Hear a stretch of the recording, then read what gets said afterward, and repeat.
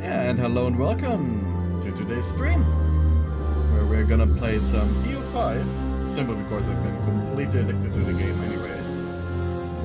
And yeah, you can see it here, we'll continue as. Just took a very basic look at the country. We're going to play as Sweden today, because I'm interested in what way Paradox has hidden some buffs for the country to make it OP. Just like in EU4, where there were a lot of hidden events for it, like things that are not apparent, but give you permanent modifiers.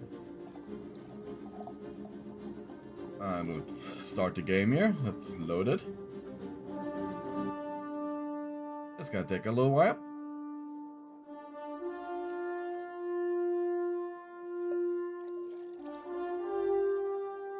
Yeah, I do like the artworks and everything. I love the soundtrack.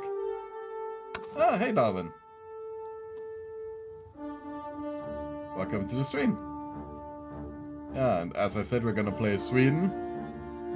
And we've got here King Magnus VII in charge, who is a very incapable monarch, like an incredibly incapable one. Probably among the most incapable monarchs in the game at the start. I don't really know who else would be as incapable. You can see it here, barely anyone has as bad stats as he does.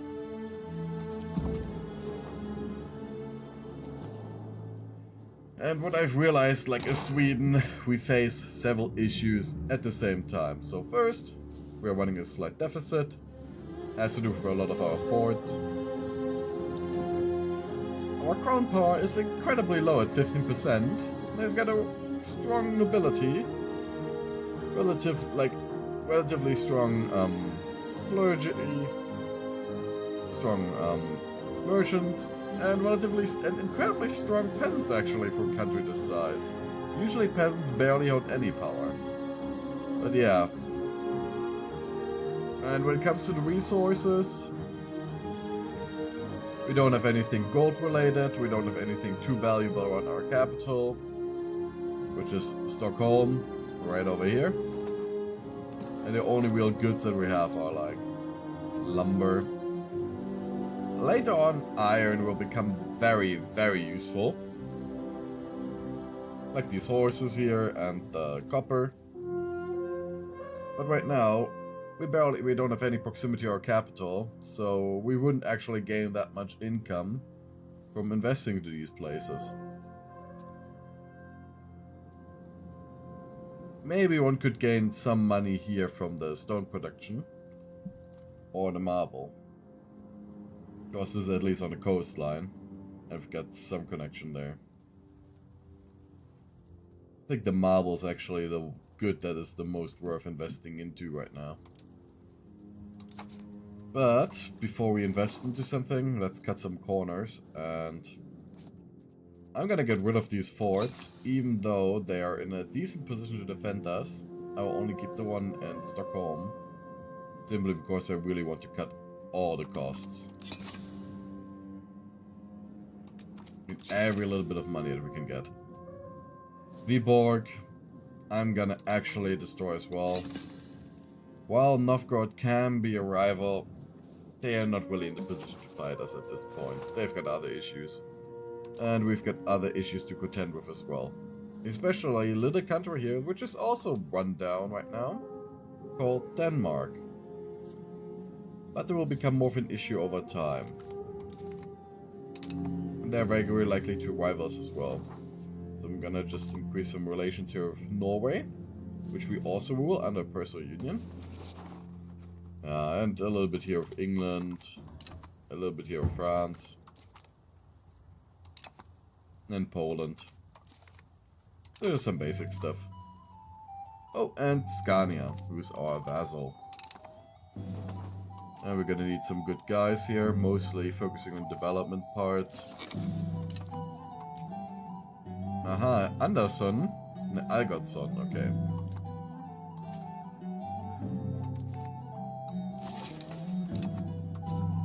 Let's see what we're gonna assign them to. There's one very beneficial cabinet action that I saw for the Swedes, and that is support new farms to north or east. Problem is, we don't hold much territory in the areas where we really can apply this ability to, as you can see here. But once we're actually able to, the extra population growth will be amazing, as well as the development bonuses and everything. So we kind of want to get Södra Österbotten and Västerbotten. I hope I didn't butcher it completely, under our control. Get some population growth, but you see here there's barely anyone living there. Pretty much completely depopulated.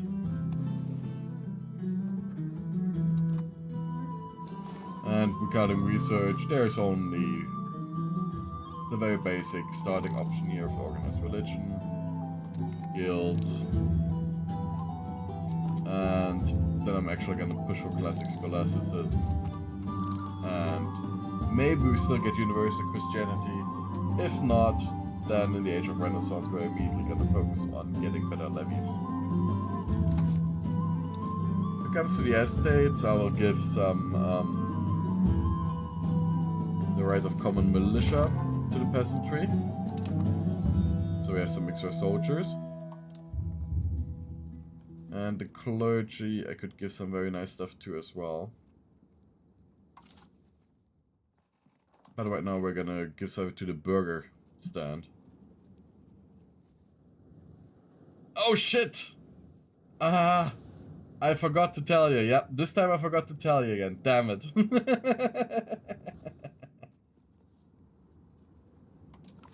It has been a very busy day. I'm sorry, Holy Grammar Batman. You found me out.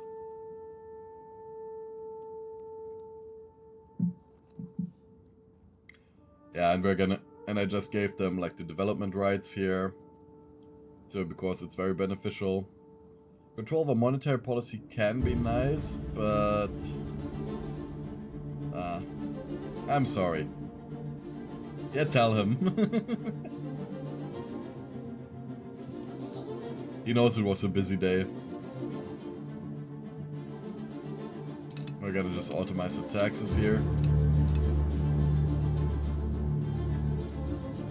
To at least get some income.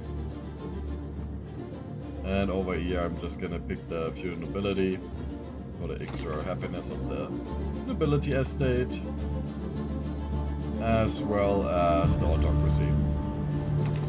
We need this little bit of crown power because we barely have any. Oh, I also forgot that Visby has a stockade here that we also don't need. So some more money saved. And let's start. Yeah, so King, obviously Denmark considers us a rival, so we will consider them a rival. I will pick some nations over here that we don't really care of, like Navarra and Mallorca.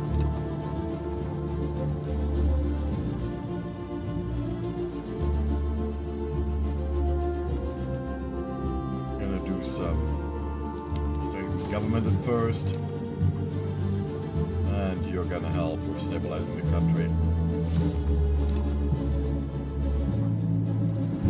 Gotta get our stuff into order.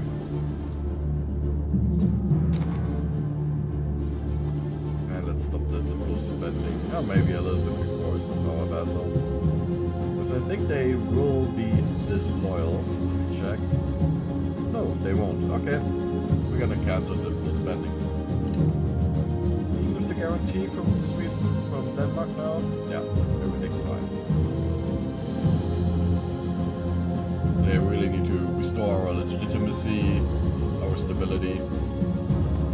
And we're not gonna spend that much money right now, because there will be an event that will give us these two provinces from Denmark. I don't know if it includes Bornholm or not, I don't think it does. We can get these two provinces for 250 gold. Honestly, a very bad deal. Because these two provinces are not worth 250.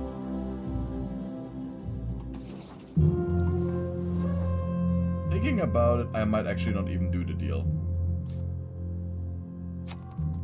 I don't know if the event would, like, what negative consequences would there be if I weren't to buy those 2 provinces of Denmark for that hefty sum of money.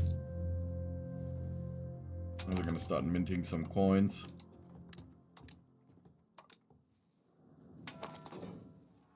Yeah, the 100 Years' War started between France and England. With King Edward III in charge. But this is all things that don't interest us as much. I'm also gonna increase game speed a little bit. Not much to do right now.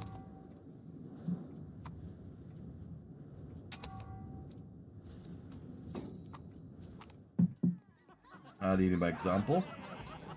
Nice, that's a very good event. Growth stability? Amazing. Oh, also, okay, we're in rebellion. The lands of Karelia became a battlefield between Veliki Novgorod and Sweden, after our country got a foothold in Viborg, fortified it, and started to project our influence in the region, which collided with the Novgorodian outpost over the river Neva. This led to a war, which was concluded by the Treaty of Nöteborg in 1323. In recent times, an opportunity has arisen to support the Karelians to rise against them and weaken their country. And the historical option is to actually support them, so... no. We're not gonna do the same mistakes of spending money that we don't have.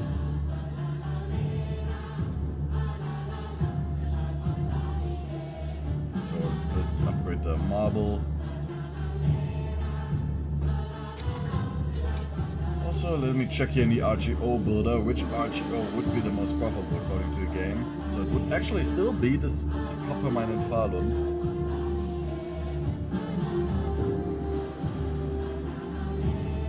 Because it's what we're gonna do. I'm also gonna automize the trade, because I forgot to do so. Could we maybe get a little bit less disease here? We just had 2 disease spreads in Stockholm right from the get-go. How much of a population do you already want to kill, game?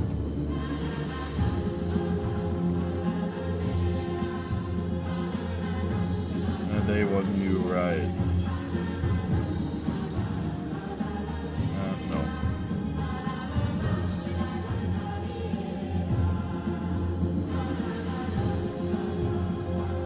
Yeah, we really need the legitimacy and stability so we can properly tax the nobility without giving them too many extra rights.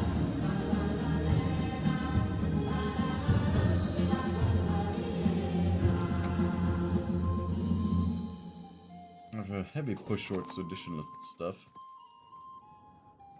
It's just the rights in the Catholic Church. And what do we spend that much money on now?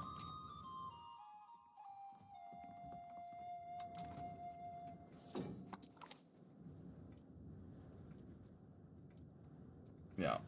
And here's the gift the offer. So there's actually nothing actual negative for not accepting it, so I won't actually accept that one. But yeah, the Kingdom of Denmark is still in debt, and we have the money to spare. We could offer to buy Laholm and Aspo from them to unify our lands in Scania. And yeah, in 3041, King Magnus IV Eriksson of Sweden acquired southern Halland from the impoverished Danes. The purchase was a diplomatic and strategic victory, securing Sweden a stronger presence on the western coast and closer access to key trade routes. Though Halland would later become a battleground between Denmark and Sweden, the exposition marked an early assertion of Swedish influence in the region. I mean, it is a decent deal, because it would really strengthen our position there, but no. We really need the money elsewhere. We need to build up our country. These 2 provinces are not going to be worth the money.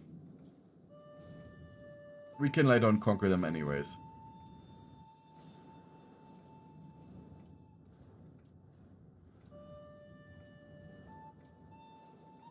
We're just waiting here for the industry to be set up.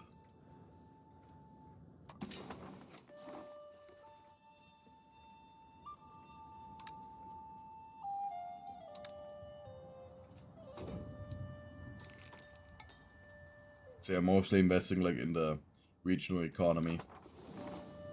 Make a little bit of money.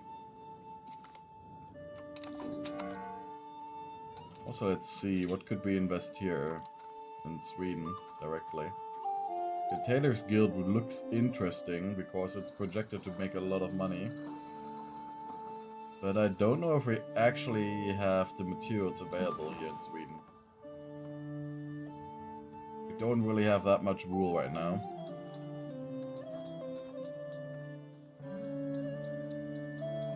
And we don't have dyes either. So especially with the lack of dyes, we either would need to import them. But nah. I don't see many opportunities here to make money.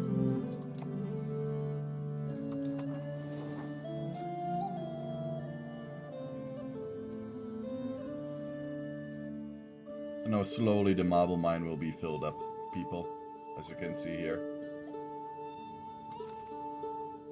Also, if you got any questions regarding the game or its mechanics, I can tell them all to you. I think I've figured out pretty much everything there is. Like, even naval presence. What we could do is to build a wharf here and build a single ship to get a little bit extra crown power. Because 60% is not gonna cut it at all.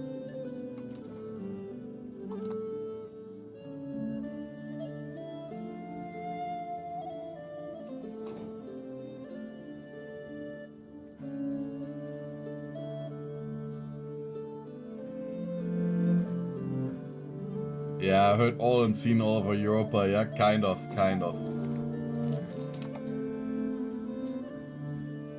When it comes to the basic game mechanics, I think I have understood them all now, like how combat works, how the entire economy works, what you should invest into depending where you're at. Obviously, the main focus for you regarding the economy is always just get money, initially. And RTOs are a very good way to build up your tax base.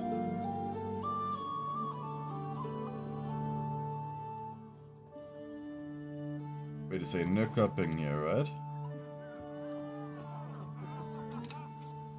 That one's also connected to the sea? No, it's not. The map, it is.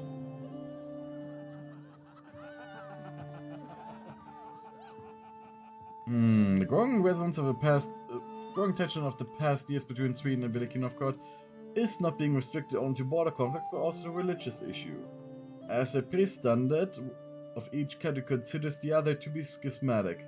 This topic has come to the mind of King Magnus IV of Balju, which has decided to promote a whiskey offer for Veliki Novgorod, or a theological debate to determine which confession is right on its dogma, the loser country having to convert to the other. Some of the advisors think that is a wonderful idea, while others are more cautious about this approach to our relationships with Veliki Novgorod. But I'm actually gonna decline. While my clergy is not gonna like it, I do like the push towards spiritualism.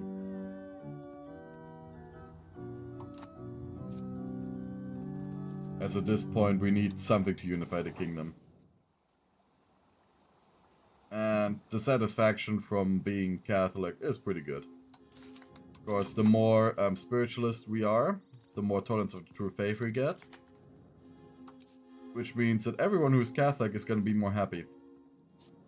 And as pretty much our entire country is Catholic, let's see. Yeah, like 99.04%. Now 99.04% of our population are doing better.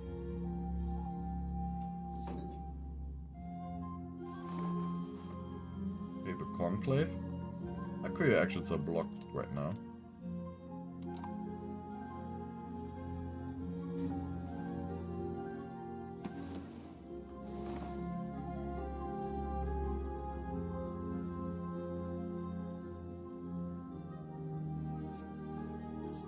And interesting, our burghs are actually building a proper road up here. Like, I don't think that this road here existed before.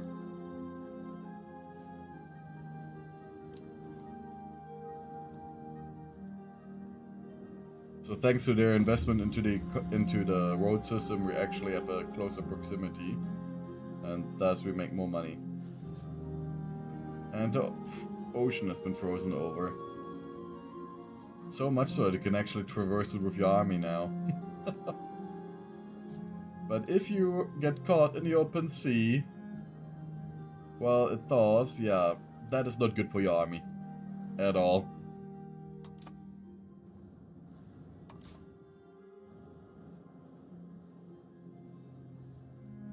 Our legitimacy issue is nearly fixed.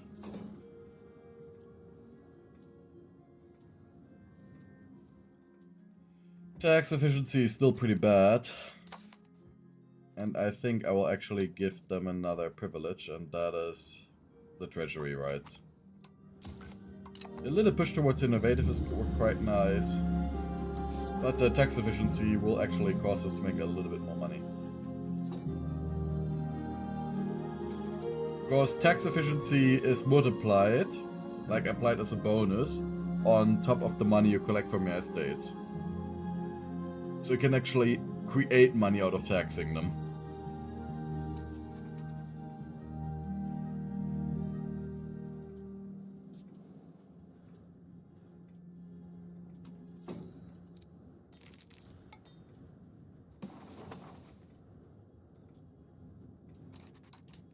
And we are married at the start. Edam Pierre, where are you from?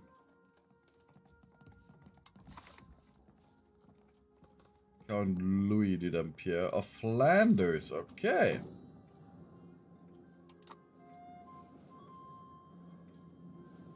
So we get some marriage ties with Flanders. Smallpox.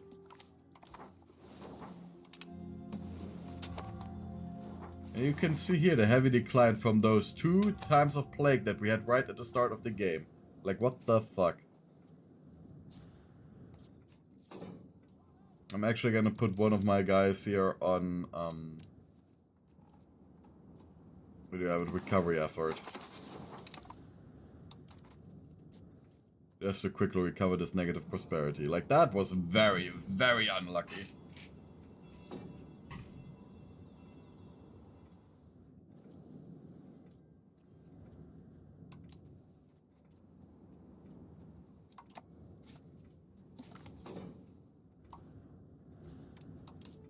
Another daughter.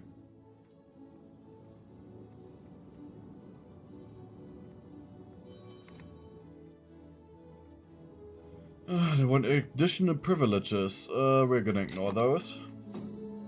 I am concerned about the insurgency here growing.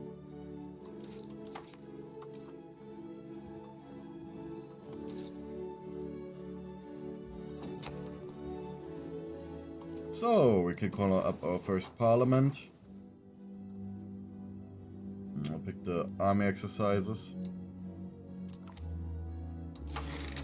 Because actually I do not want the issue to pass in parliament, I want to focus here on other stuff.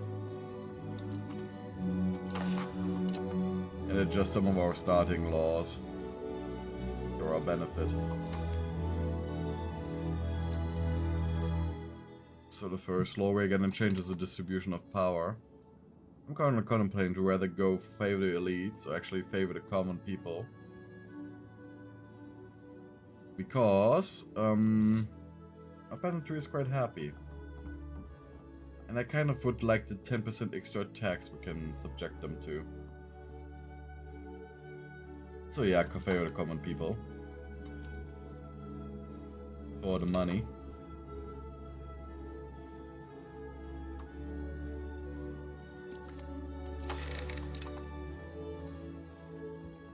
When it comes to these things, we won't get enough actual parliament support for it to be worth it.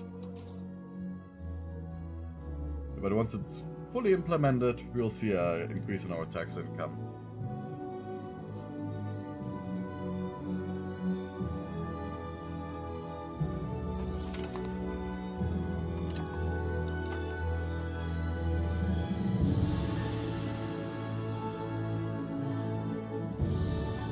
Now let's set us up the tribesmen here.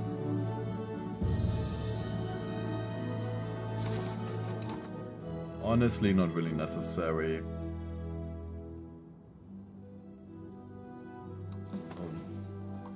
Let's see what values do we want to adjust a little bit. We have nearly fully traditional economy.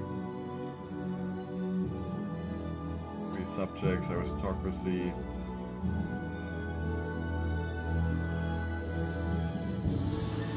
Okay. So I think we're gonna do a colonial charter here.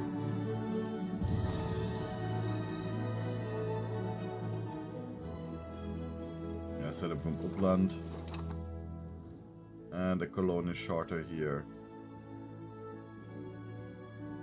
Ah, we don't have the money for it.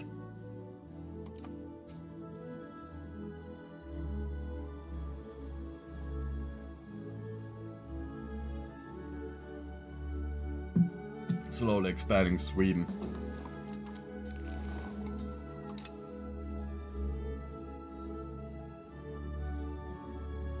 We might actually need to put him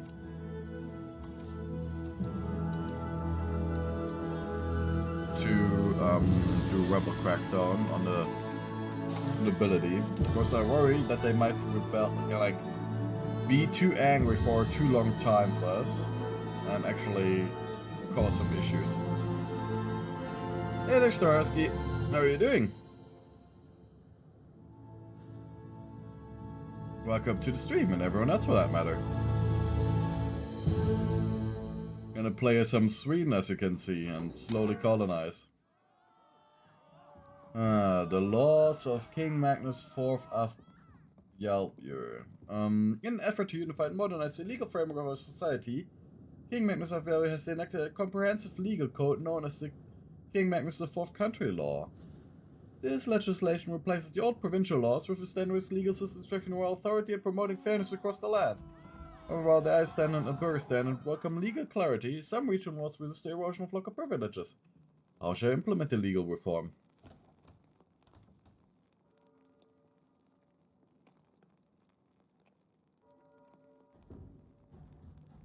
You'd figure a German would have the good sense to not plan an extended stay in Sweden starting mid-November or something.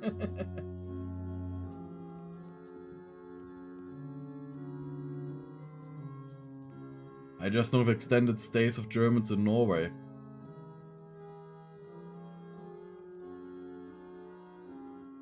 Ah, so you're just checking on me, Starsky, thank you.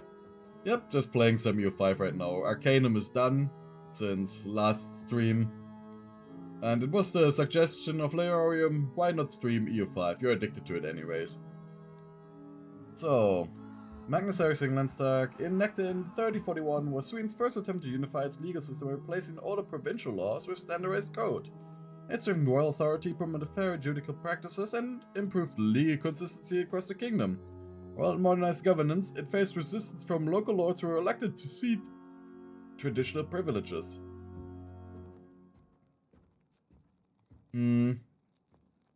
Actually, I want to keep the Alston happy.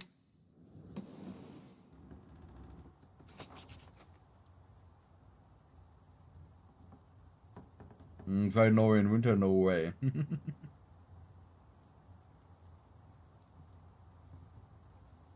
I mean, one granddad for me was serving like where's Smolensk, like over here, right? It was like in this sector, like the Smolensk Vitebsk sector in World War II. The worst partisan fighting in the Second World War.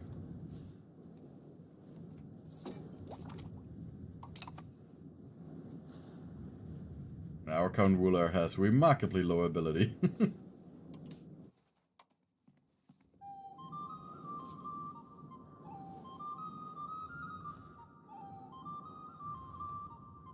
We can soon upgrade our marble industry here again.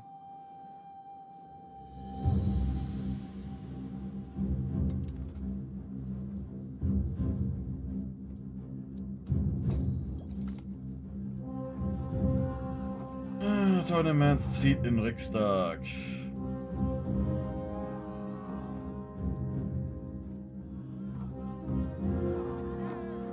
could allow it.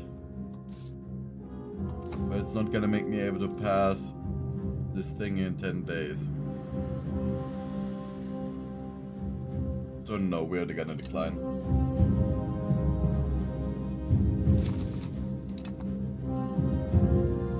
And because we failed, we also lost some stability.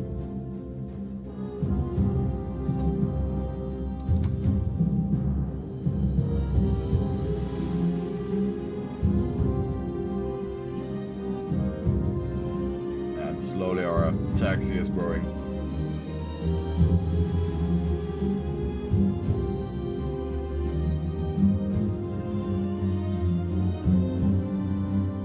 That's a nice thing about investing into these RGOs and so on.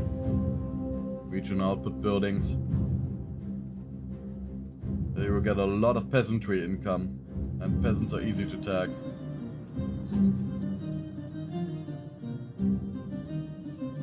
Oh, this game is in comparison to Crusader Kings. So first, very important thing is, you play a country. You play the spirit of the country, you don't play a dynasty. So the focus is not on building up your dynasty, while a strong dynasty does have its benefits. So mostly focus on getting your country up to speed. And the abilities of your character still play a role. And as you can see here, like, you have an entire family tree. But the abilities of your characters mostly play a role that they give you like some small passive benefits. And also your country tends to be way more stable than Crusader Kings, because personal relationships with your nobility and so on aren't that important. They're abstracted in these opinions over here, like in overall groups. Like, give me a moment, I gotta blow my nose.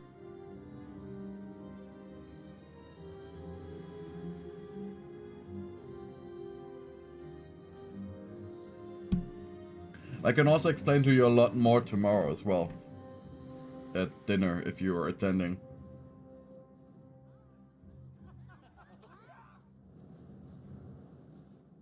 And like the economy system is way more complicated. We just see here. Yeah, sure. So we got an economy. You've got a lot of different resources. And all of a different base value and so on. And you have a market system in place here, so all the goods produced in this area are being traded in Stockholm.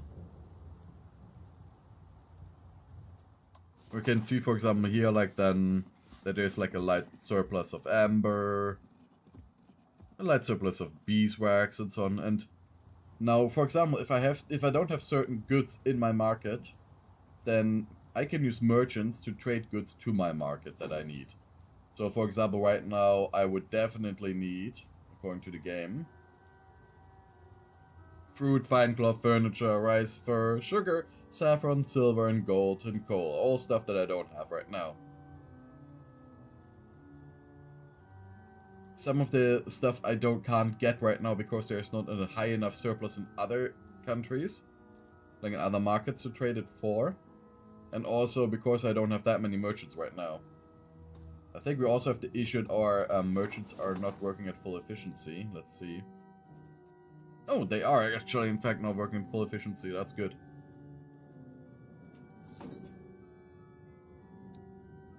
Yeah, but the main thing for me is I need to invest into, like, the local economy, especially resource production. Get some money going. So expand the marble mine again. Simply, as you can see from the base value of the resource itself, marble has a base value of 5. Lumber, only 1.5, right? Sand, 0.5. And in this stage of the game, oversupply actually does not affect the price of a good that much yet. I would make more money if there would be a high demand for it.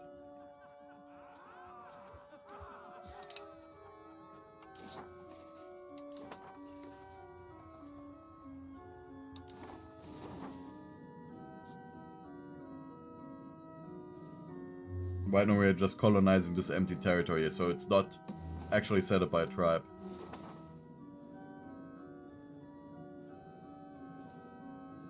Great-grandfather was unfortunately interested in photography before World War II. Suffice to say, he had very strong opinions on Germany after returning to the US. You mean because of all this destruction they caused, or you mean like pictures from particular camps?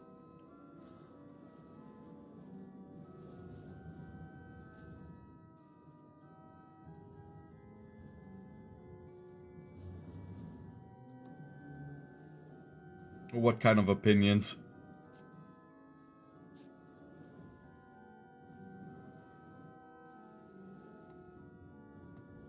And all of these lands here don't offer us anything of value right now. And also the issue is the further a resource production place is from the market, the less money it earns. Up until actually not making any money from it. Because there's pretty much no access to a market there. So we will likely set up a market eventually, like over here in Kola. A rumor was he got picked up to take pictures of the camps, yeah. Yeah, that's what I expected. That's what I expected. Yeah, I mean, if the military leadership finds it out, like, oh, you'd like to take pictures? Okay, then you can document this.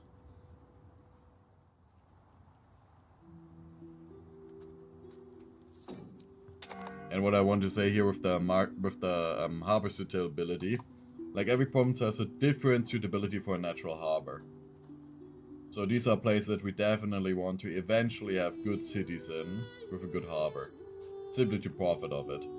As maritime presence will be a thing that keeps our country together in the near future. And here in Kola, you know, Murmansk maybe? This is a very good harbor to have. And also a good market to set up in order to like cover the northern parts here. When I was playing Muscovy in single player, I set up a little market over here in Archangel. But you know.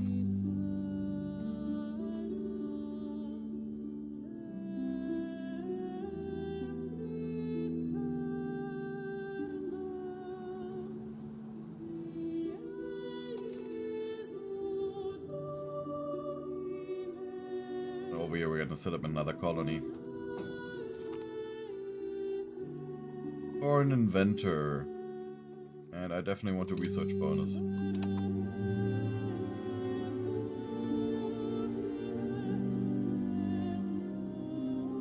And my grandfather also never talked about his past in the Second World War. I was never old enough to talk to him about it, but my mother told me. So we knew nothing about what happened to him in the Second World War.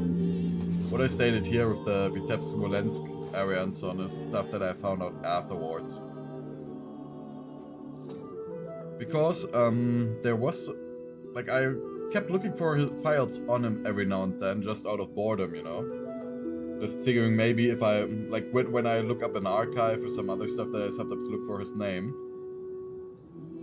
And in the National Archive at Kew in the UK, I found a file which had his name on it and him reporting about, like, someone with his name talking about war crimes that he witnessed.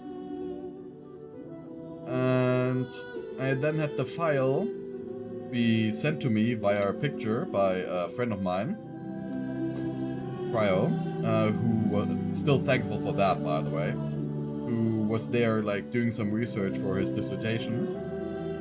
And he sent me the pictures of the file, and it had my grandfather's signature on there. So yeah, that was actually my grandfather talking about war crimes that he's witnessed. And it had an entire dossier about his military career and where he was stationed and so on. And reading that, I now know why he never talked about his experiences, because he has witnessed hell. 17 years of age, he was part of the infamous invasion of Crete. Because he was a paratrooper.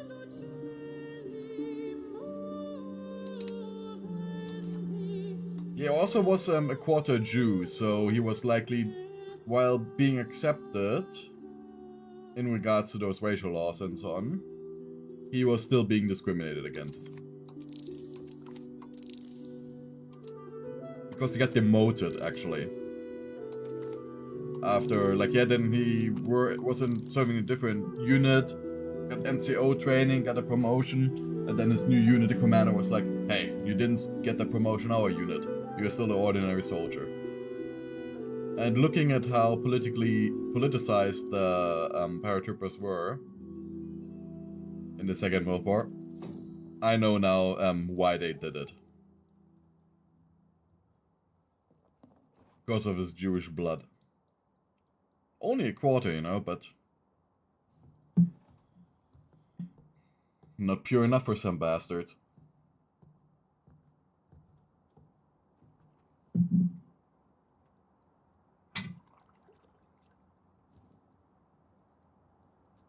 And yeah, we're gonna immediately research the peasant levy, as this is a very crucial technology for fighting. And otherwise, I do want to get this nice local proximity cost, lower cost of the court. These two literacy buffs are also very interesting and juicy. But I think I will actually first go...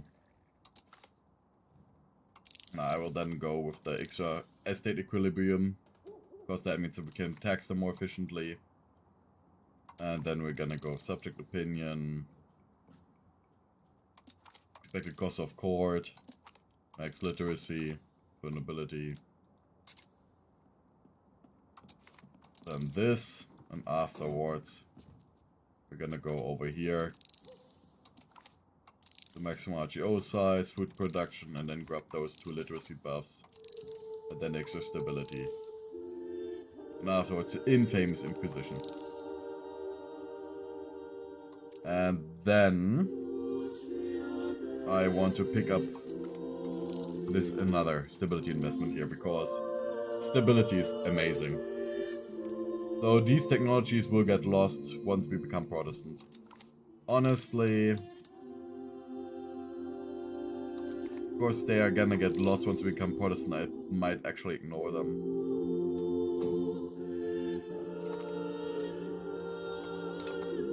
Don't want to waste the points on it. Generation Trauma fights many ways for scars. Yeah, it does.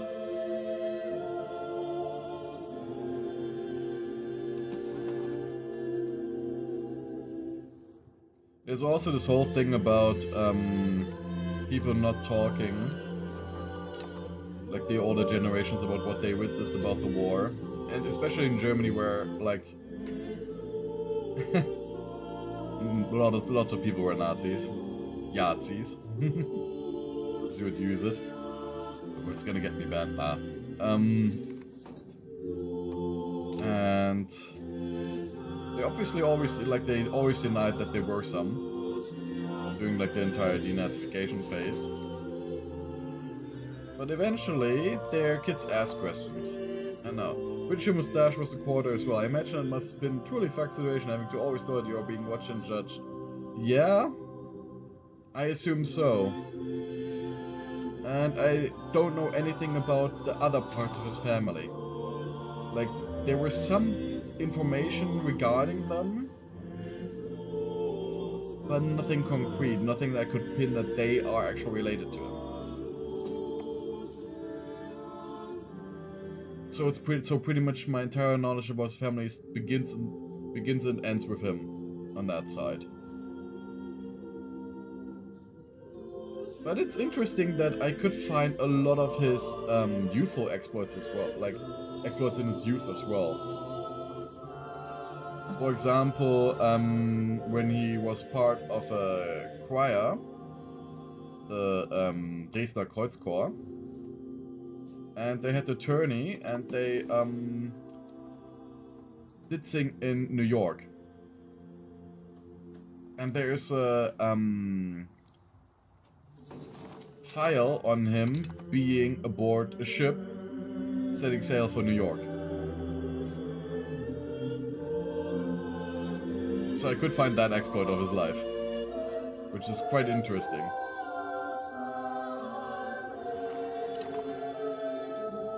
And we're spending a lot on the colonization now. But I do want my territory.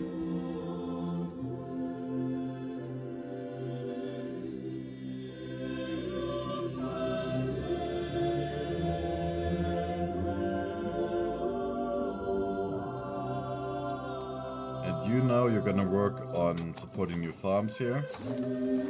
Put extra pop growth, and you're gonna do the same. Because once we have a proper development here, we're gonna actually, like, the prop growth is gonna be crazy.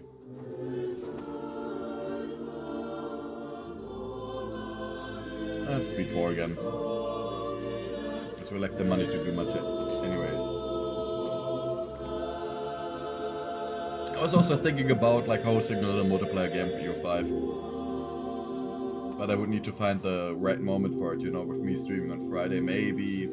Gotta adjust the Friday stream time so that I just stream the multiplayer session.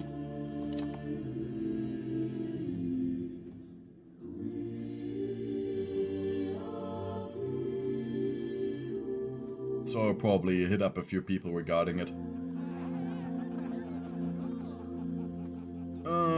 What do we have here?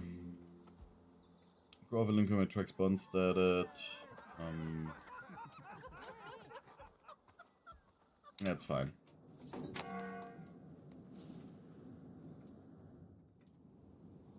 Some extra development here. With the marble slowly producing a decent base tax.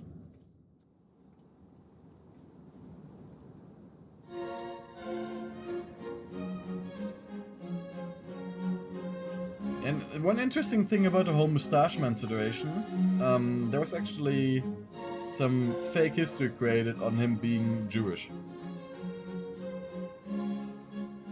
by some wrong files and so on. And then later on got picked up by some conspiracy theorists about, like, yeah, they actually, it was an inside job, they did it to themselves with their Holocaust. Like, no, that is complete nonsense.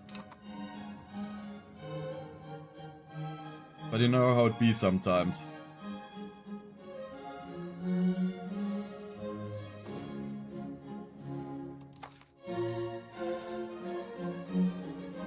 If you want to find a reason to insert group here, then you will find a reason all the time.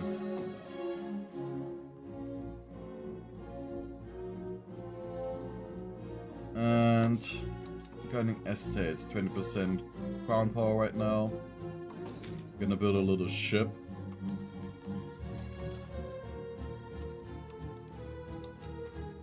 The traditional galley here. We're gonna put our king on it, so that we've got our own family in charge of the entire navy. That will give us like a very small bonus, and also we're gonna join all our chivalry. It also gives us a little bit more military ability.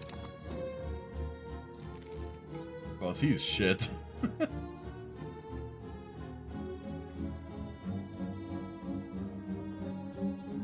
An obsessive perfectionist, but not in his skills.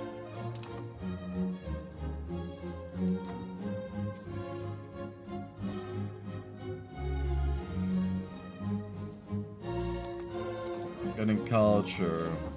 Banking appeared in Venice. Could add these to our... Nah, tolerating them is too expensive.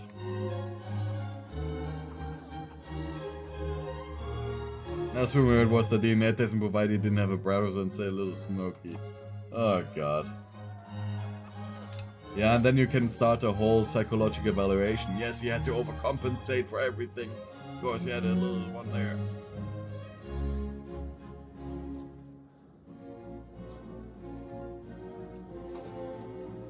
Those are like information where I'm like, just like thinking, does that actually matter? Why should I care for it?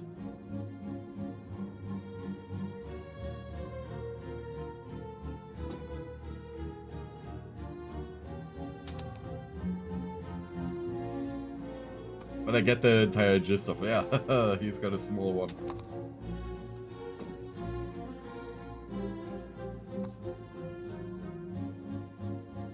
A severe winter. We actually have to pay for the food there now. Yeah, we do. Every time we have a severe winter, we have to buy all the food back. So during winter, we don't have that much money.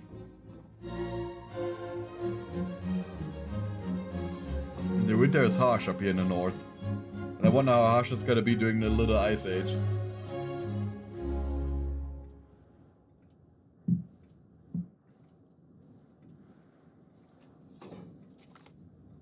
Occasional turniers. No, consider part of our patrimony. And also, I'm just talking about last stream again. Gotta say, Arcanum and the villain was great. And it turned out to not be Aranex, but actually Kurgan. And he is a madman. He had a point with what he was talking about, but he was a madman. I did like how he tried to corrupt our player character by convincing him.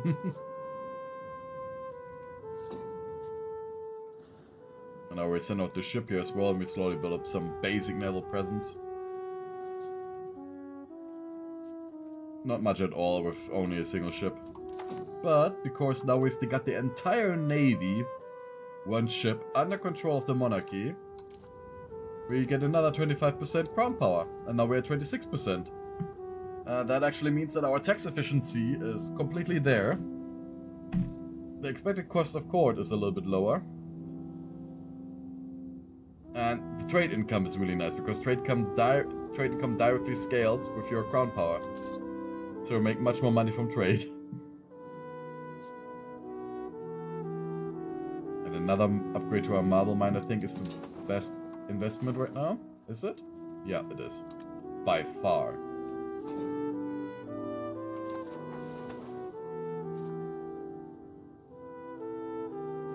And also, a nice thing about RGOs is that they don't require anything as an input. So you can just focus on them.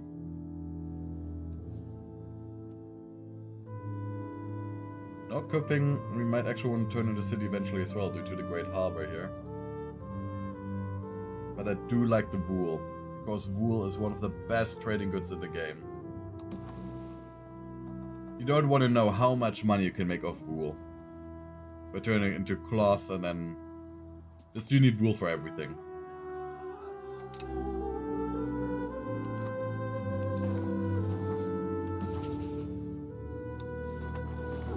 Guarding Denmark, right there, not allied to anyone. I want to get one diplomat just to know how strong they would be if we were to declare war on them. Because I might want to start planning a war here against them.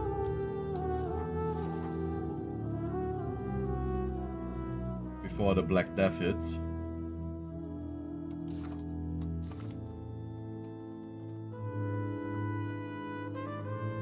Because once we have the peasant levies, we should beat them.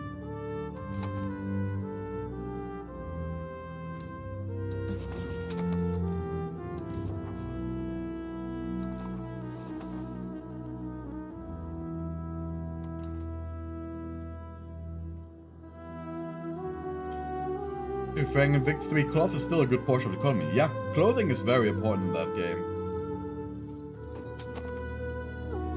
The whole cotton industry, and then turning into clothing, you can make a good amount of money. Simply because it's a consumer good that everyone needs. And here everyone needs it too.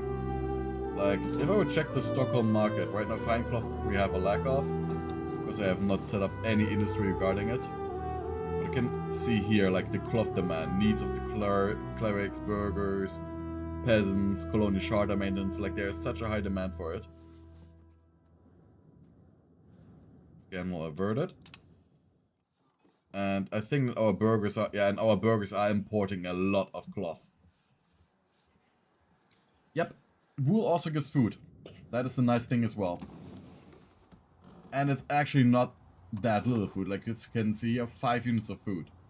That is not the same amount as livestock, but the same amount like fish. And it's also the same amount like, for example, legumes. Or sturdy grains. How good is actual beeswax for food? Yeah, half as good.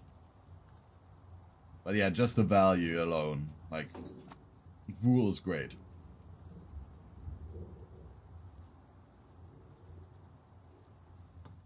For example, when you're playing England, you've got all the wool.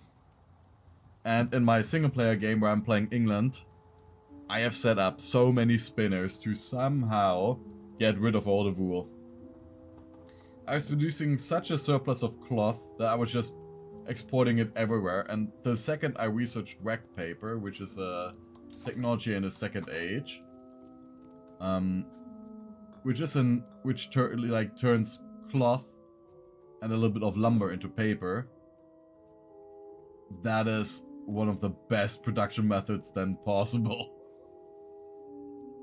Because I just had so much cloth. Also, damn, I just realized that we are hemorrhaging money, so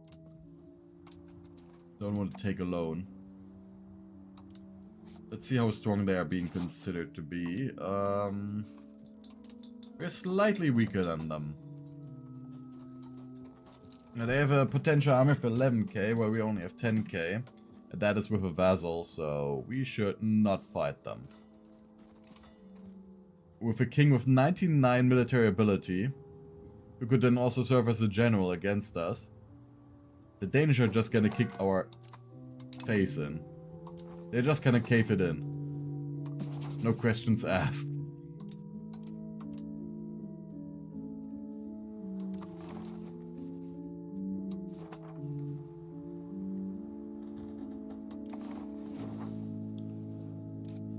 The Norwegians have a noble revolt.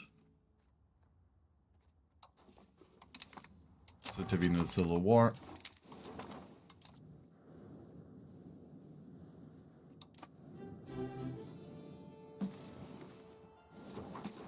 So we're just gonna use this opportunity to pass some more laws, I think.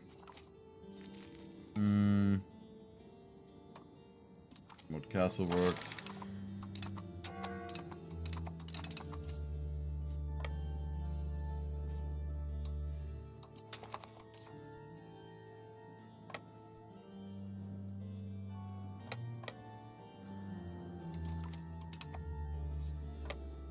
Because we don't want our personal union there to suffer too much.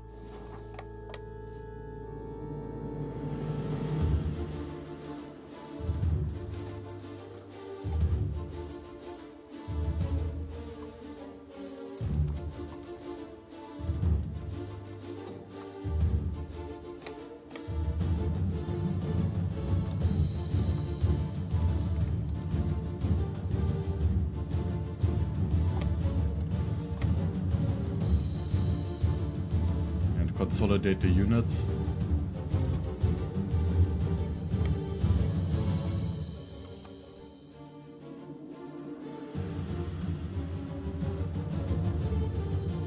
These 600 guys can go up here. Oh no, there's a fort up here. Oh shit.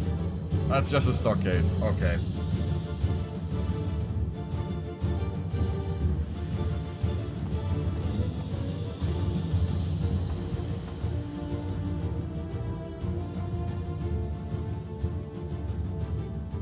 Also decline our tax base. Whoop. Because when we have raised levies out of a province, we lose 20% of the food production and the goods production there.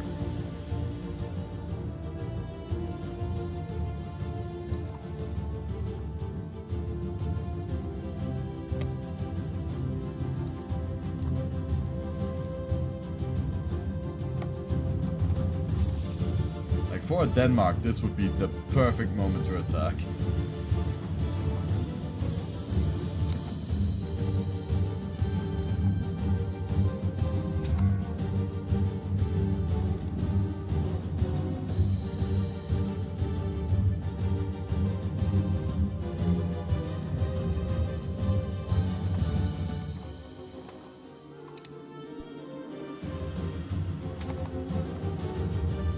You're gonna see people play EU5 and all you think about is playing Spider Bridge. What is Spider Bridge? Let me take a look. You mean from Anmanar? Yeah. The actual Silk Road.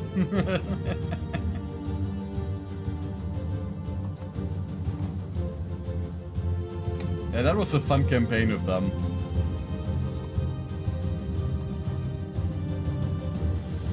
All the way back on Twitch. I'm talking about Silk. The damn French have Silk right next to the capital.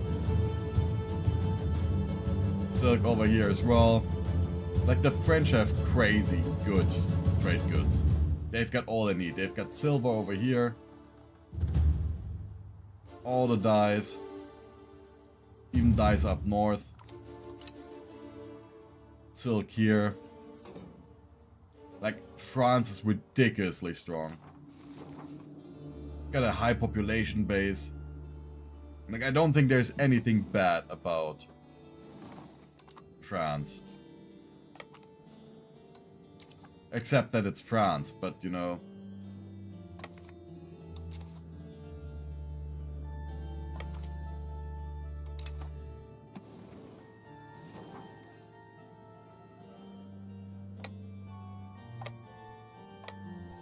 Of course, being German, I can tell you, this is a mistake to be French.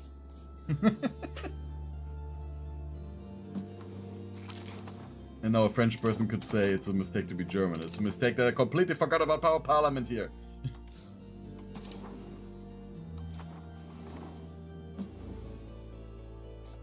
Yeah, but AI England is incapable.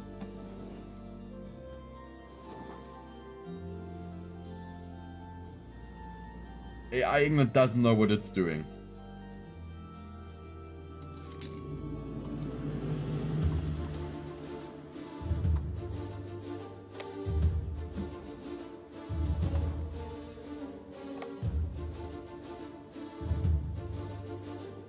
But a player England could actually be dangerous because English levies, holy hell, are they powerful. And you get so many of them, especially the archers, the longbowmen. It's not fun fighting against them. It is fun when you're the English.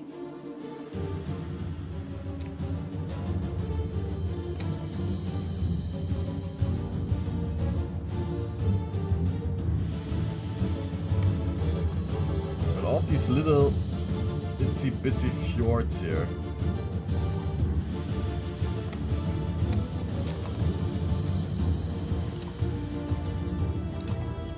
I mean, if I was playing England in a multiplayer session, I would duke it out with France. Or would be like, okay, I've got some suggestions for permanent peace, or we can solve this diplomatically. You give up the parts that belong to Aquitane's cores. Ah, there are no cores here right now. Well, you will leave Aquitaine alone. You will give me Normandy, you will release Brittany, and you will release Flanders and Artois and so on. Then we can have peace. Because I see it as a task of an English player to actually delay the French. Not doing so is just asking for a dominant power to control the entire game. Is it gonna hurt you? Yes. Will it win you the respect of other players? Yes.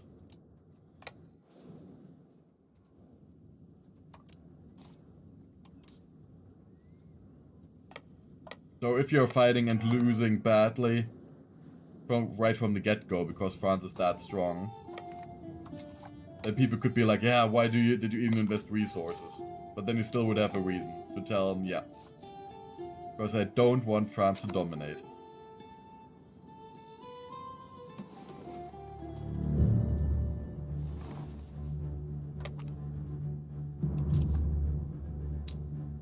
What is this mess here, though?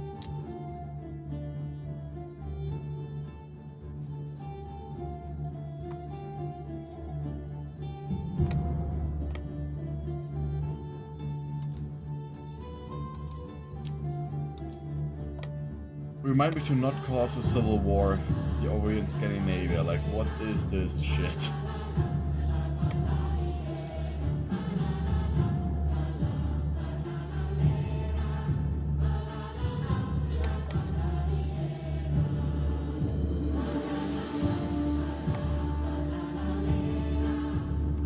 New rival. Brittany. I hate you now.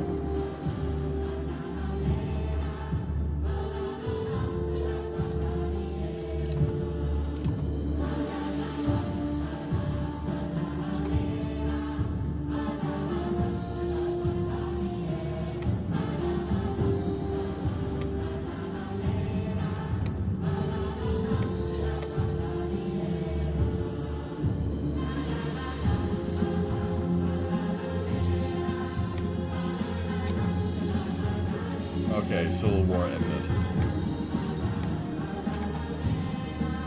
Everyone return to their fields.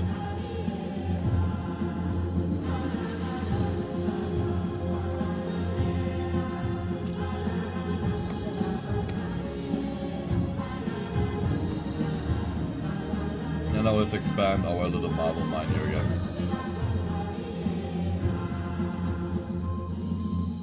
Oh, it's still growing.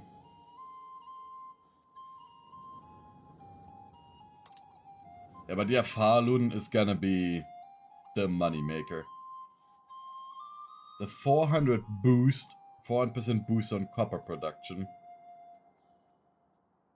Like every investment here, I just profit quadruple from. 5 output.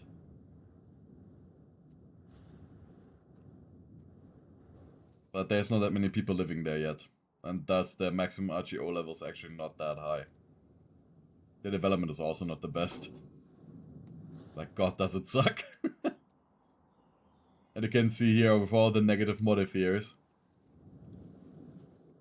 An Arctic climate and so on. Until we have an actual road there, it's gonna be shit. Also, I realized there's one major benefit about playing here in Scandinavia. Who the fuck wants to conquer you? Like, what would someone from the outside gain from conquering Scandinavia at this point? It's worthless. Barely anyone lives here. It is stretched wide and thin. So you don't really get any income from it.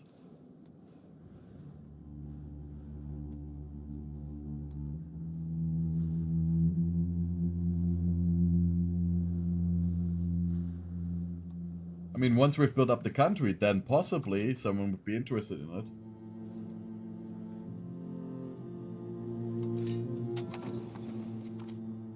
And now starts the fun! I don't know if Darwin is still here, but rats.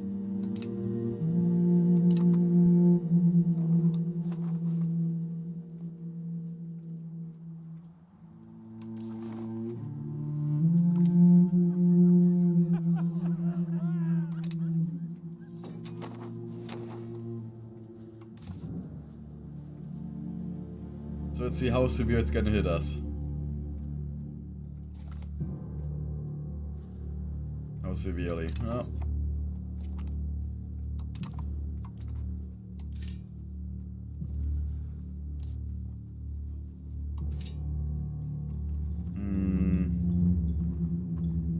Could set up a single paper maker, but I think I will set up a spinner guild. Just to produce some local cloth.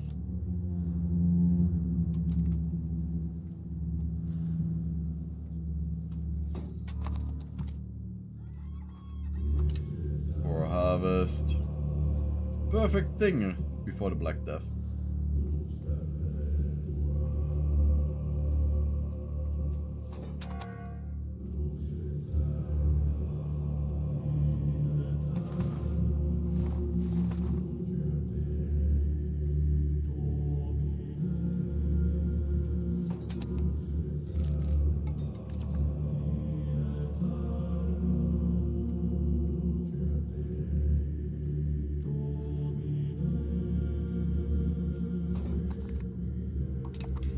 but 2%. Still, like this policy here with the support the new farms, so 2% population growth is just completely bonkers. So if you look here, basic growth in our capital. Well, let's pick like a rural territory in our capital. It's 0.4. So just from putting this thing here, we gain way more than anything else here. And then we could also build a settlement in order to boost it further and to actually get people moved there, so that we profit more of the pop growth.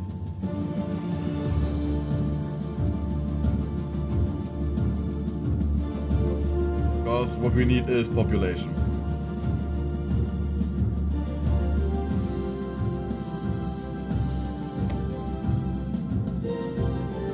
And also, like, again, thinking about the 100 Years War, because I obviously read a little bit about the chat again and think about what I can say.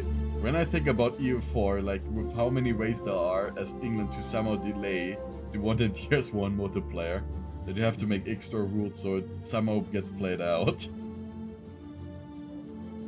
I remember one time in a multiplayer session where there was a France, and he and I were like negotiating about how much money I'd want for a province.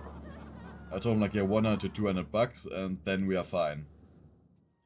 And he said, nah, I'm just gonna, because I had a bad, he had a very lucky start. He said, no, I'm just gonna give you 25 for each one. Like, no. And then I started. I saw that Brittany was allied to Burgundy, so I started selling my provinces to Brittany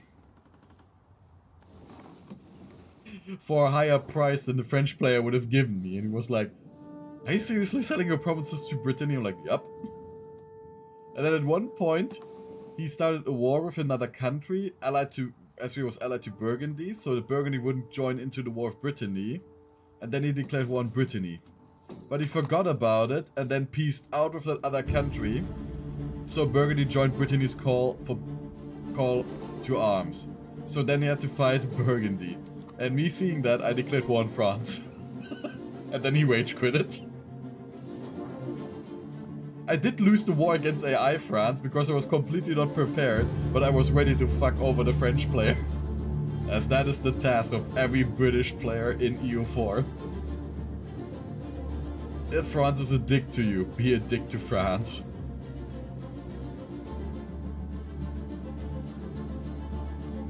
It's not about winning, it's about doing the right thing.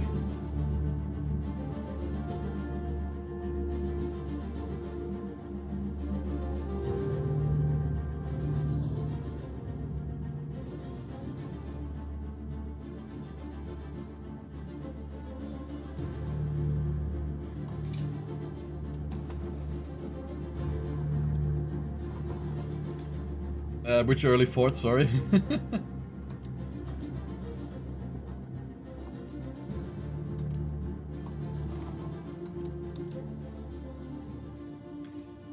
You must know there's always just this little delay, so says I'm asking. Yeah, good troops, good terrain, yeah. And also as England in this game, if the French siege Bordeaux, they pretty much always have to cross the river unless they come here from La Teste de Bourg. So they always have already a -1 on their rolls. So they can just come here from like Castelnau, march in there with your full stack, and then the French are already at a disadvantage. And while France is strong, their first kings, like his 66 military skill, don't have the power of the English monarch. Of fucking Edward III with 100 military score. So yeah, I got tasked to check the larders in preparation of winter. Okay.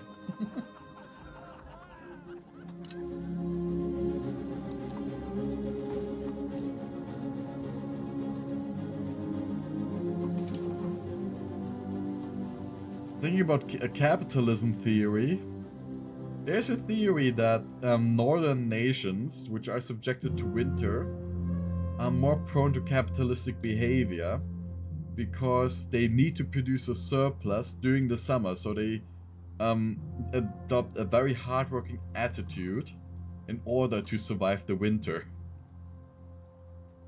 Pretty much the whole thing about like a hard environment breeds hard people, which is quite interesting. I don't know how much that is actually like based on the truth, but it does make sense, like the basic premise of it.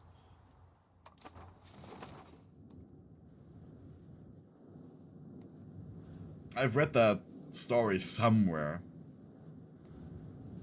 It's been like a couple of years ago.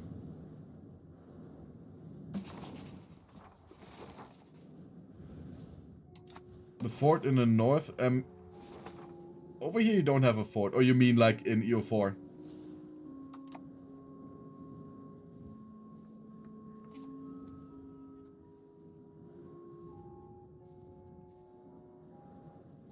Because over here you don't have a single fort, sadly enough.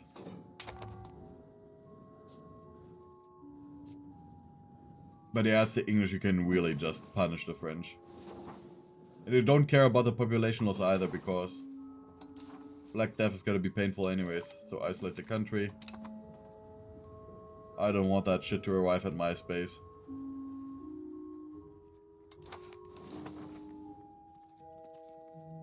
Who has the highest? You've got the highest diplomacy. So I'll use you to very quickly. Where do we have it? Push towards traditional economy. I think now that we have a push of 95. So we can reach nearly 100% traditional economy, which is great. All the things that we need. Sorry, yeah. Steam chat. Oh, regarding bugs. You just asked me a question regarding bugs in EO5.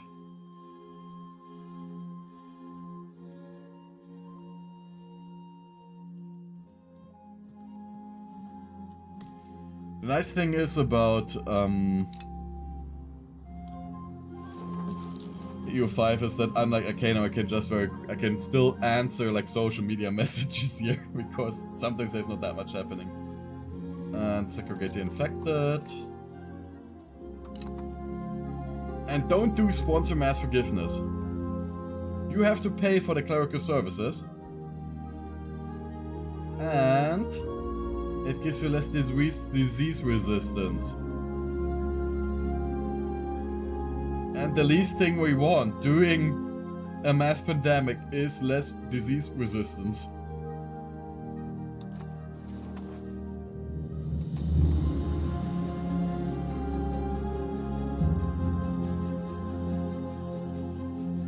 And it's in our country.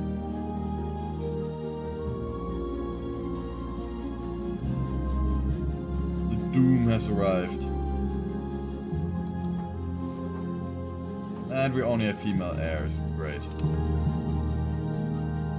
And our first child is slow. Oh, seriously?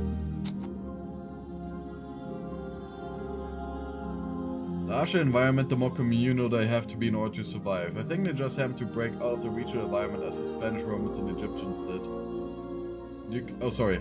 Could argue the opposite. It would create a more communal folk to work together in preparation. Yeah, I mean, communal society is not anti-ethical to capitalism.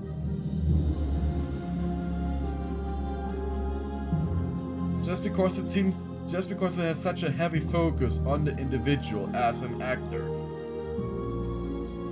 doesn't mean that it has not a communal aspect if you would think about companies and so on, because corporations are in the end also individuals pooling together their money in order to achieve common profit. So it doesn't have to run against the very concept of communalism. And in the end, I think if someone would realize their individual responsibility in a society, we would be better off. But when you see like people now flaunting their wealth everywhere, instead of actually spending it on improving, like on uplifting others or giving them more opportunities. This is why our society is suffering so much. And why you have more and more people asking for stuff like tax the rich. And then pushing for stuff like inheritance taxes and so on. In order to make sure that their offsprings of the rich people are not rich either. But the best solution in the end... Also, I need to switch my Steam here. Yeah. You might hear like a little bloop noise here as I get messaged. So, back to the point. So the thing is that the thing that would probably be the most effective in order to make sure that individuals can't become too rich would be capital gains tax in the end. And lower the income tax instead. The problem is that at that moment people can just move their money elsewhere. So you would need to have safeguards against that.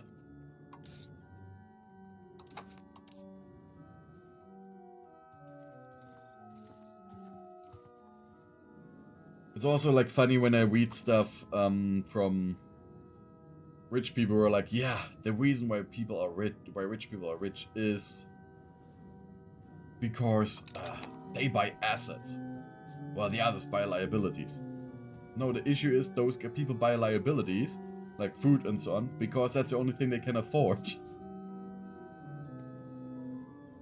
When you're in a lucky position to put money aside for stocks and so on, then obviously you're gonna be better off in the end. But you need to have like this basic wealth in order to be able to participate in it.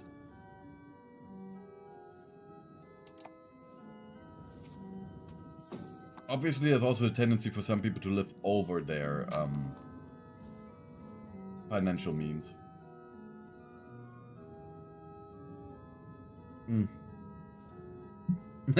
and and like someone that's here from France writing like, the eternal struggle of wanting to play my country, but they are way too powerful.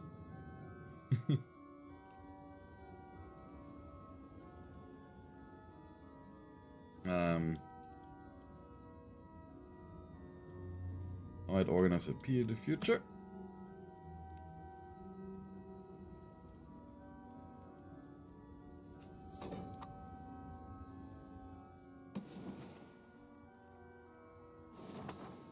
Yeah, I know the Black Death is really hitting.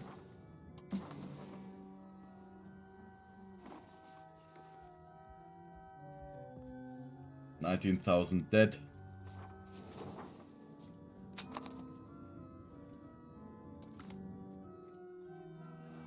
Increased pensions. In this economy of the Black Death, expired medicines. Burn expired medicine.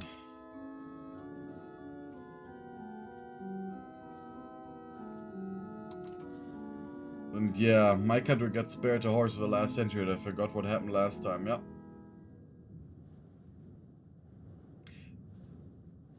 It is one of those things about countries in the Americas, like Canada and the United States, that they got really damn lucky. Most of the time. And the United States never, like, really suffered that massive consequences from everything happening yet. But there was a lot of unrest after the First World War. If you think about all those soldiers coming home, and then also fighting for worker rights, which were then still denied to them. So these minor strikes and everything.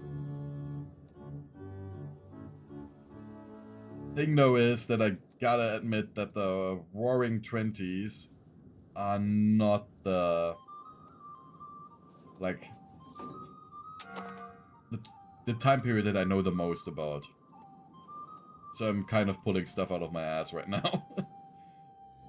Just as a fair warning. If you want to correct me, please. A better marble mine. And yeah, the wool price going up.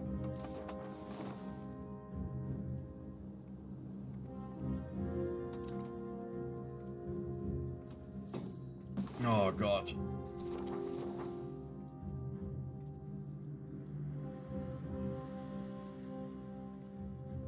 The Black Death is so fun, you know? I already had such a huge population decline from some early diseases. How you feeling, Mr. Krabs?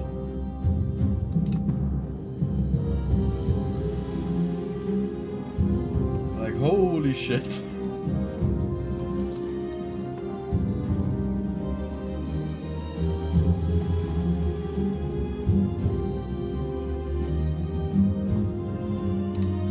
Really, it all returns to nothing. It just keeps tumbling down. Still only 40% resistance.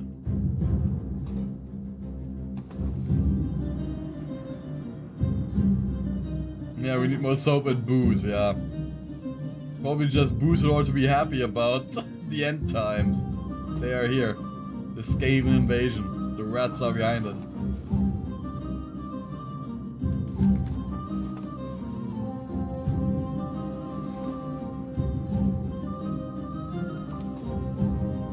Lake scapegoats. Spaganetian. Oh, the Spaganetians, right? We've got barely some here on Visby, so yeah, it's the Spaganetians' fault. Kill them all. They poisoned the wells. Those weird Baltic folk.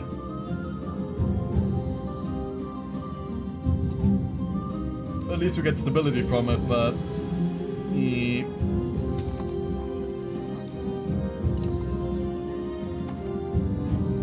Still the free fall. Oh, and encouraging traditional economy won't do anything anymore. We're gonna instead... There's no province for recovery effort? Okay. Usually damages the province so much that recovery effort is needed during the plague. Requirements not met. Ah, it's a total population of less than 10k. Oh, damn it.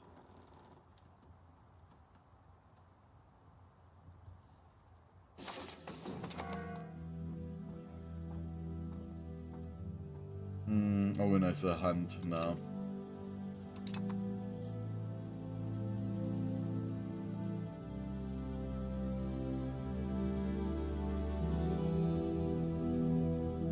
No, these provinces are worth nothing.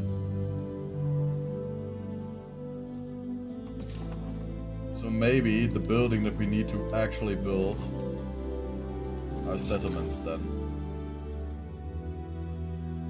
But they use stone, lumber, wild game and wool. So those are the resources that we're gonna need to set up.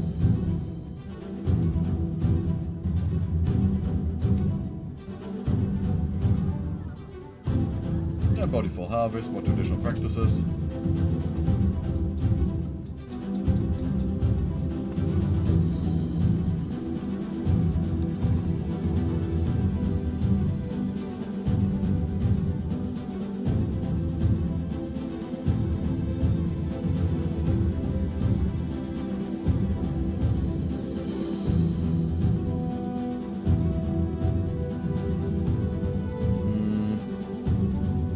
Though, when it comes to natural harbors, right? Over here is a natural harbor, and there's 9% market access. So maybe we could set up a new market over here for this part of the land, even though cola is very interesting.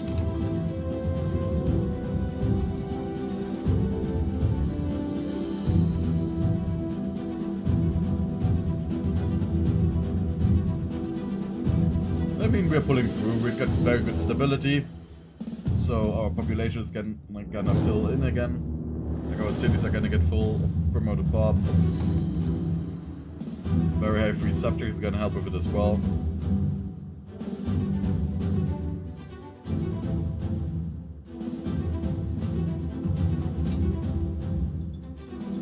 And then we also need to build granaries. Got it. There's just a lot that we gotta set up. And how heavily has Denmark been hit?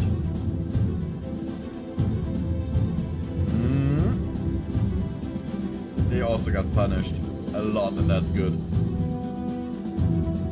I think they got punished more than we were.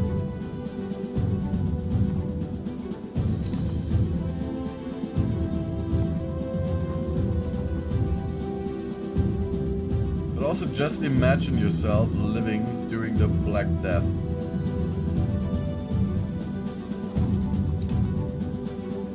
Like what hell would be to live in that time period? Where 50% of the people just die from a disease, and you don't know anything about diseases, like how they actually work. And everybody treating them dies. Well, not everybody, but most of the people treating them dies. Lots of clerics die as well. Like, it must seem like the end times to you, right? That's also why, like, when we think about, like, all of these Totentanz pictures. We fetch one here.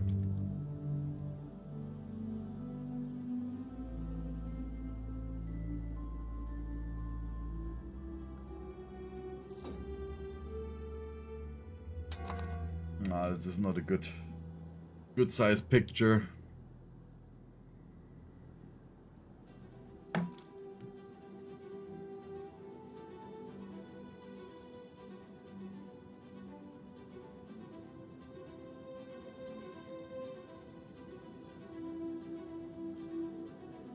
And people just knew that death was everywhere here if you take a very quick look here, right?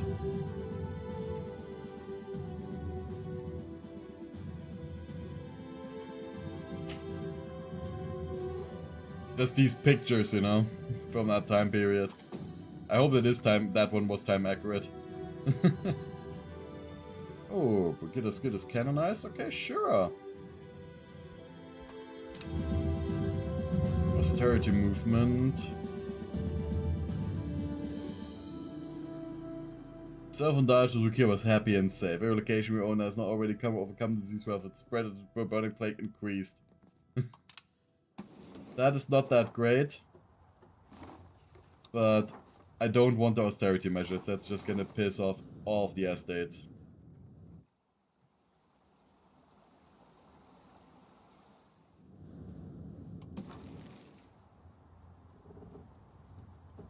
But soon it's over.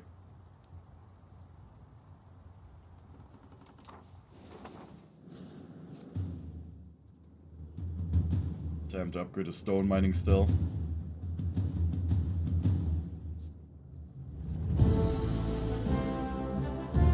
And now that the Black Death is soon over, we can now actually start with the game.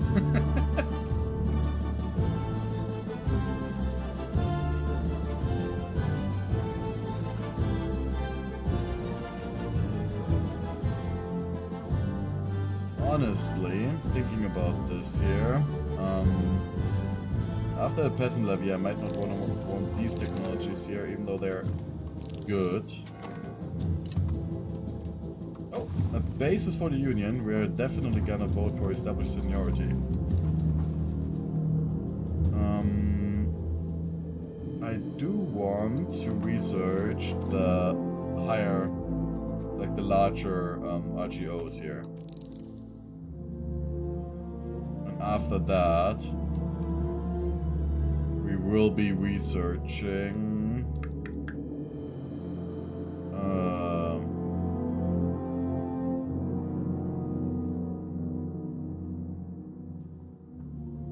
yeah, better proximity cost, token ability, this here, this, and then we're gonna go for the literature stuff here. And our burghers don't enjoy land rights, do they?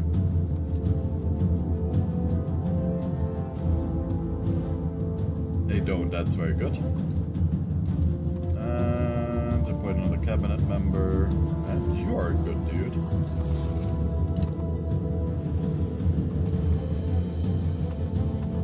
Too bad we don't have census available. Maybe next month. Because we need the pop growth.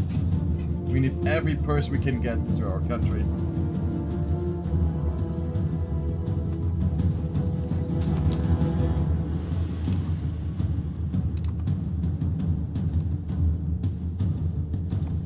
And he has finished in new farms.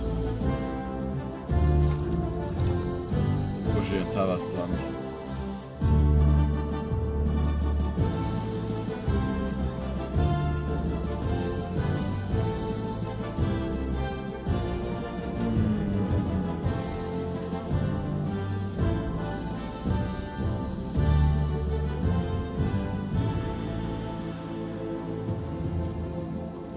Law I wanna pass like this here, right?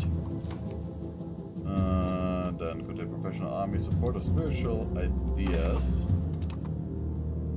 and law changes. Just pause. Our administrative systems in feudal administration, and the extra food is needed.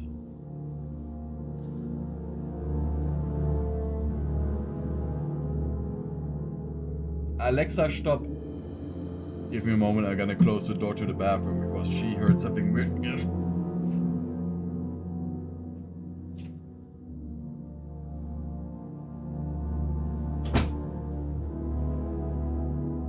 You know how it is. Somehow she thought that I was looking for some music.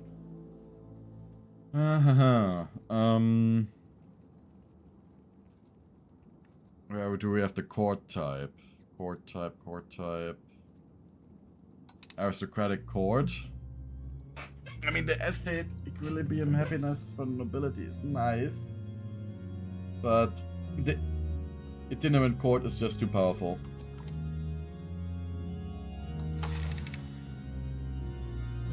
The annual Black Death sale, yeah. So in the temporary lower and artificially increased prices.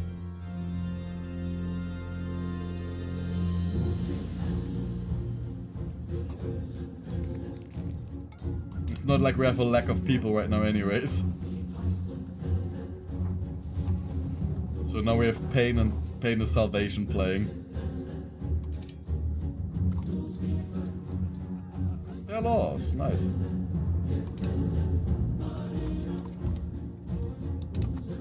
And now we have the good army.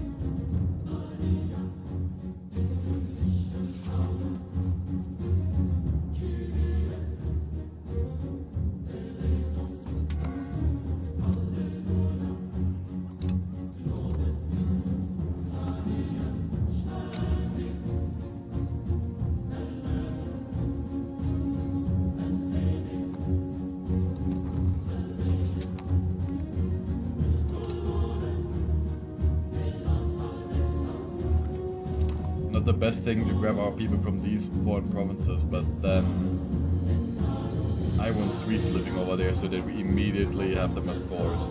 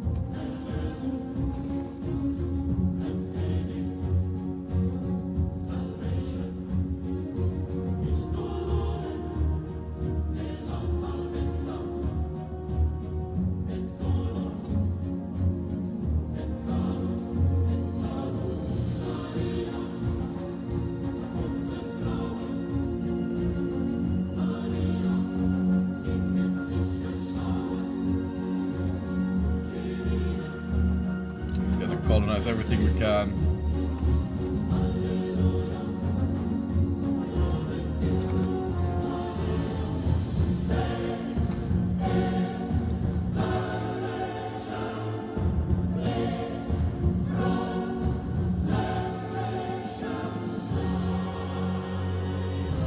I got really noble people here.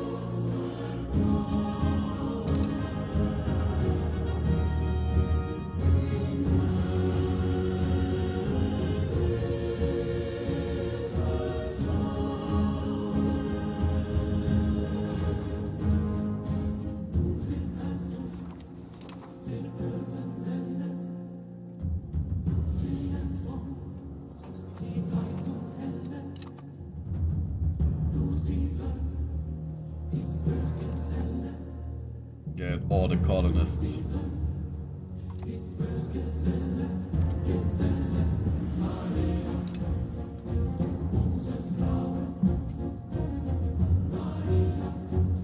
In the end, that will also be the difference between victory and defeat against the Danish, as every peasant here will be recruited into the army.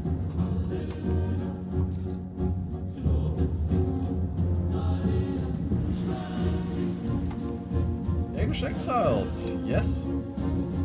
Because in the follow-up event we can get population from the Danish. And we'll take the win for sure.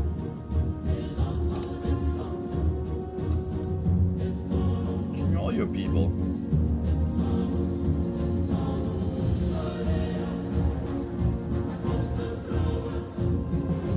It's looking which policy might be interesting. For war, during a war, we'll definitely get primacy of the nobility because that 5% discipline is just too great. But as long as we don't have war, we don't need that.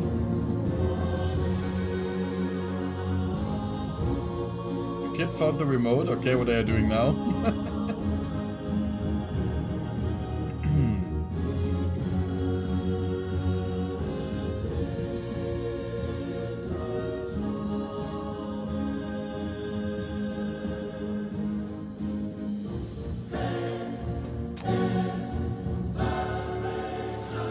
Now we have influenza as well, seriously.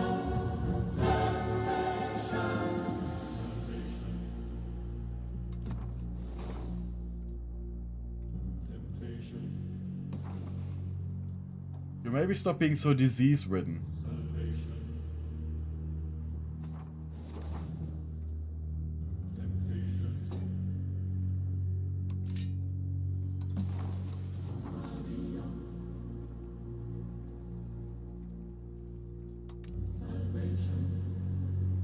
So better iron mine here.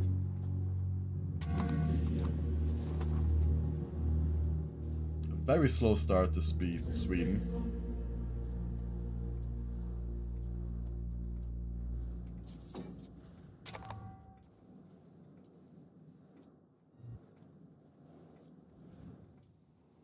And lovely starvation.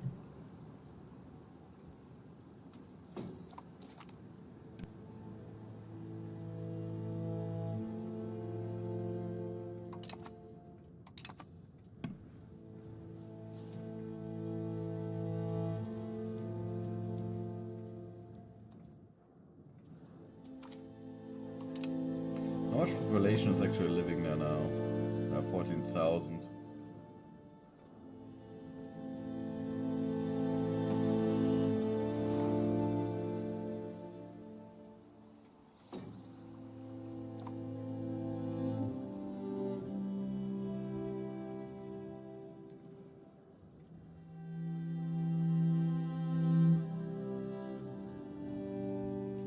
This entire region here is not gonna give us any income for a very long time.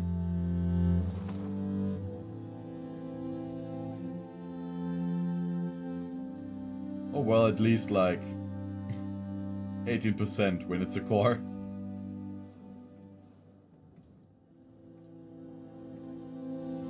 Why is the expanding of the mine currently stalled? It's because of a severe winter.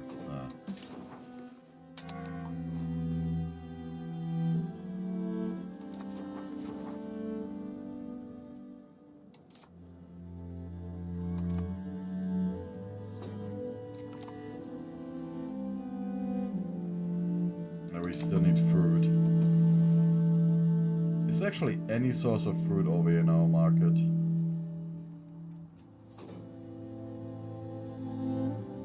Right over there, but that's not our market, that is Bergen. No, that's Oslo market, okay. But yeah, there's no fruit here. Any sort of fruit. That means we might want to set up like a fruit orchard over here. We've got enough wood, so yeah, at least gonna make some money.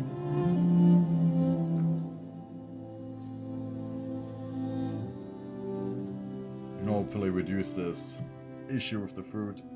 And we we need to set up IKEA, some more furniture production as well.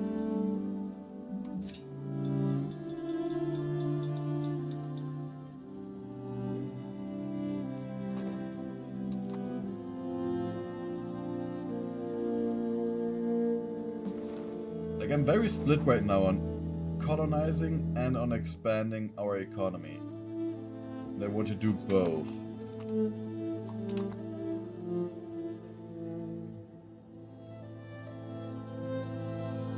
But I do fear that I'm like overstretching the resource a little bit if I wouldn't focus more on our economy. I'm just expanding into worthless territory. So let's see, how much fur is there? There's so much fur that is not worthless territory now.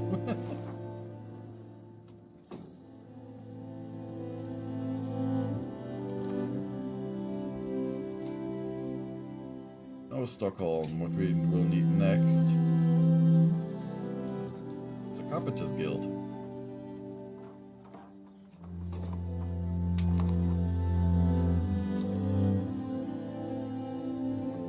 Oh, but it's gonna require dyes, so we will need to build a dye maker as well.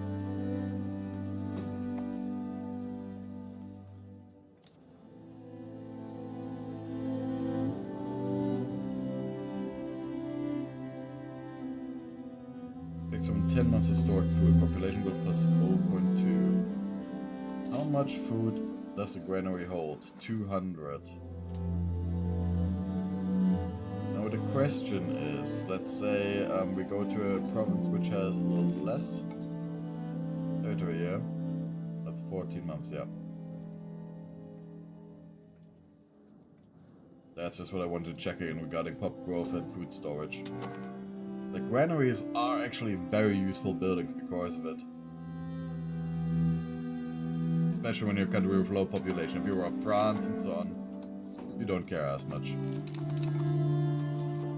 And now, who to marry? I want to marry a local noble because I don't want someone from outside to get a PU over us.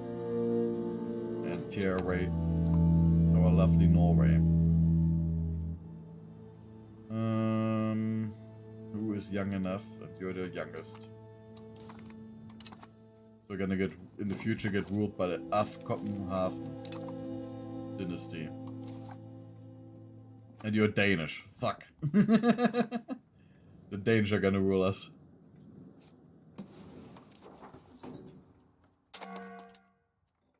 Don't tell the Swedish nationalists. And vote for unified succession law.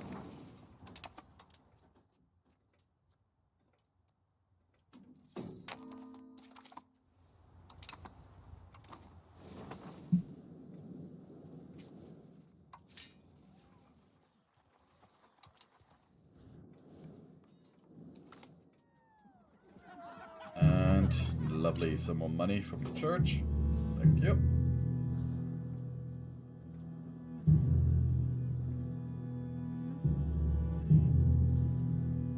His stats are still so very, very bad. And I have a feeling like his stats are becoming worse instead of improving.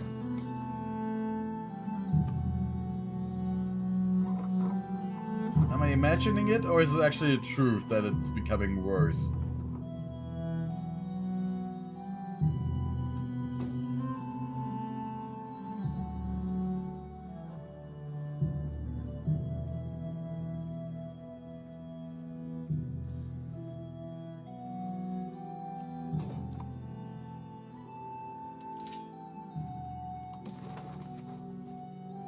Your investment. Your pool demand is growing.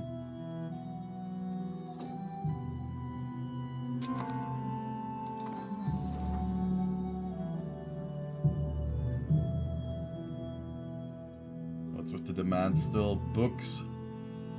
Still more fruit, but I think the fruit farm is not yet filled up. Also, I wonder, do these fruit farms actually produce food? The fruit orchard does produce food. Nice, learn something new. So you could theoretically set orchards like that up in places where you don't have food.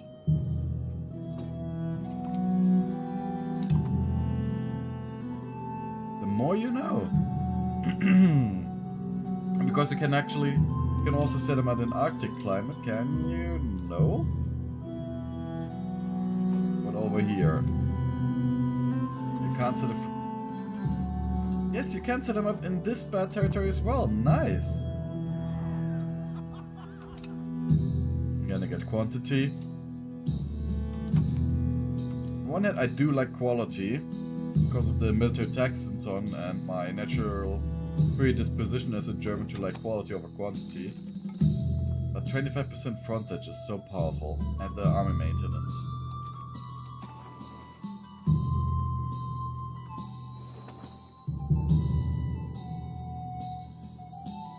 Yeah, we can't really afford an artist right now. What could actually be useful here? Nothing that much. Let's see, is there any law that I want to change right now? The civil law is fine, itinerant court. De jure, I don't want to change. Open borders is fine, martial society. No controlled mining law, or commoner controlled mining law.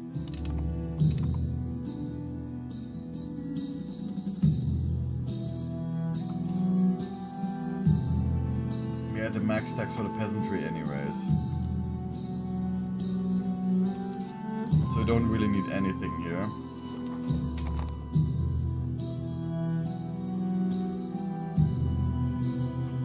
I'll just host the army exercises. See what bonuses we can get there, yeah. Increase opinion. What privilege would you want? Nope, not banner lordship, that is like the worst.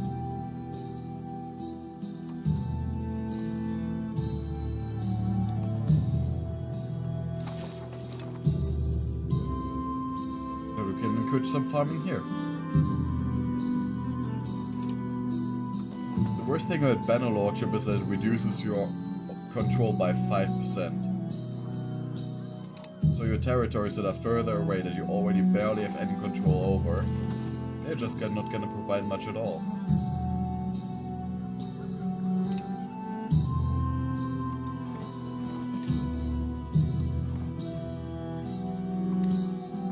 Camping the speed.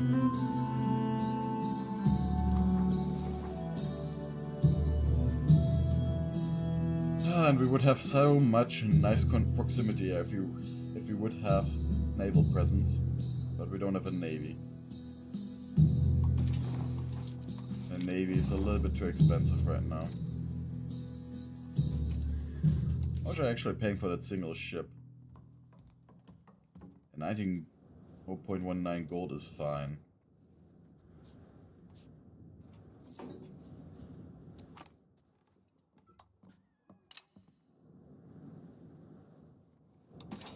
Bring in marriageable women.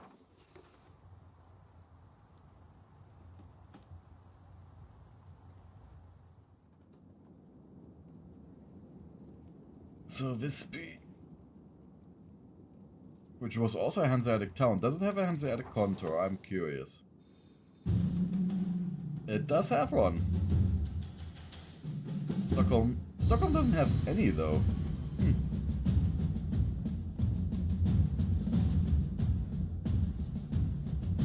I do remember this town being like severely savaged by the Danish in their conquest. Or well, not the town, but the folks outside that actually want to defend the area. And then they want to get into the town, and the townsfolk just close the gates and they get slaughtered outside.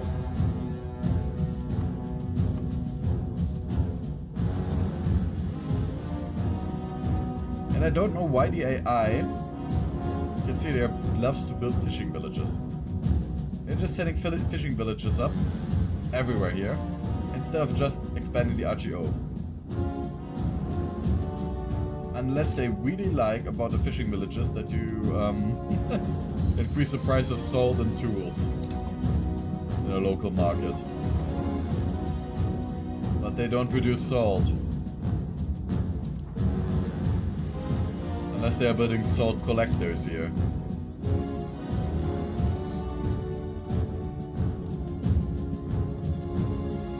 just gives me an idea, so I don't have salt. Maybe I do want to build a salt collector in the future.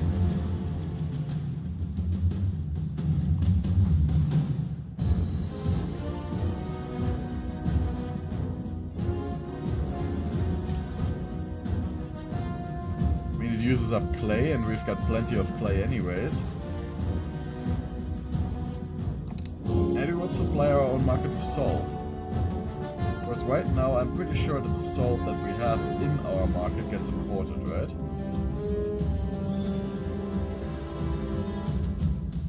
Where's the salt? There we have it.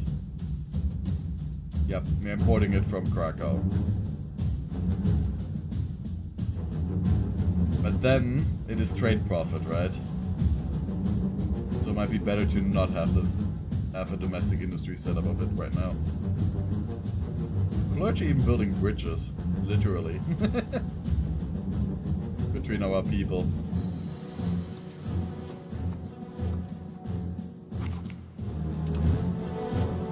We were talking about bridges in the church. We didn't mean this.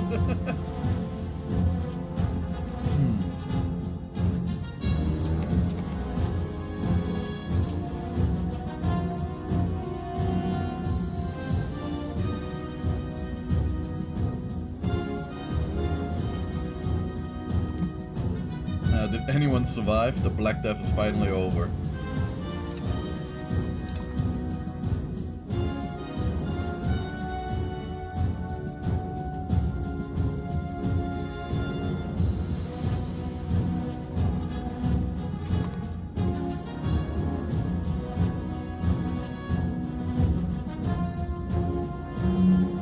Fruit for demand, book demand.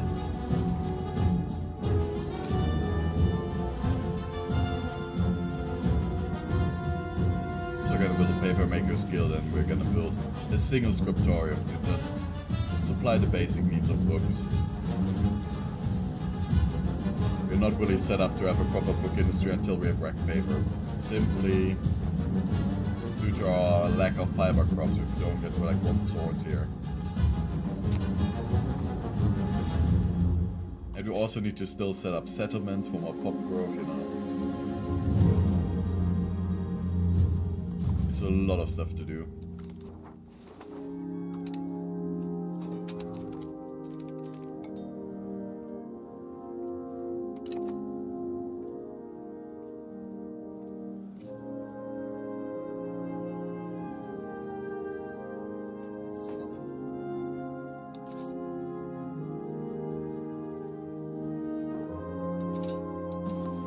But our income is relatively stable. If we think how much we're investing into our colonies, that's good.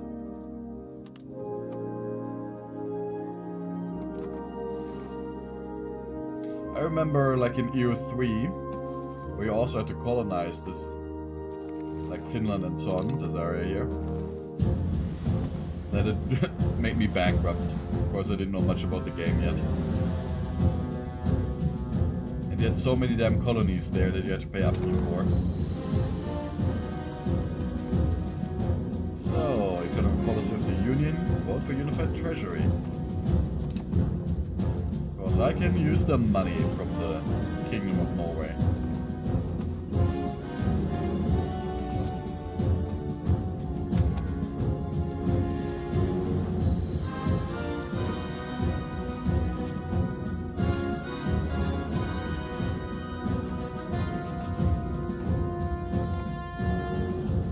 Military strength would be 8,470. Our military strength in Sweden. Yeah, it's worse.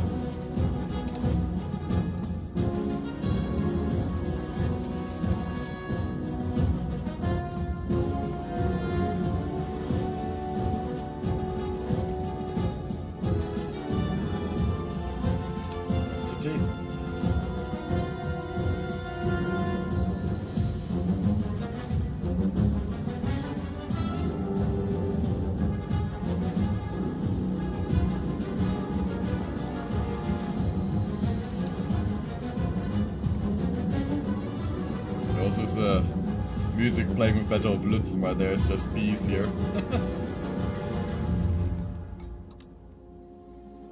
Uppsala. And Skinskadeberg. Or Skinskadeberg, ja.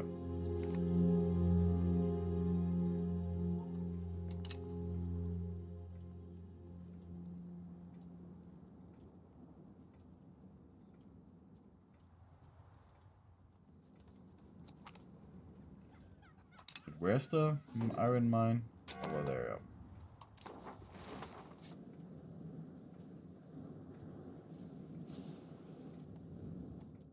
And you, Falun.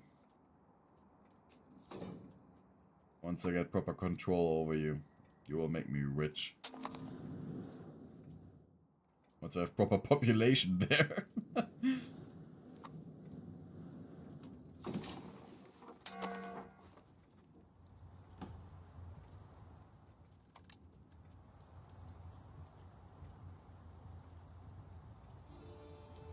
Yeah, Norrköping, we're gonna increase to a maximum level of 4. Of course, we're gonna build a town there in the future.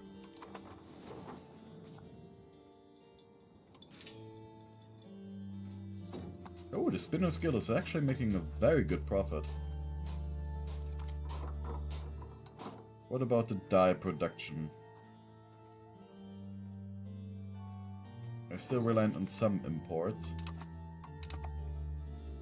Doing another one, I don't know if that would be profitable. But we could now also set up a tailor's guild. No. Another spinner's guild, we gotta use our own rule.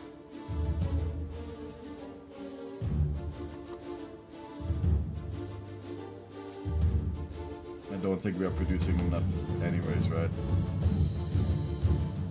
Yeah, we're still importing a lot, so we can upgrade 2 more times.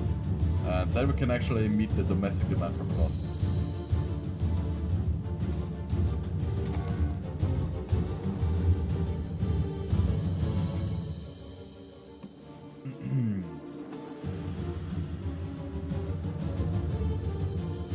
And once we have banking eventually, that is when we can really start setting up our naval presence everywhere. Because, here with the provinces, you can see like all of the naval regions. And this area is the most important one right now. Of course, it will connect us to Visby immediately. And the next area we'll definitely want to control is the South Baltic. And North Baltic and the Bothnian Sea is not that important right now. Simply because these areas here are that underdeveloped.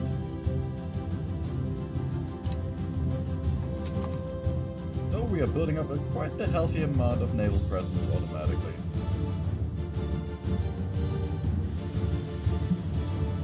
And I just realized it's already been 2 hours. Fucking EU5.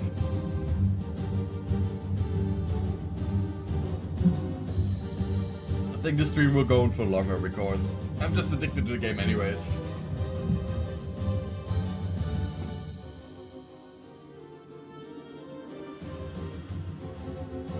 Also, I was thinking in the near future to record some Pax Romana or Anno.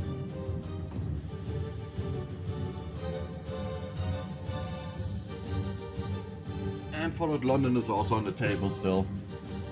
And actually, I think in survival mode, because I don't know if I actually played it in survival, but I think I did.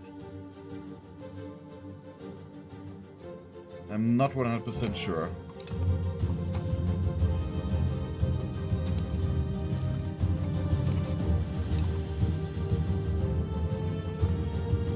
I've got so much money now.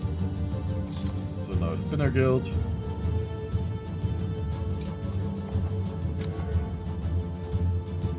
And let's build up some more RGOs.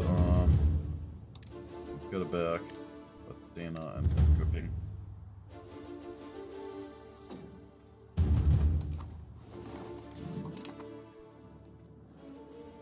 I mean, once we can actually export the furs, that is when Finland will make us a lot of money.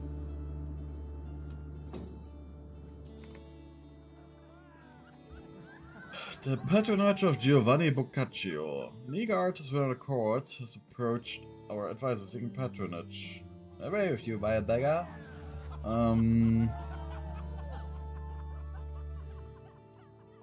At this general event, and I will spend the money for the research progress.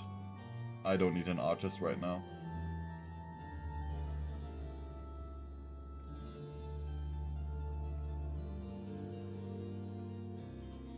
Professional army slowly spreading. Soon we could actually afford these nice buildings, like a royal court. A royal garden we've got not enough tin for. There's actually no tin over here at all, right?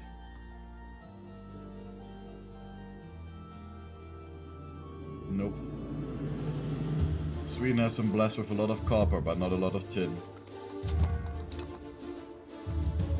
Great power of antiquity, Bronze Age Sweden.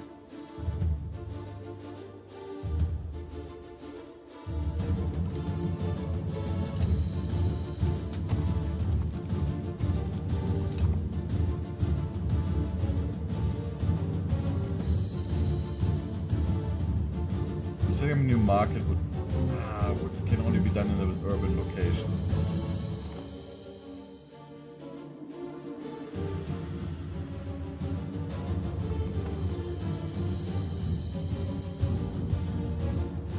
I'm very tempted to set up a market over there in the near future.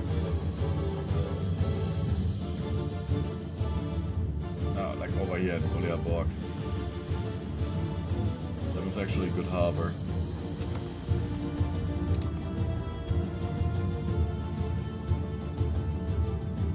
Even though I really like cola. I will see if we can get it.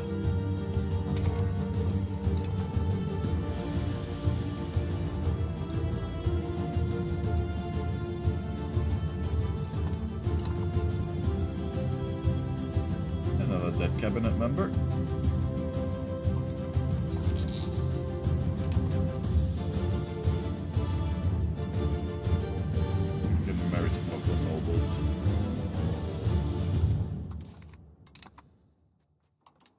My family's gonna die out anyways.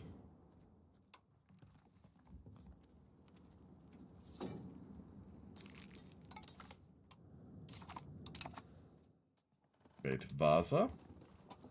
The Vasa dynasty.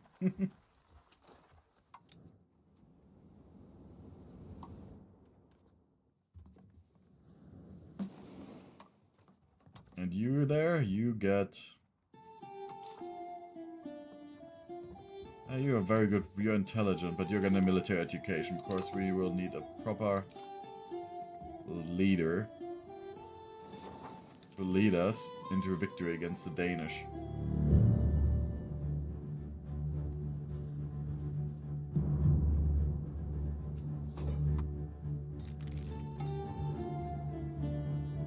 Requirements not met. Oh, this is claimed by Veliki Novgorod due to the Treaty of Oreshek, where Novgorod and Sweden said that their claims are Finland and Karelia. So I actually can't colonize that part. Thus, that settles the question whether to colonize Kola or not. That means I won't colonize Kola, I will immediately grab Uleaborg.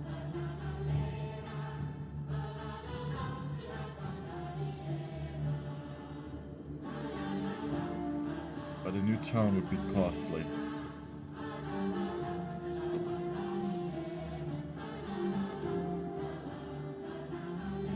What is supplying us with glass? Do we have an actual glassmaker guild here? No. So where does the glass come over here from? Goods. Z glass. Oh, this beer produces glass. Okay.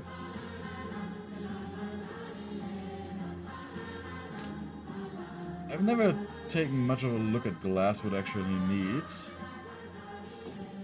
And I do see some nice things here. If you would have if you would have alum, we could actually produce very nice lead glass. Which would be more profitable, but we don't have the materials. Neither of lead nor alum. So I'm contemplating on upgrading our glass industry just to lower the price on our market. But then that town is a future investment once we have settled everything and have a good influx of cash.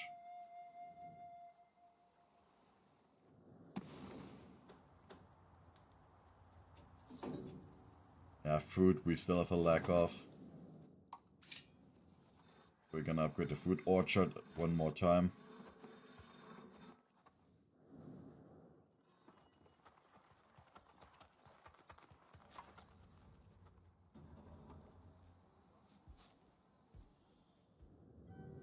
No. Nice output here. Oh, a bonus because there's lumber.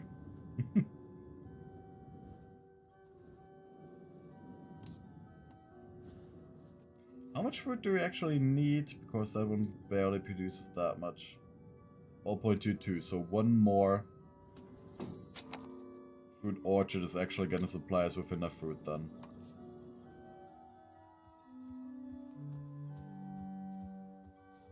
I don't get it why the productivity is that much lower than it would be. Like, over here it shows this one to produce way more. If we were to set it up, right? 1.11 fruit, but it produces much less fruit than that. Is there anything hidden regarding the fruit output that I'm too dumb to grasp?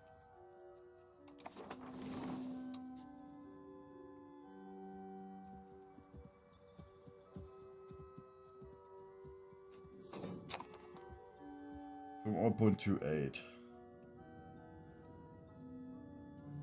So I guess the fruit value for a fruit orchard is actually that low. Let me check over here if there's another fruit orchard. Not that you get penalized by building fruit orchards elsewhere, you know. Do you have any over here?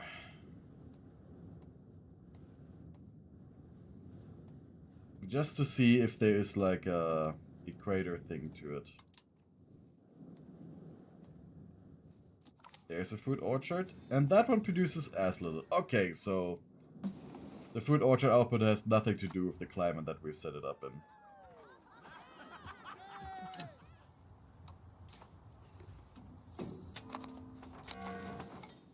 Encourage urbanization. Gefle will become a town. Do we want that place to be a town?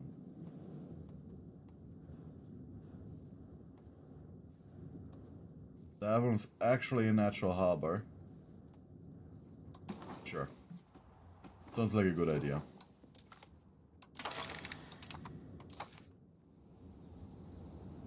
A little support for landfills is okay. And I mean, not having to spend how much? Like 338 to set up a new town. I'm gonna grab that one immediately. Yeah, papacy is rival. Very good idea. How quickly do you want to be excommunicated? Yes.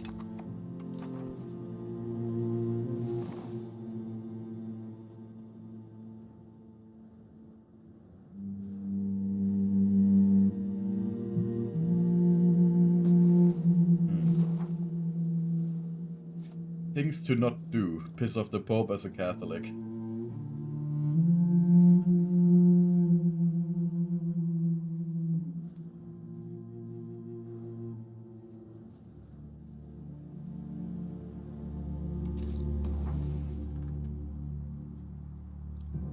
Our population is slowly restoring. Obvious start is just us managing shit.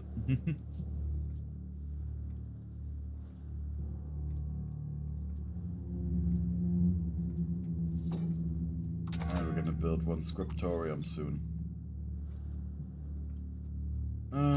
Piss off the priests.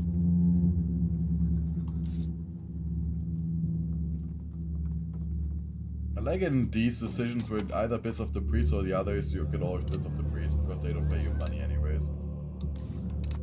And they tend to be very loyal to Catholicism. Like, where do we have it? Stolicus Servicius plus 10, De Gratia Rex plus 5. But I think that the Gratia and so on is actually something Catholicism right over here, right? Yep. It's a papal bull, isn't it?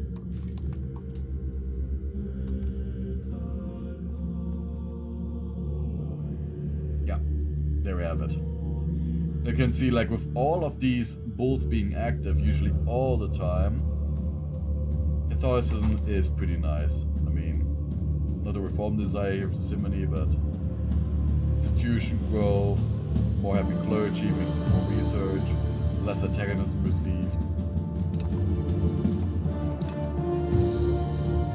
And now we've got a new town.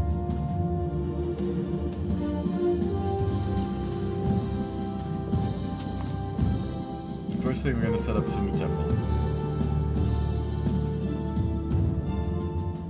To make sure all of our towns have temples right now.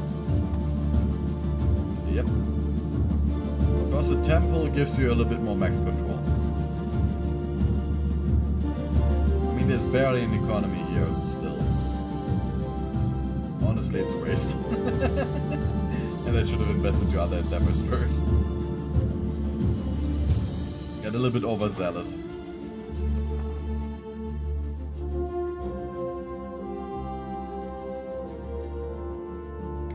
Could set up a distillery in Gefla.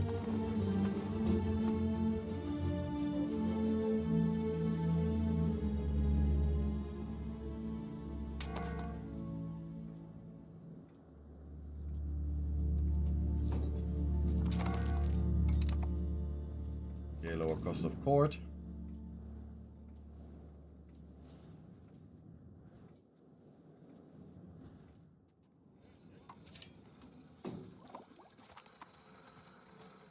At the Tailor's Guild.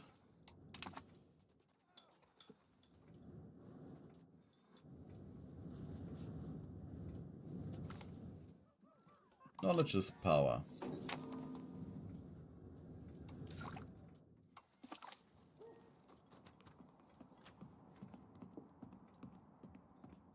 Okay. What are we actually researching when we're researching better literacy for the nobility?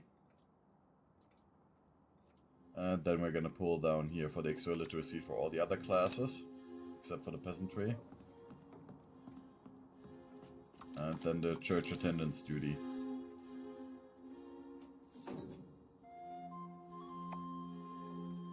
Anything nicely hidden here as well?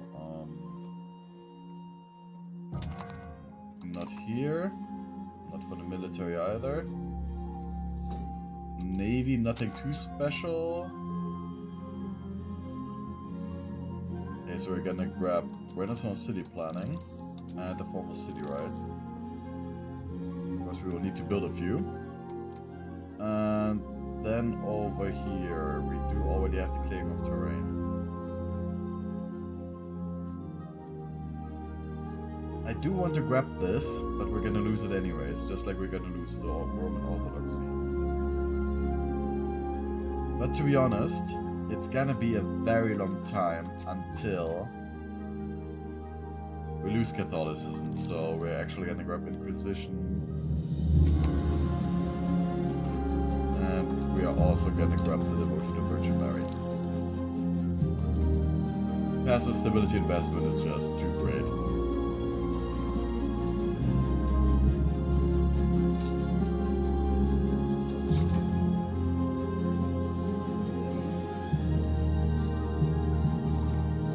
Here we're gonna set up a liquor industry.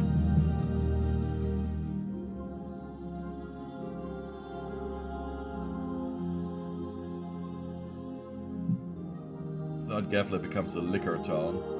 We supply our miners here in Farden, right?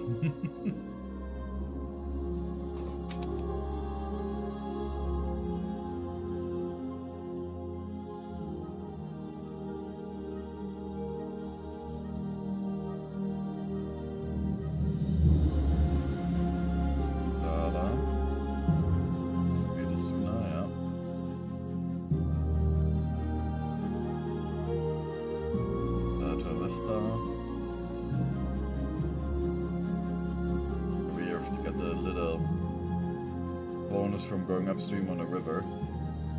Not as good as going downstream. How expensive would the road be? For my taste, a little bit too expensive.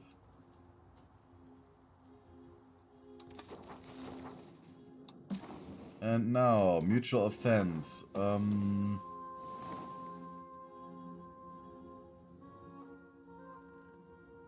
Vote for possible offense.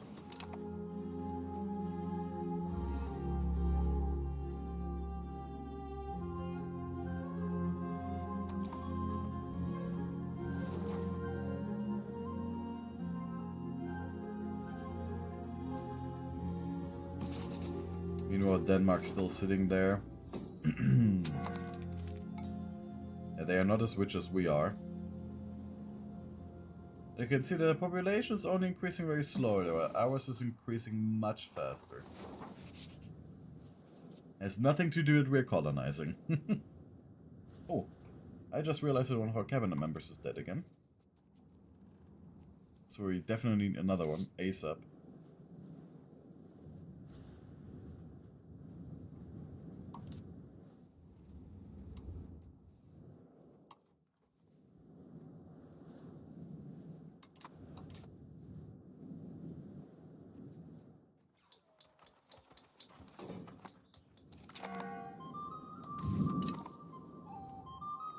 Of these little cores here. There's such little market access, they are not producing much potential base tax.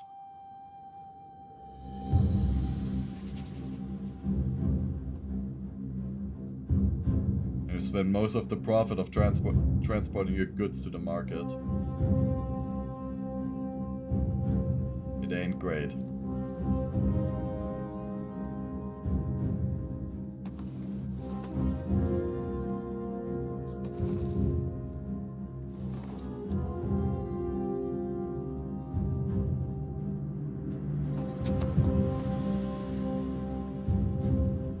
Are the kids Danish? Yeah, the kids are Danish culture, damn it.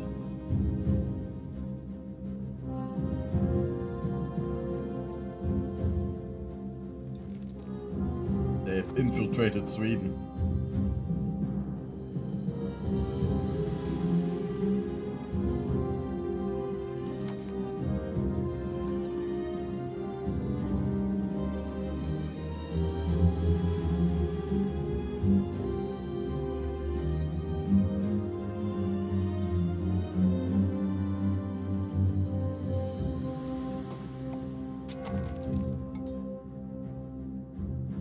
If you're not making any money, we don't have a professional military.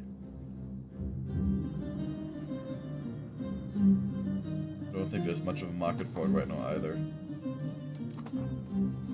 Once the others set up professional militaries, we can export weapons.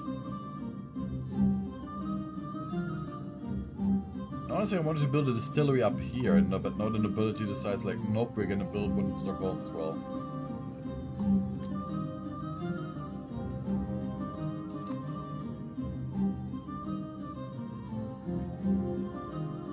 Come on.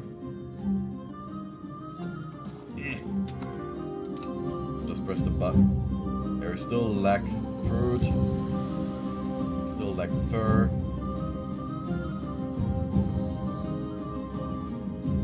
Pearls and books. And right, I wanted to build a scriptorium.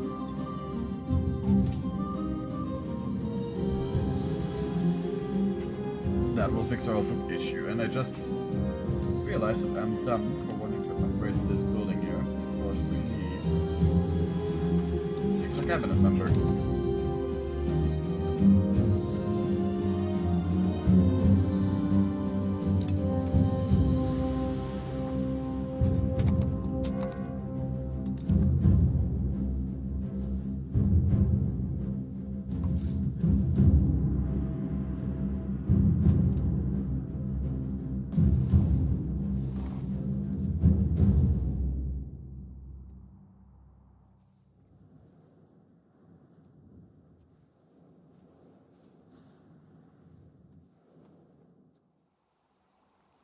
That's the oral check, right? Yeah.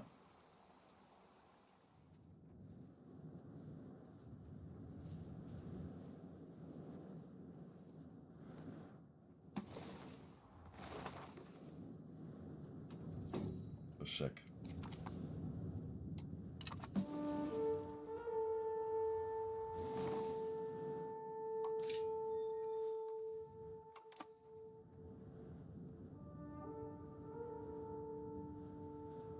Yeah, the highest investment is actually our colonialism.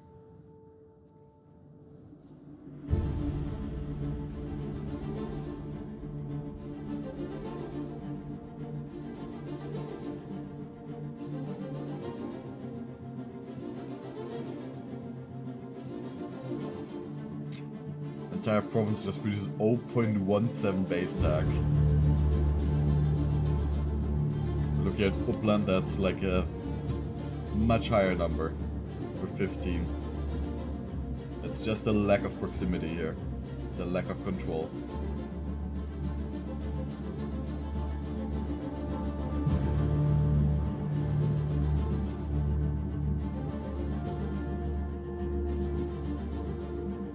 Oh, interesting. Once they're just blockaded by the ice, we lose the entire naval presence. That's actually gonna make it harder to get any naval presence there than I thought it would. Oh damn.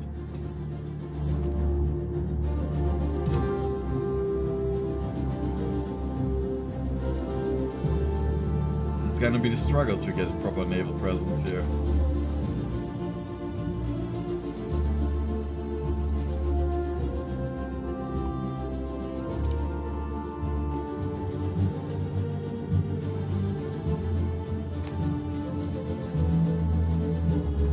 Again, yay! Smallpox in Stockholm. How many people are dying?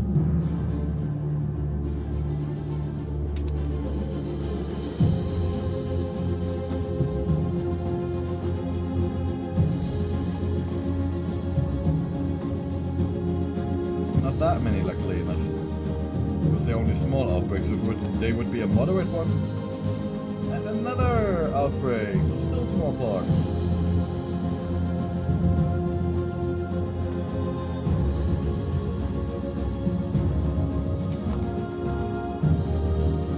And smallpox again.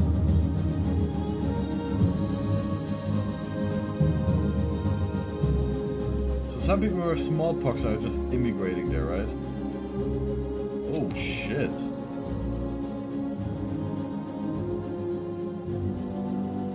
Oh, damn. There's a massive smallpox outbreak over there. And that's what's spreading the smallpox into Stockholm.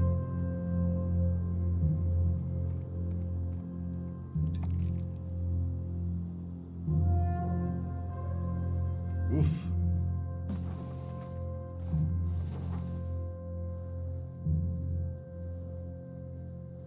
So trade does spread disease. I knew that those merchants were the ones responsible.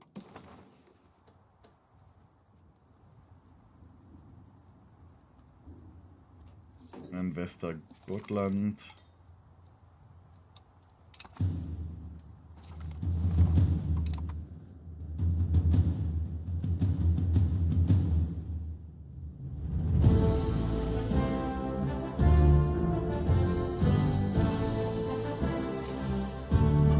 Let's upgrade the Distiller's Guild. What are they actually using to distill?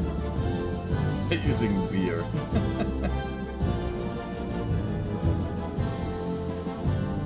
And what's the beer brewed from? Sturdy grain. Yeah, and also, I find it funny that every country and culture has like some extra like production methods. For example, the Bavarian breweries. If you were a Bavarian, that you would need skilled brewers, which only Bavarians get in the Second Age.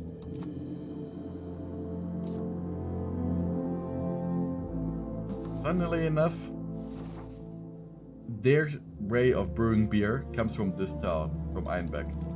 Because they invited a master brewer from Einbeck, and he went down to southern Germany and established like the northern German way of brewing there. You can look it up.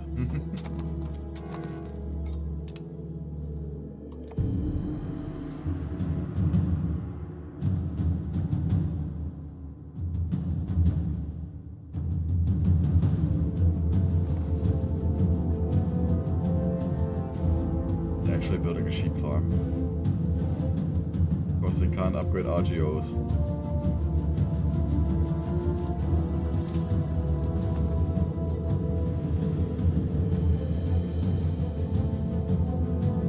Yeah, you see here how important wool is. Like, out of the 4 most profitable ones, 3 of them is wool. Also because it's relatively close to our home, to our capital, but still, you know.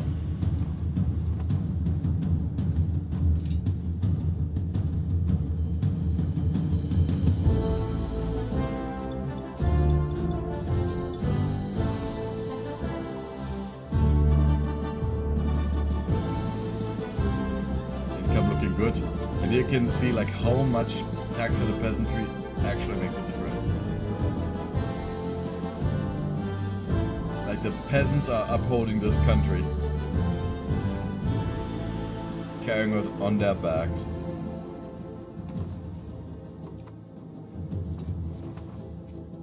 But I will just take a very short break and we'll be right back. See you soon. Let's go use the bathroom.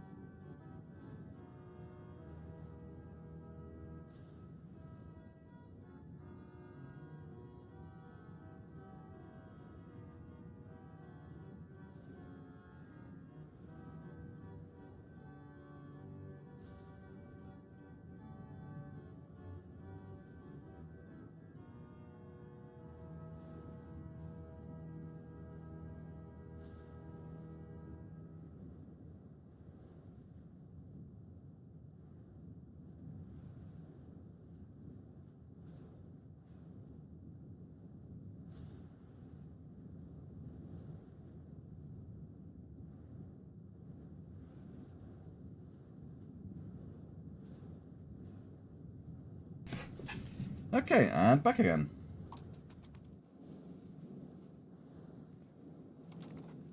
That's gonna increase to speed 4.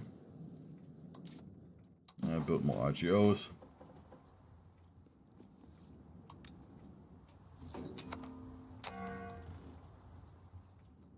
Oh, it's a very slow and deliberate gameplay style here with Sweden, but it's nice.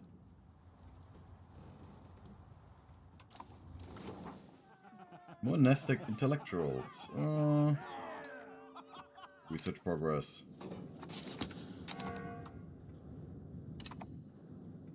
Ah.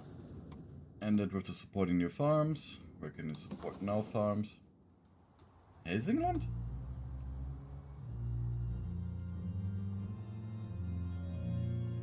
I mean, sure.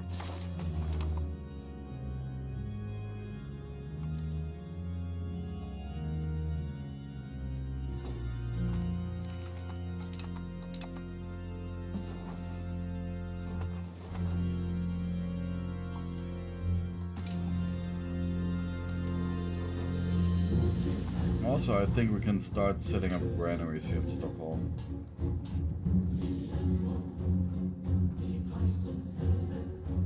Are we actually gonna set up granaries, or will I set up settlements?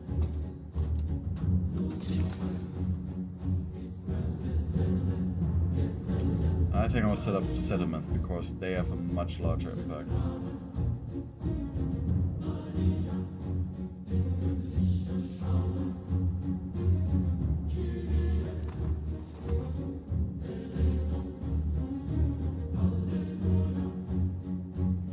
We need to pop growth.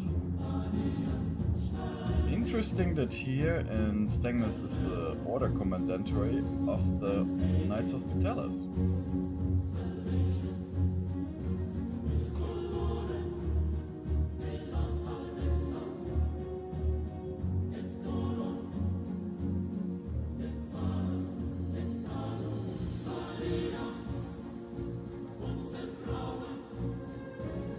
And we still don't have enough fruit.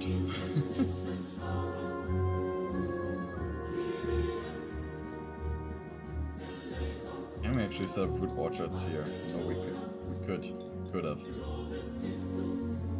Yeah, but I don't want to waste our valuable population, our capital, for fruit orchards.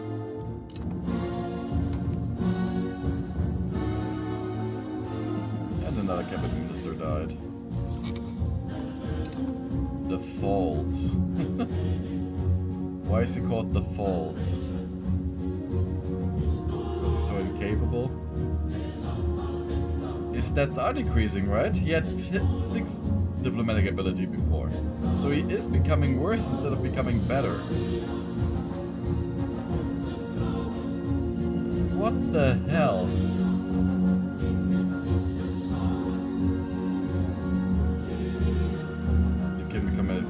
For the cabinet in the future, Knut.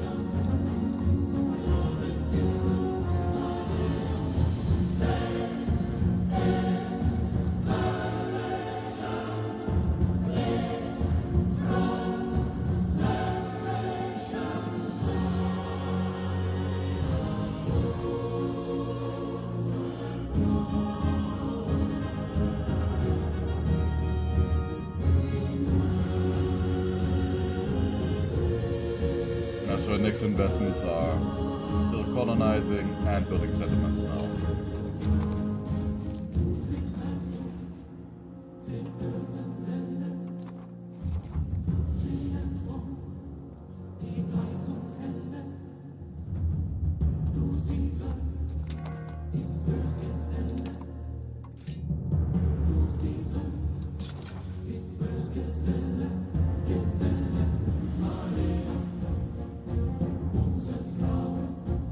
These are the real population growth boosts. It is sadly the thing that we have so little pop that we need every little bit. You can see it here, like 4,000 living there, compared to what's over here, 20,000 and more.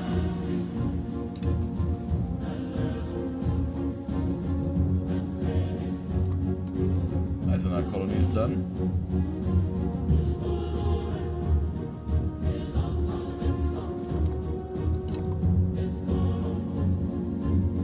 How much population growth is there when it's just a single settlement? 0. So you definitely want to colonize them so they have some pop growth.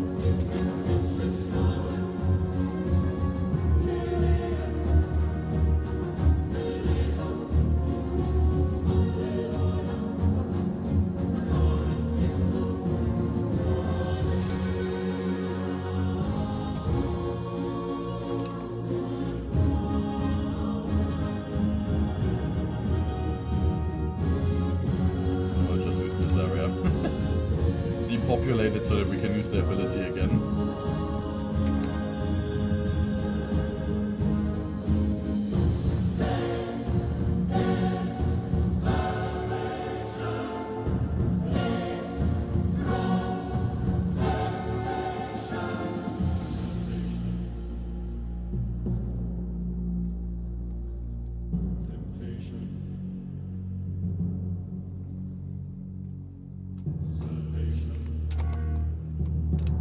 And Westerbotten is fully colonized.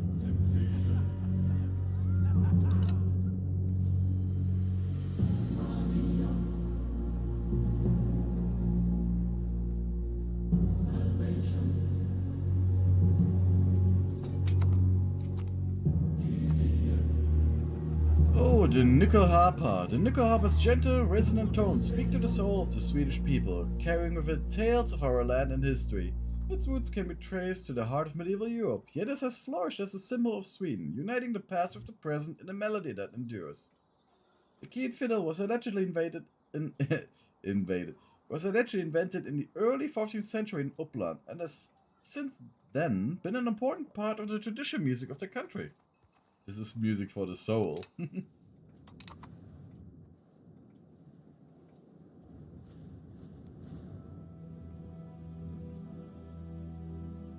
This is like the already part of the Novgorodian area.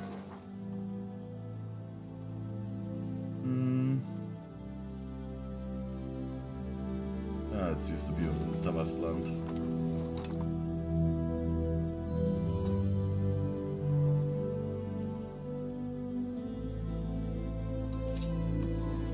There are 3 charters again, and I don't want to go over 3 right now. Time for another settlement. That needs our help. Here, I'll mark it on your map.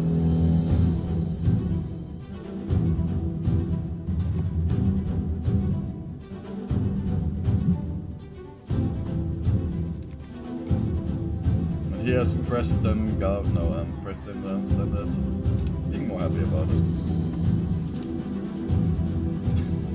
But I think about settlement building now. It's another good location for a settlement.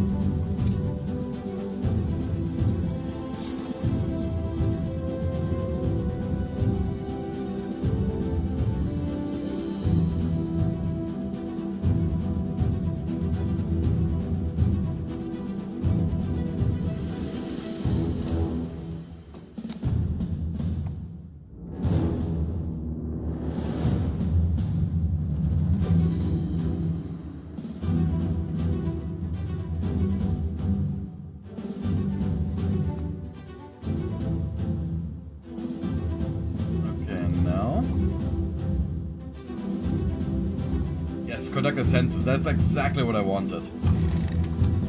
More pop growth.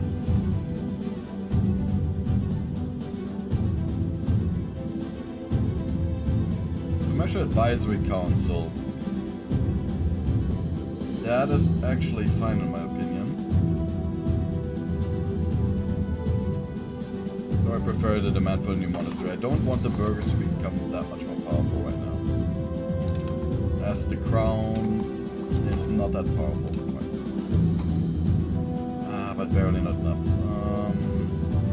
Let's go for 3 subjects.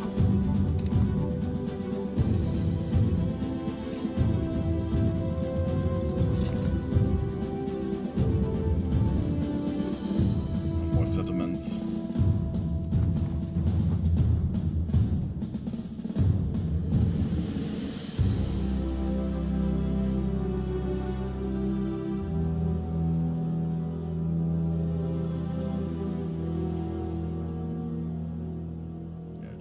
Large food storage, and conducting its census.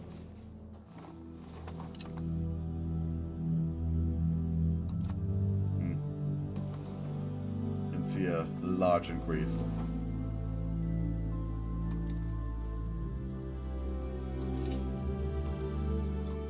And more settlements.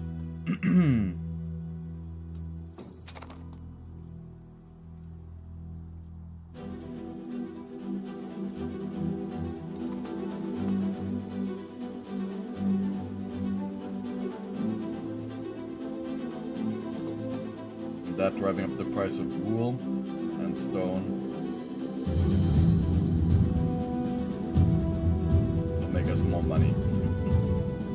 Just the nice interconnectedness, you know. Also, we're looking here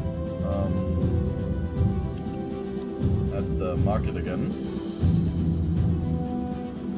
And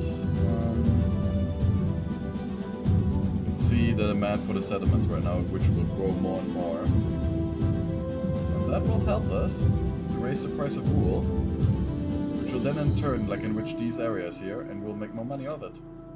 Though the settlements we have to pay for in our own cash anyways.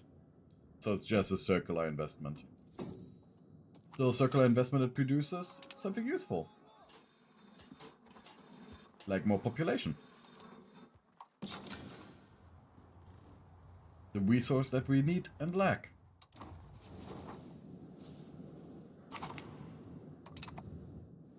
And 100 stability as well now. So even more money available as we don't need to spend as much on stability. We are in a very good position for an economic miracle.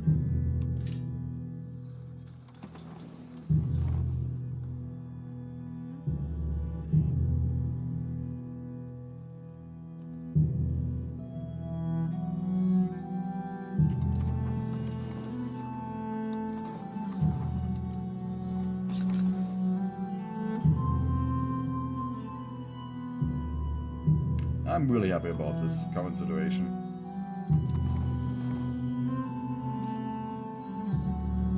There's not much war going on and everything, but you know.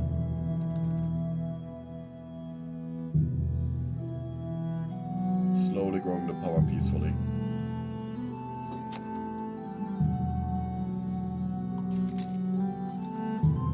We do have a small army available.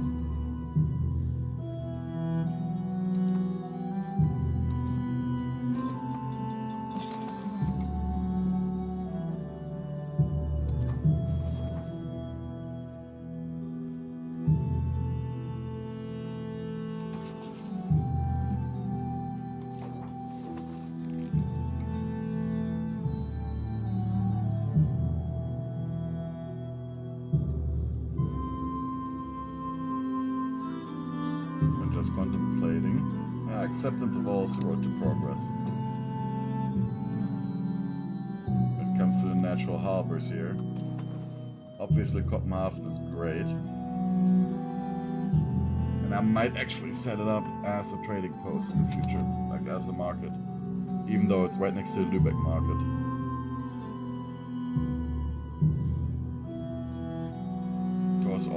Because I want Merkel to listen.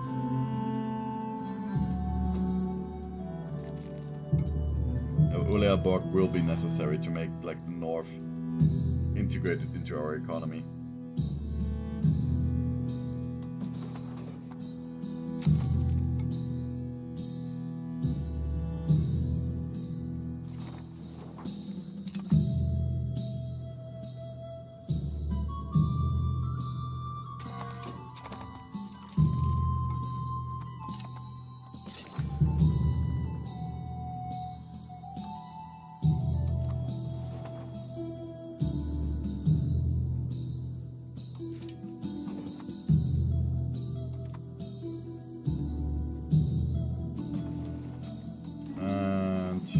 Unified external diplomacy.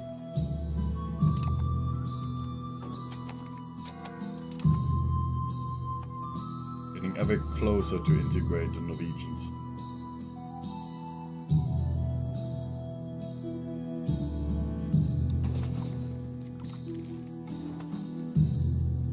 We're still considered slightly weaker. With their navy, we're slightly stronger. I mean, if we hold another parliamentary session, we could push for more levies in parliament in the next one, and a claim. And I think then we're gonna destroy the Danes.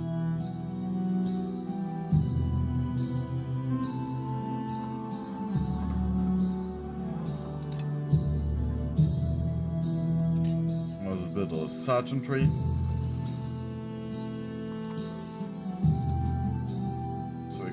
At least build up some manpower so far. The very start of a professional army.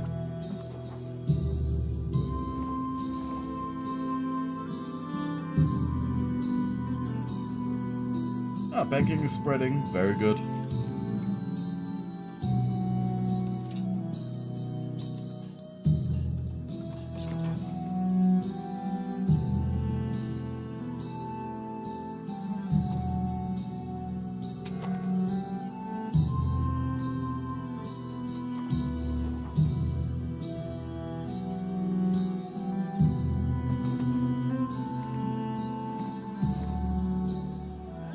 Guild investments, that's alright. It is a push towards innovative, so we'll actually grant it.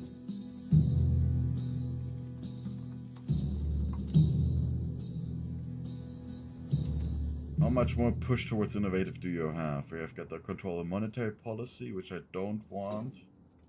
Due to a lowered max tax, we would barely collect anything from them afterwards. Just like the nobility is way too strong.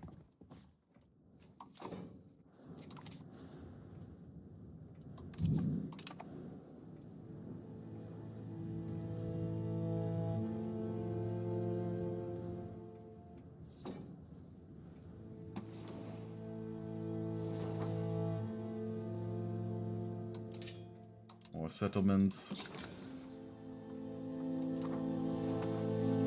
And we might want to build now some proper infrastructure in our capital.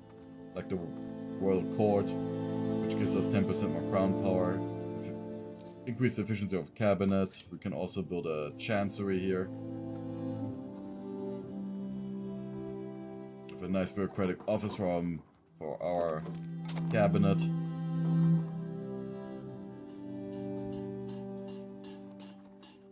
Oh, and the library, yes. Honestly, not right now. Oh, our ruler died. Now with Queen Ingeborg.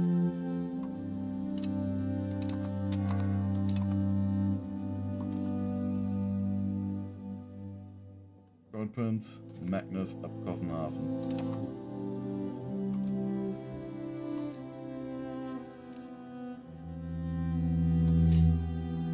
I forgot to build a scriptorium. We can't really have a library without books, can we?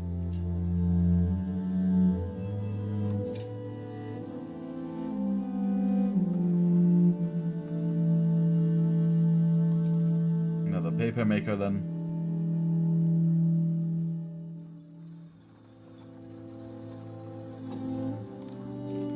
Go.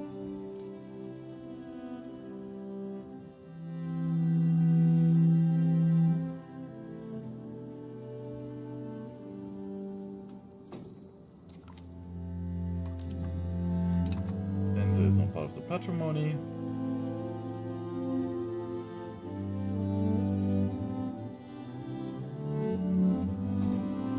I was actually looking when it comes to territories and cores.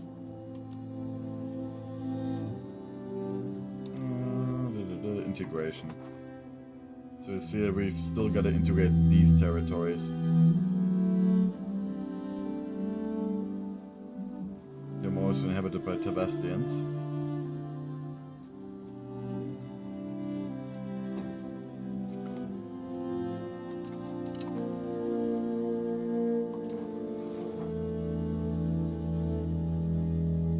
Culture converting them could be a good option. But right now we just need a pop growth. Also, we can't put the queen in charge of the ships.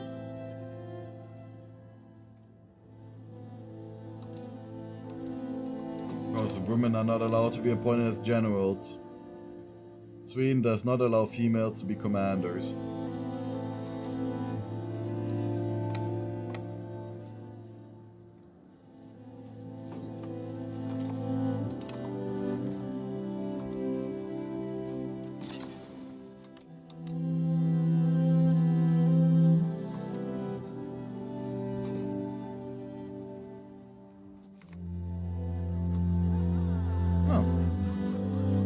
Saint here. Religious influence also growing, so we can, in the near future, demand. Oh, for literature. Demand a cardinal seat, as we have a cathedral.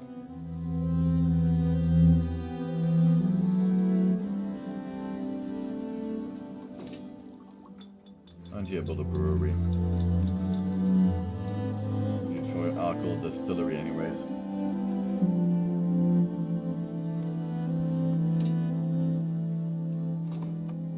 What does the brewery actually need? It needs pots, right? It doesn't. Huh.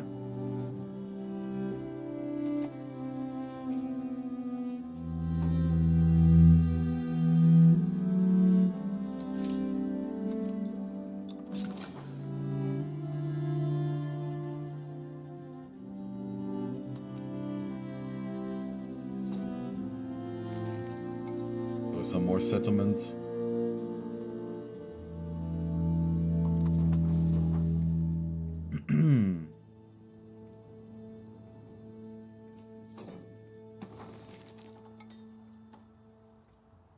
Yeah, population is growing nicely. How's it looking for the Danish one? Our main rival. Stagnant. How is the military looking though? Footmen, archers, horsemen, armored horsemen, camp followers. Okay, so they've got nothing research regarding...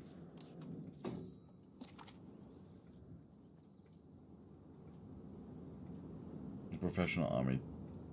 Do they have professional army embraced? They probably do. Embraced institutions. 30. We've got 20. Yeah, they've got professional army. Okay. That is dangerous.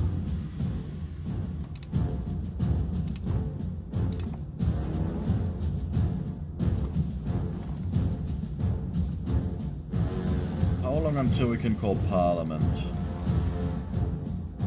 Riksdag. 12 more months.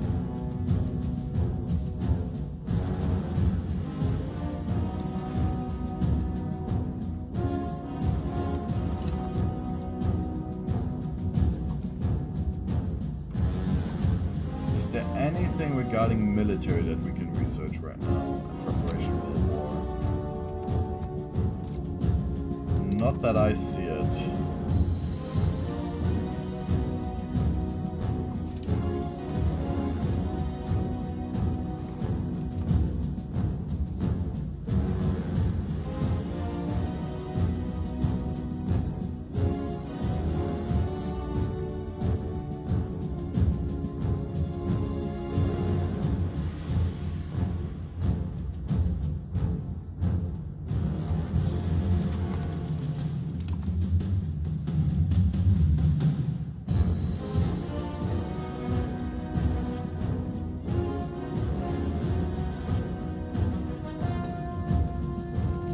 So many colonial charters now.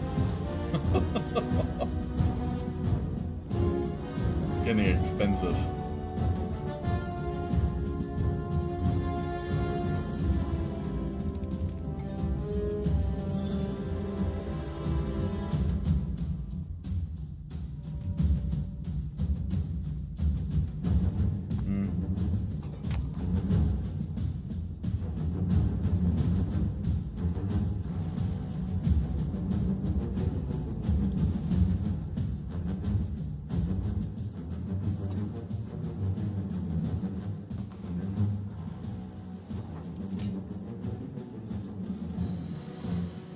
Oh, Sweden goes quite well, Drakian. We are actually quite peaceful right now, but you're actually joining right now, shortly before I've decided to actually attack Denmark.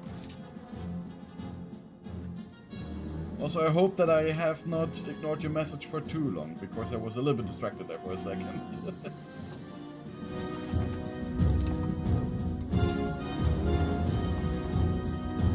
I'm currently planning the war against Denmark, but I'm waiting for Parliament. Of course, my gamble is that the Danes are not ready for the war.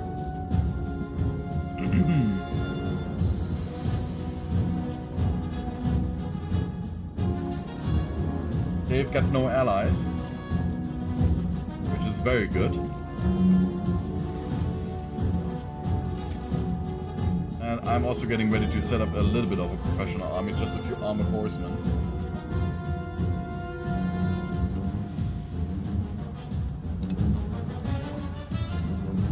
Of course, we don't have manpower, and armored horsemen is the only thing that's actually worth investing into. Just as a little bit of an extra edge, but a 50-man maximum strength unit is not great. Okay, so now call the parliament. Which one has the most support? Most army exercises. Now, support for land folk is okay. And I need a claim on Zealand. Now, contain banking, I don't care. That's fine. We need all the support that we can get, even contain professional army. I don't like the change to traditional distribution of power at all. So we'll try to circumvent that. I did, and now ask for larger links.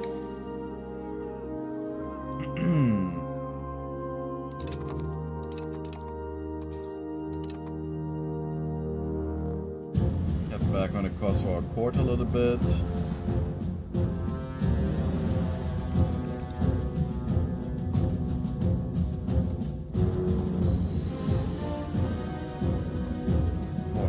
Up.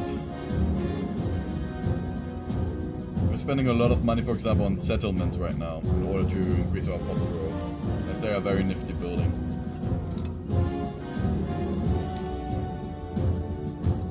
So, send our best general already.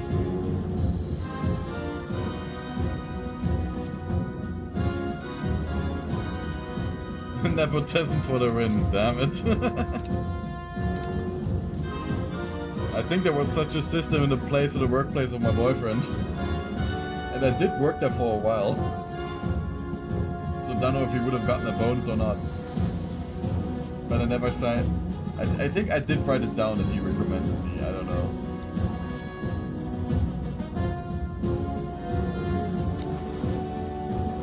I have the schism. Okay, I think we're ready to beat up Denmark. They are Dwarf Holstein. So this is actually a perfect moment.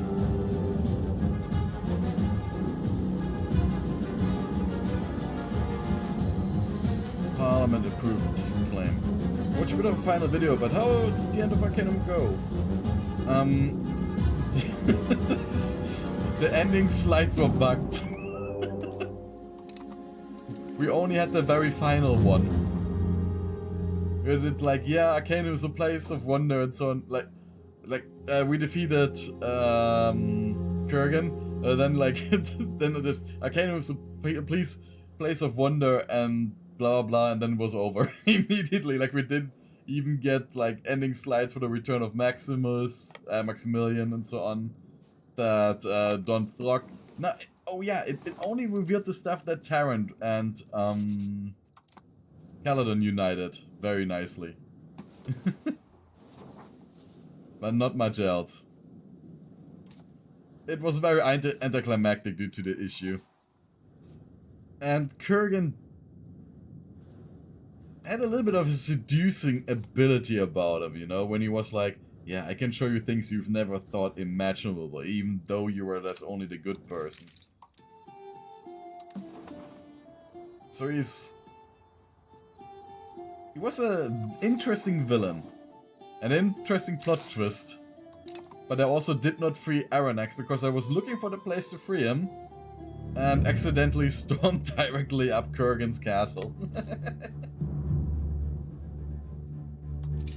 So I did have to fight him in the end instead of convincing him or like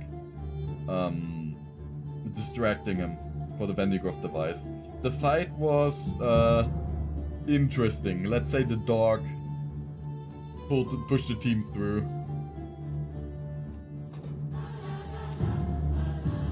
And it feels weird, but because it's so specialized, I'm still tied to referrals. I mean, money is money, right? And if such a system is set up,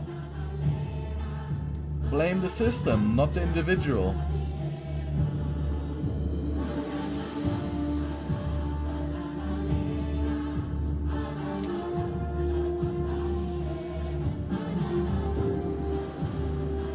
Unless it's a video game and you're exploiting.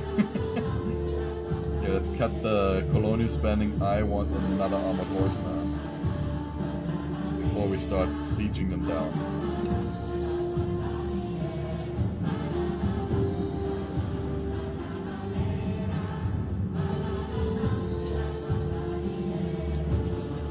soldiers do they actually have?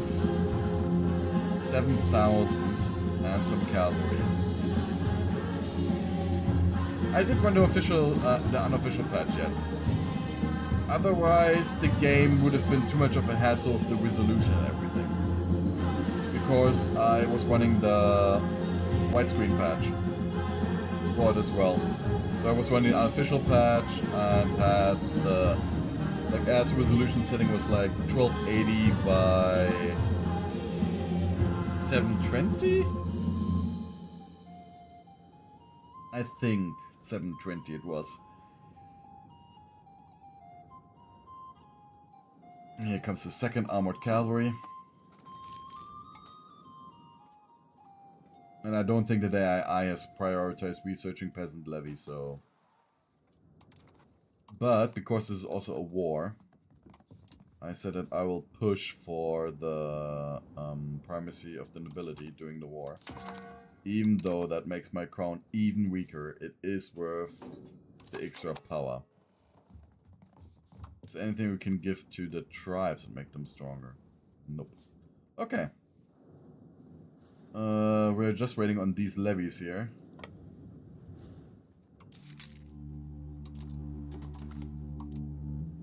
Raise the ships because it just takes too long to get them over.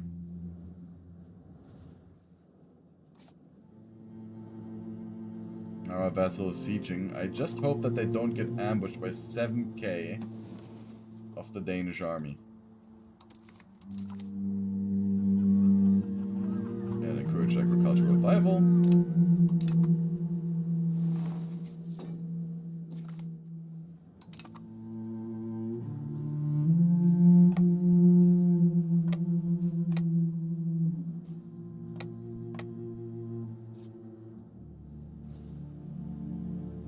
If it was possible to play the dog, it would obviously... Yeah, it would be possible to solo run it.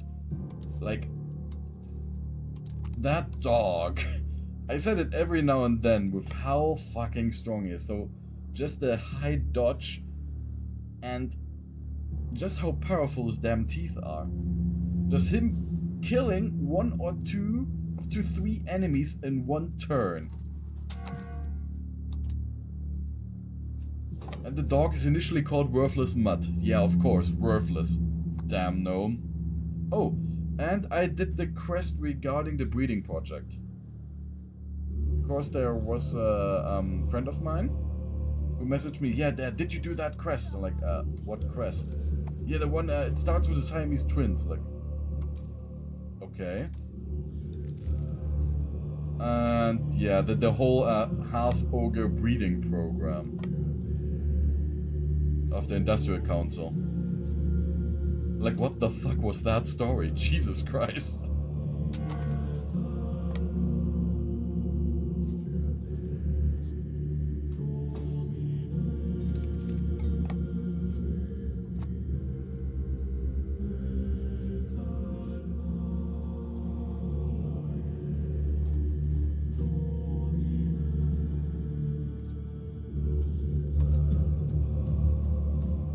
Okay. Now that everything is organized for the war. I've won the battle here, but I've lost ships and they haven't.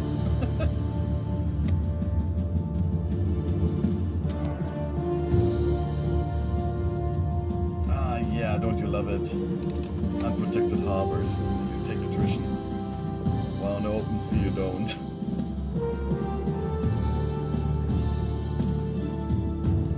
Those fishing boats stand no chance.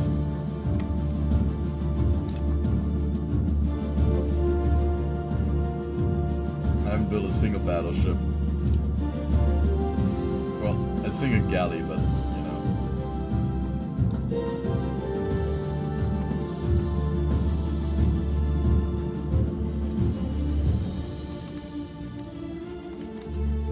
But I gotta say, when you said save the dog,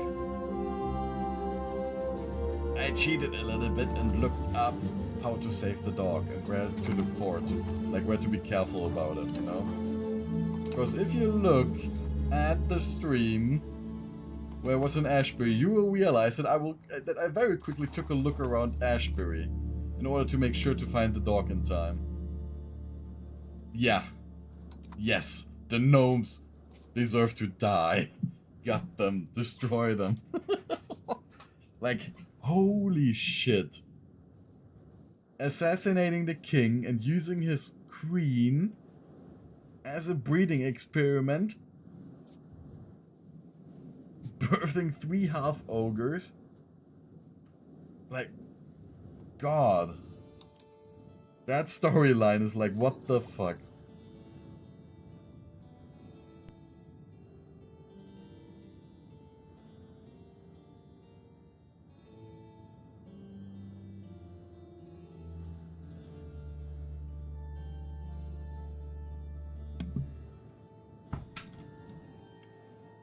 And then, yeah. And also them removing the people and so on. But that friend that recommended that quest to me was like, always in the chat, like, Oi vey. Shut it down.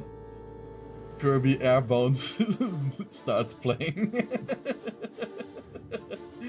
Oh, God. It was funny.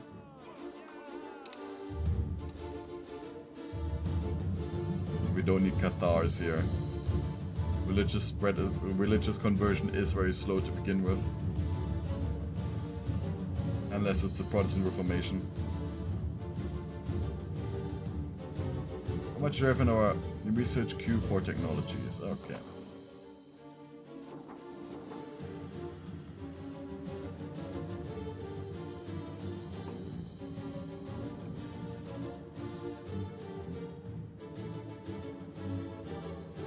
And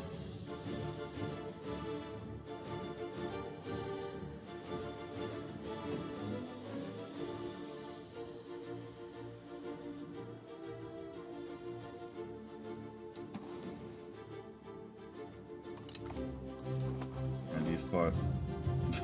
Okay, this is ridiculous. Look at this, right? I can give this province to Scania, right? And look what it does.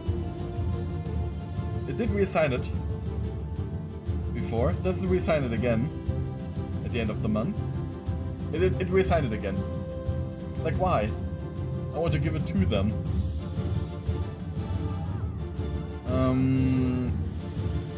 Oh God. Western Schism and its events. Yeah, but Drakian also, recommending that game to me was a very good idea. Yes. I think it would get cancelled due to the storylines and the stuff that's in there. And people would say, yeah, the gnomes are like the people of Israel, like the Jews and so on. And then there's this huge conspiracy they're making up, like it's in real life this way, and blah blah blah blah blah.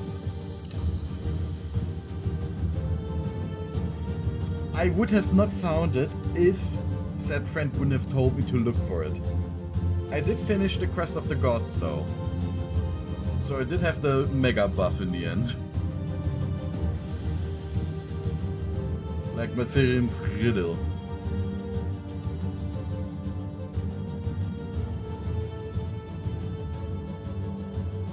And funnily enough, I didn't know that you had to like get the gods in a specific order. But I did not look up which order specifically, so I did figure out from the pictures in the actual riddle, like I didn't want to take the riddle part away from me. Though what I did hate was when I was a little bit tired, of course I had no caffeine yet, and I was solving the riddle in is it called? Is it called Tala? Nee, Tula, the mage city. The damn riddle there. With the Mirror of Enlightenment. I was like, fuck me. I hated that. Because the problem is not that the riddle is that hard, but that the symbols were so annoying to read. And I didn't realize at first that some of the symbols were like in the very upper area of Tula and to the very like right hand side, like very east of Tula. So I was just looking around like, where's that damn sign? I can't find it. Just going in circles.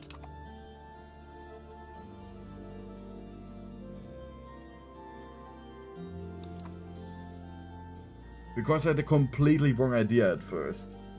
I was just standing in the middle, looking at the specific direction and thinking like, okay, that is the solution. But it wasn't. It is a flawed masterpiece, but it's like... I also enjoyed like how many dialogue options you have and so on. Like, it felt like actually playing a role-playing game. I could be a real asshole.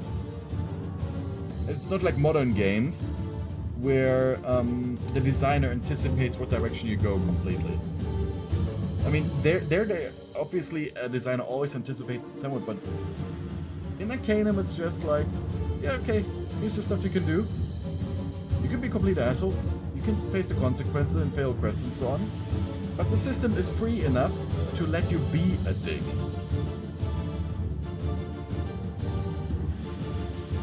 But it can also be goody two-shoes like I was.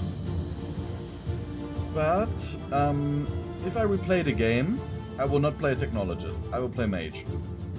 Because seeing how many possibilities there are with the magical system, I think that a technologist got the butt end of the stock, like really.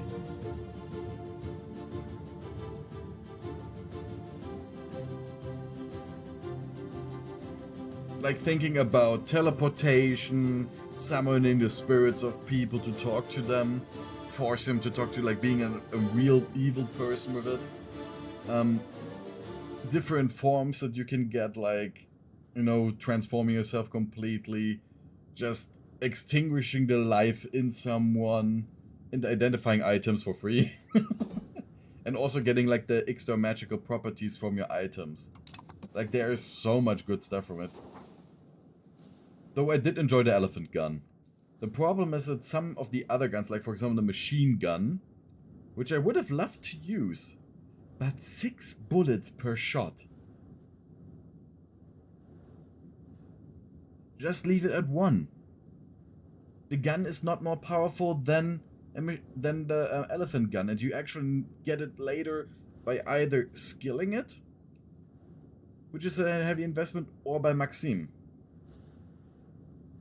And if they would have left it at 1 bullet, then the technologist would have been the most funny thing ever. Just mowing everything down with bullets. So I don't get why you would use 6 bullets per shot for that rifle. No. Or you could imagine that you're shooting 6 bullets because it's so inaccurate and only 1 hits.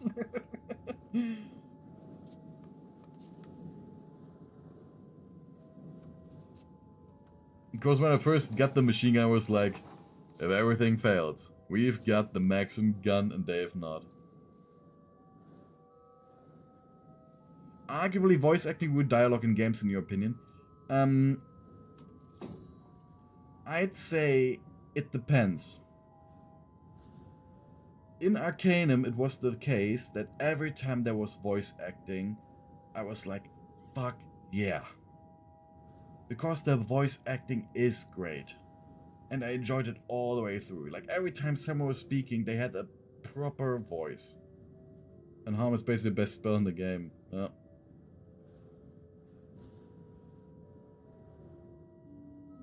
Just spam Harm, kill everyone. Kurgan was right with Black Necromancy. But just still saying, like, if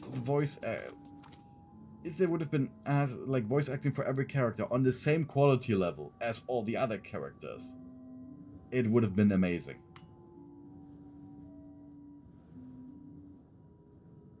Like, I think it would have been fun playing an evil dude and getting Tolerant Ash in your party.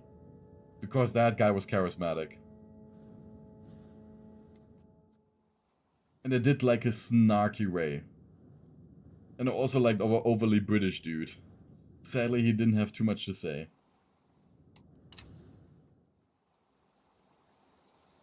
Look at burger privileges in Viborg. Yeah, fine.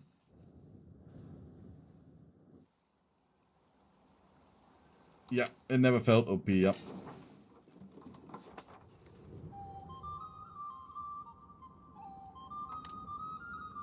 But I mean, magic is stronger by the story anyways.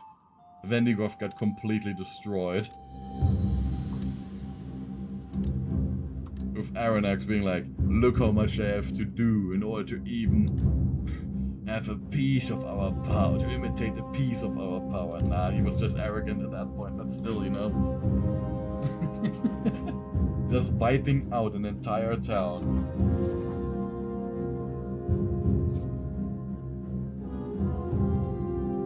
And exploring Vendigoth felt a little bit like playing the later missions in They Are Billions. I said it in the stream there.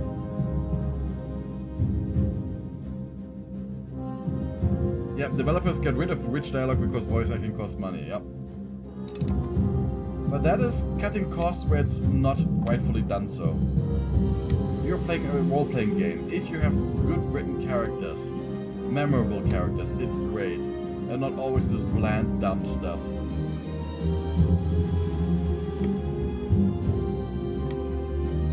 And now the Danes get destroyed, and we're winning. That's very good. Oh, that was close to attrition. Could my allies maybe reinforce?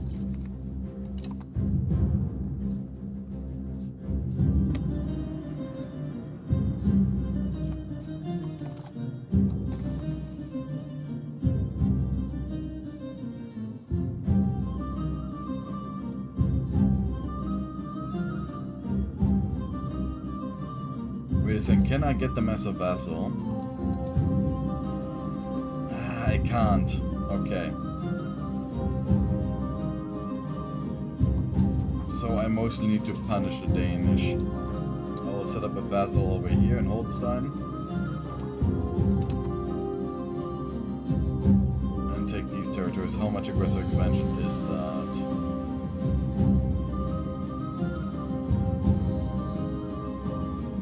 Zealand. Yeah, it's gonna make too many enemies. Which territory is actually part of the HRE? I need this as no, not this. This. I wanna know which parts are officially part of the HRE. These provinces.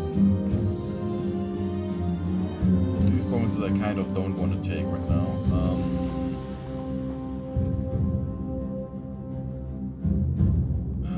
Now it's much less.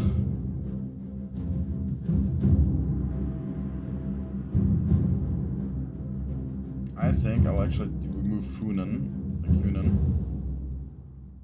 And this way, they are crippled enough that they don't no longer pose a threat. So I can just take the money here.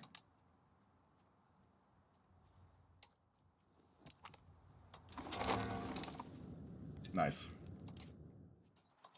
Okay, at this point I think we can slowly kill Denmark step by step.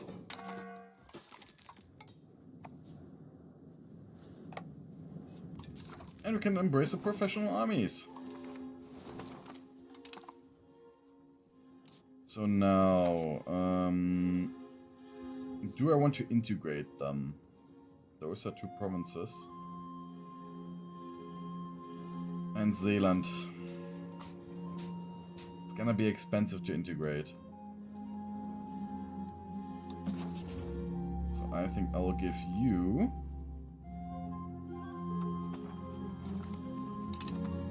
all of these provinces. Scania.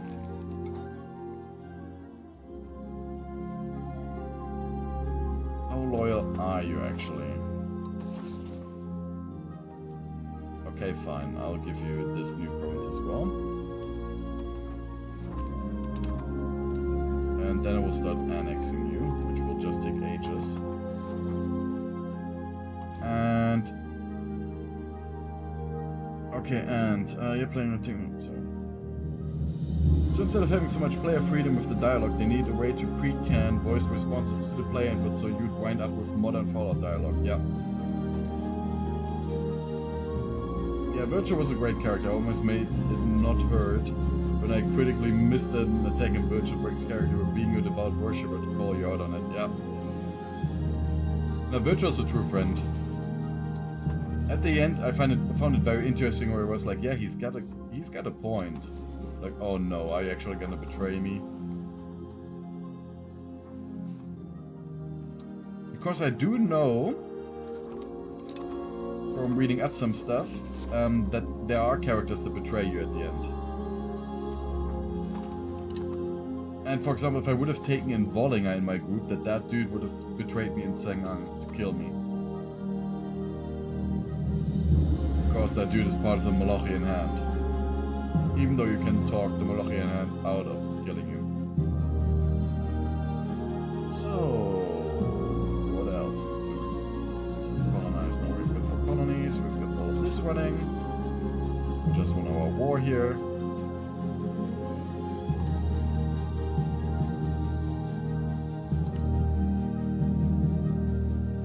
I can say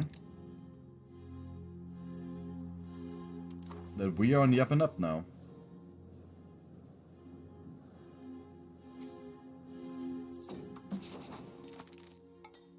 I know if Scania is a kingdom.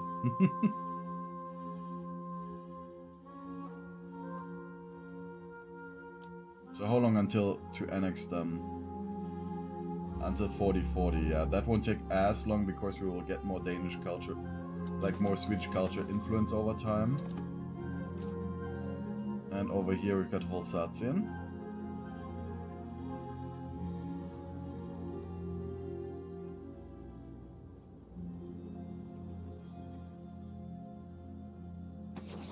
And Norway. How is our union looking? Unified external diplomacy legislator of the union. We will need how many more years? Like 3 more. Yeah, nice. So we are on the road to form Scandinavia now.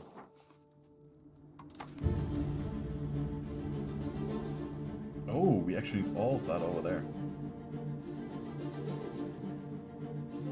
Oh, and we get some extra technologies. Unified Scandinavia, extra crown power, legacy of the Kalmar Union. What's your subject? The Sound Toll. Norwegian Maritime Heritage, Danish Dockyards, Legacy, and Finnish Frontier Cavalry, as well as Swedish military routes, but that's in the last age.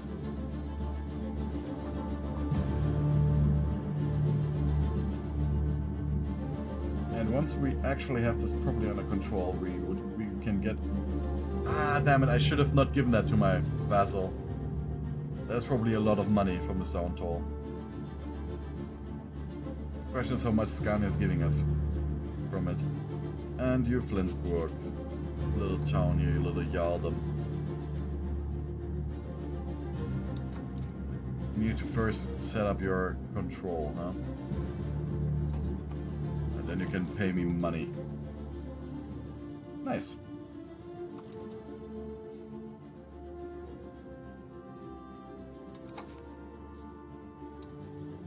No, I don't want anyone in charge of the military. Oh, Magnus of Kopenhagen. Of course, my heir. You are married though, are you? No, you need a marriage immediately. Which... Vollgast. Damn it. They just got married. Then Mecklenburg.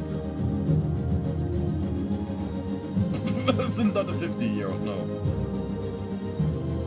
Then Arnsbach. Gonna join the Foreign Order of Chivalry.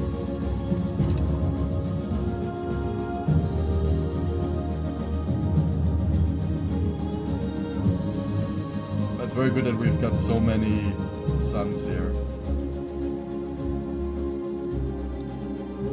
That means that our dynasty will spread far and wide. the Abkovenhafen dynasty.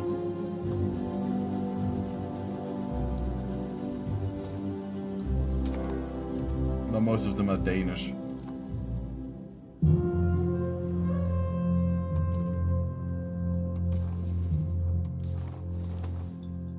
But also interesting when we think about the war against the Danish, that we still had to have more advanced military than they did, and we also needed to call up the levies in order to fight them. That is how strong they are, from that much population in their main area.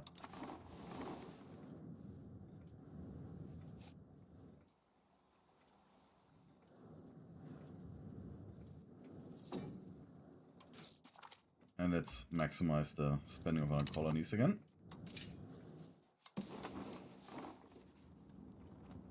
Gotta build some more RGOs. Hurrah.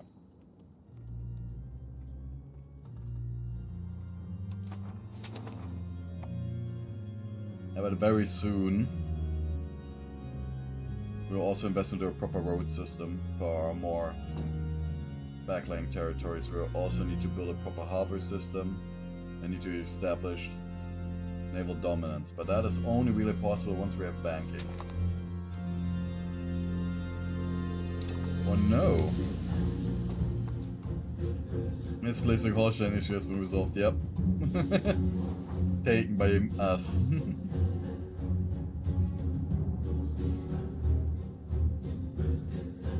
And Holstein is in Danish hands.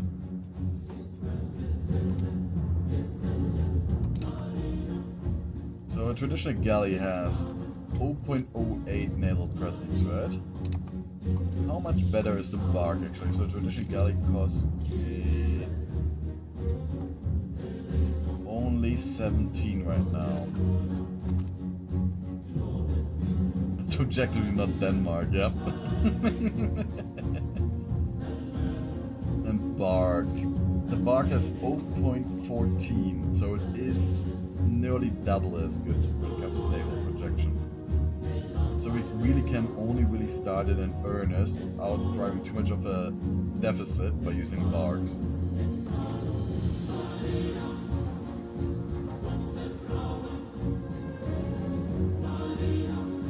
Once our next sun... Ah, nice! Now the sun is ready. So... here you go. You are now leader of the army. And now we have to restore the crown power again. Having the crown control the military.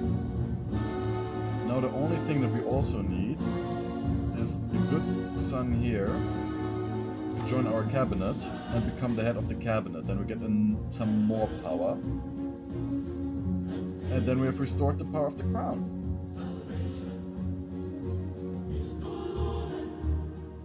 Even though we have primacy of the nobility.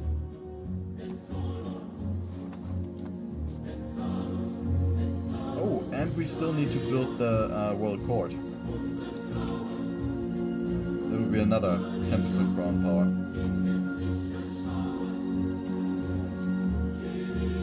So you can get up Kopenhagen, marry a noble, marry her. And you also you have married. Okay. We need a very big royal family in order to manage everything effectively. Have the crown control every affair.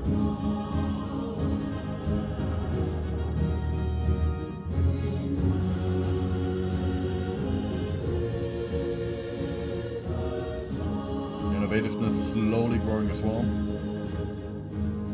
The religious literacy rights, while being nice, they push us more towards being traditionalist, which is something I don't really like that much.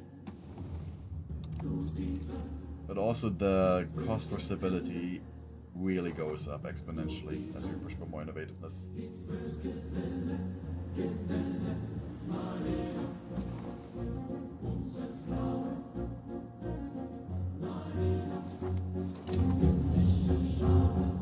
Now we're running 5 colonies at a time.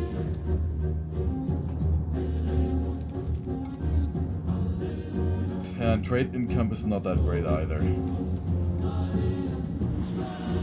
Once all of these colonies are finished, we really need to set up a marketplace over here.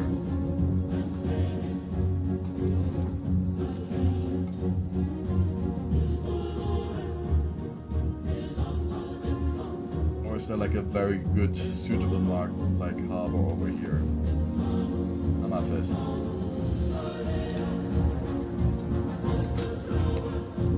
That makes me think about Command and Conquer.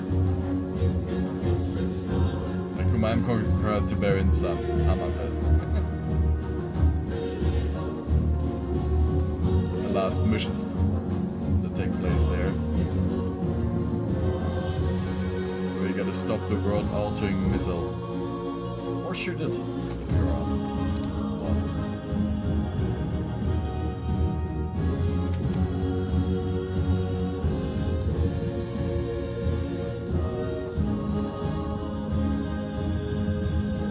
Castelholm will be a city. This little island here will become a city. Honestly, that is actually not too bad of an idea because it's fish. And fish is worth nothing. Support of communal values. Religious diplomats. No.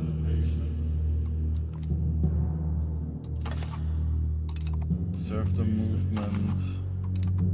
And lessen levy obligations. Not that great to make us weaker for a while. But our main threat is defeated anyways. So now we get a city in Castelholm.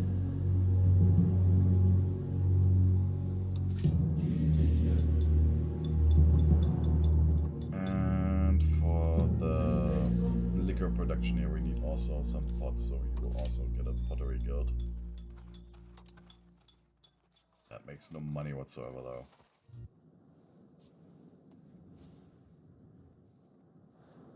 And then we very soon have like a very nice setup to push for the industrialization of our heartland, you know?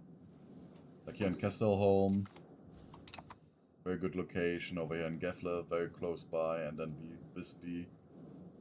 And at a certain point, Norrköping and Linköping. Norrköping and Linköping.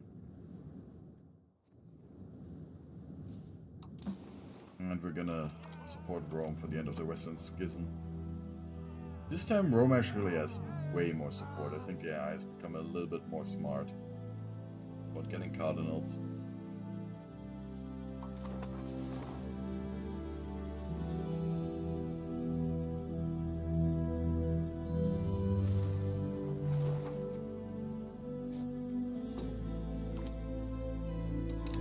And another land added.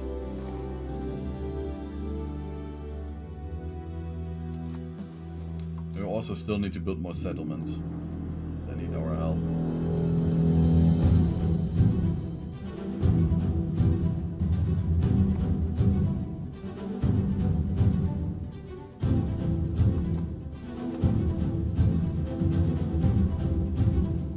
I also need to record like some ancient mythology again because I've been very slacking when it comes to the normal videos right now.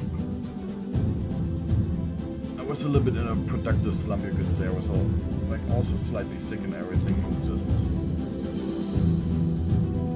And I also blame EU5. Because I've been playing it way too much. And slacking off everything else. Should probably record more EU5 instead. So it was a good idea by Leorium to just stream EU5 as I love it.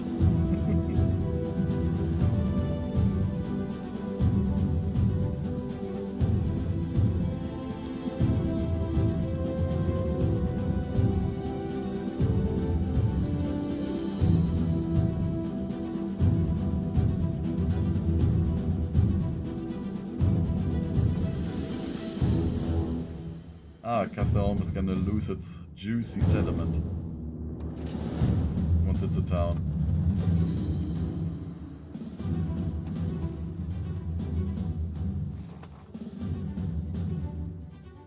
How many more colonial territories do we have here? Colonies.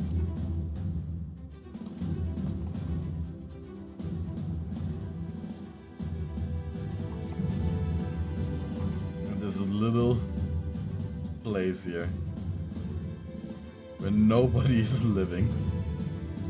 70 population. I think I saw, oh god, parish church. Building that is not a good idea. You don't have an economy. You don't even have wood over there. But you do have a market. The expansion plan. So definitely we're gonna take this party of Karelia.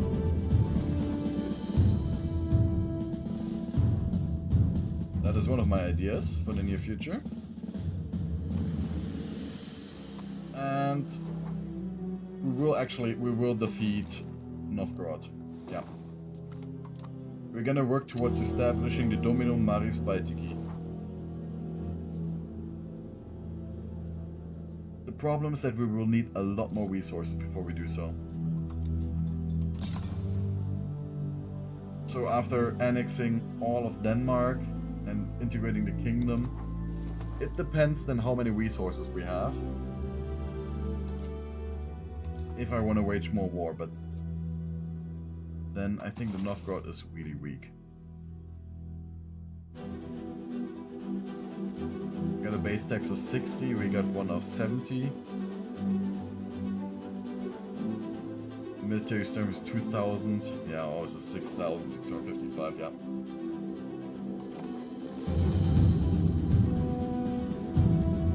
They've got one vassal though, but do they have allies? Vladimir? And is Vladimir still the leader? No, it's the Muscovite Union.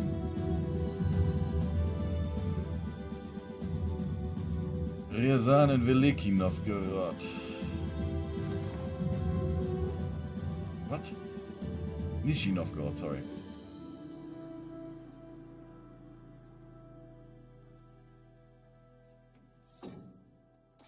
Yeah. It could be a harsh battle. Like, to take them out, we will just need to take over Novgorod. Then... Tallinn is also a castle. Why do you have so many castles? And I don't think that we can fight the Livonian or the Teutonic Order, because they are strong. Though, taking over the Teutonic Order would yield us juicy, juicy amber. Once you have control over the sea, this stuff here will make us rich. And I hasn't built that many cities yet over them. I mean, Königsberg is a starting city, which is a good city location. Elbing would be a good harbor location too, but we don't need it because there's Danzig. And the Inquisition is researched. Time for paper control over it. And as I might have said before, the Inquisition was actually not as bad as you would think nowadays. The Inquisition is the basis of our modern judicial system in some ways. Because they established practices like actually writing down what you said. Yeah, Novgorod is a little bit huge, like a little bit larger, but it is still way weaker than Muscovy. Simply due to the fact that nobody lives in Novgorod.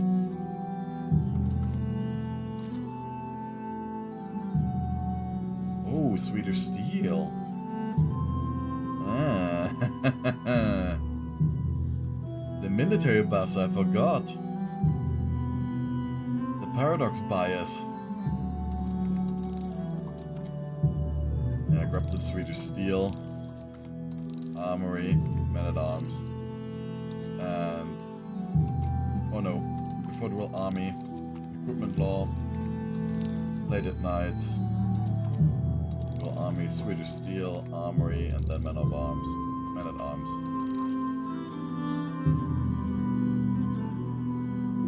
But I'm not sure whether I want to siege him without a Hoofniche. The Hoofniche is not that great at siege, but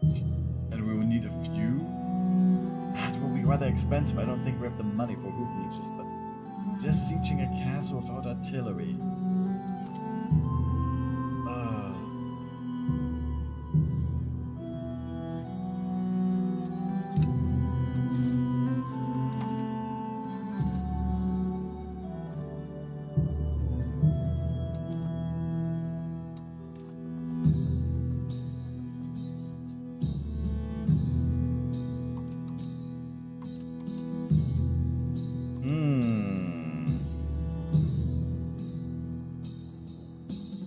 Of course, I'm now thinking about the conquest, because honestly, raising the levies is not as expensive as waging war in EU4 is, right? And we've got our armored horsemen here.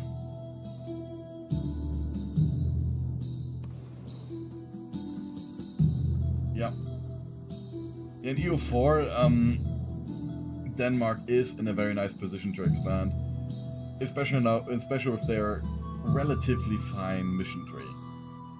Like, you can get the like the entire Hanseatic League to declare war on you, and then you just can take them over without the Emperor intervening, and that is, in my opinion, very strong.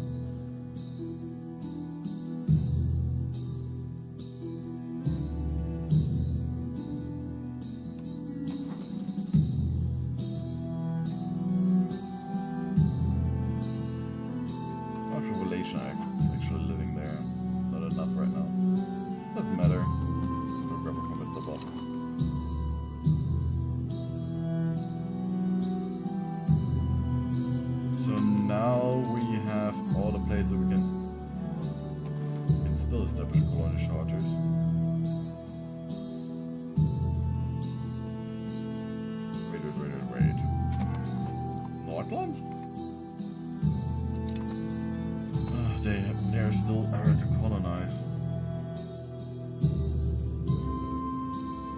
But honestly, we can colonize that later.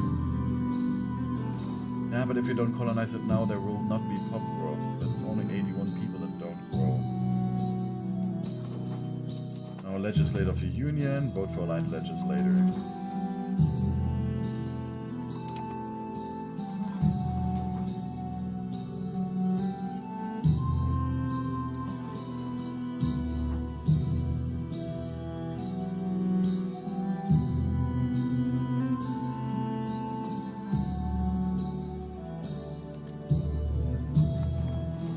I think we can now start establishing also some trade.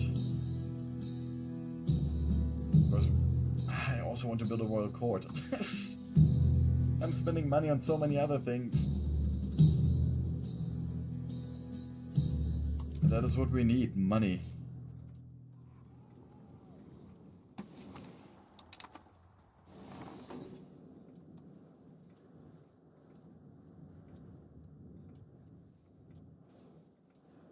Establishing a town there, then moving a market would open up so much.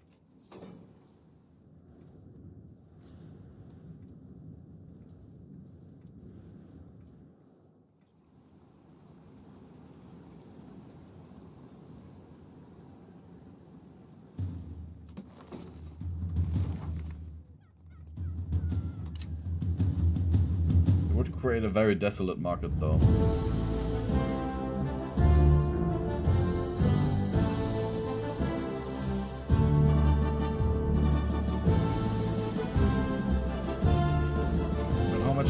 How many resources are we actually not using? Fur, more fur.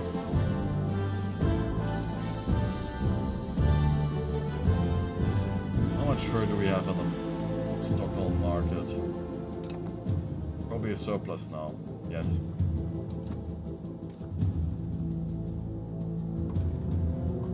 In the future, it will likely be better.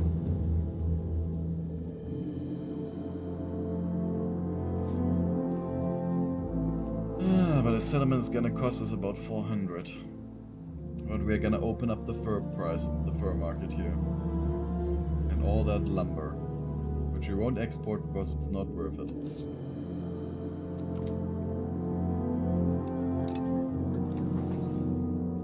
What are we actually trading in that's making us money. Salt that we sell in our own capital. And just moving some of the amber from other places, huh? Not from our place, actually.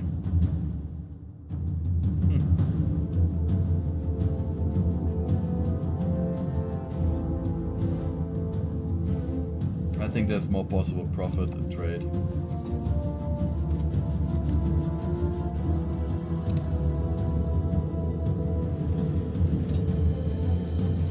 So, time to set that up.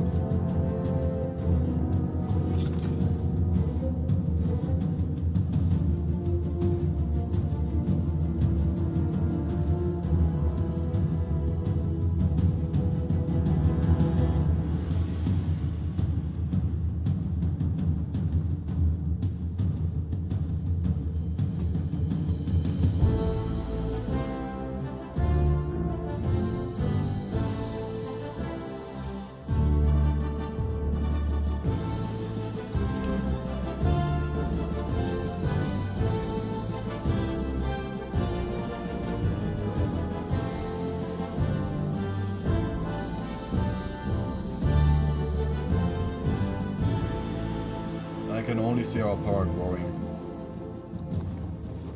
And once we have the trade set up, we can actually set up a town there with another market, get access to the goods here, to sell them to the wider world.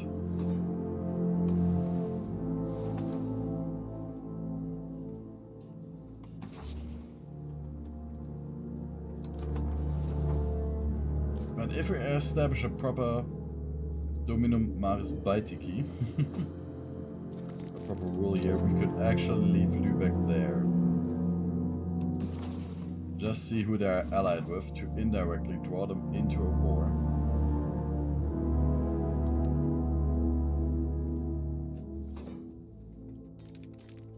And the Hansa actually has proper vassals here.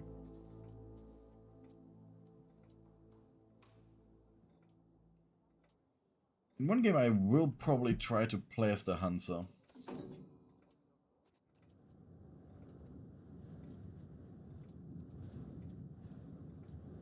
Let's see if I can just unite them, you know.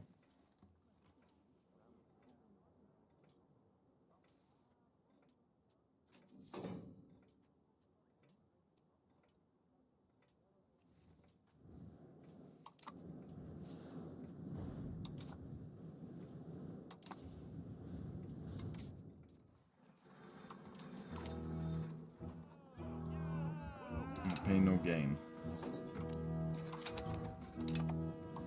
Settlements. Of course, those I also need to still build. Where the fuck is Lulela? Oh, yeah, it's over here, okay.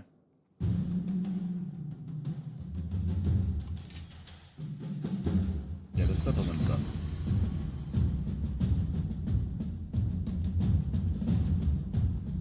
And there are some more settlements as well.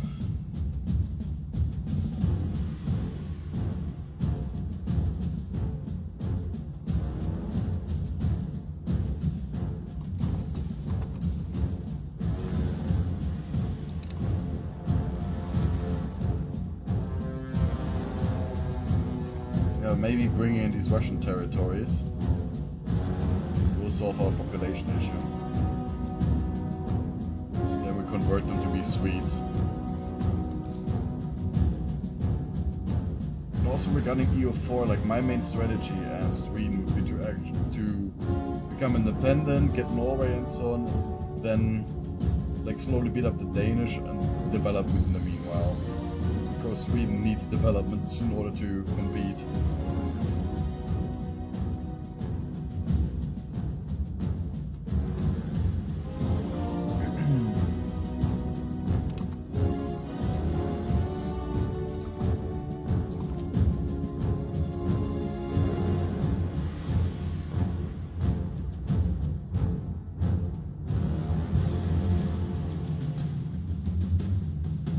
Honestly, we don't need this technology immediately, and not this one. gunpowder for military tactics, then we can take the plated knights, then the Swedish steel, and then the men-at-arms.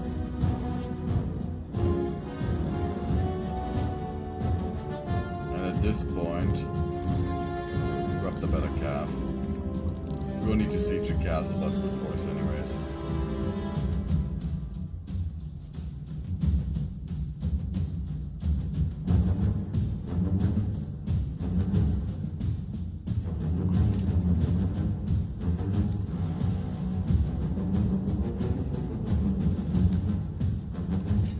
Militaristically expanding the marketplaces.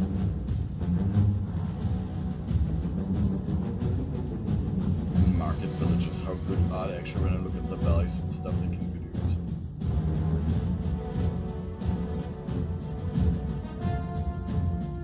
They produce barely any trade capacity.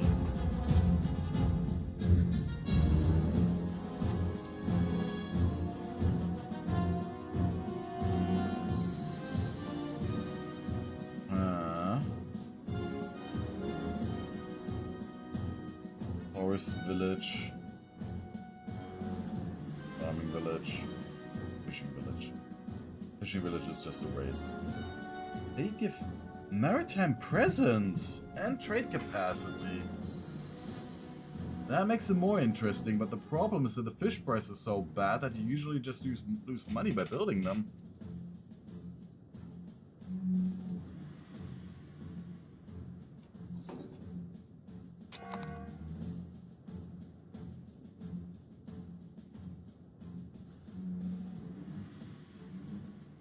I mean, the maritime presence is not much, but it's honest work. And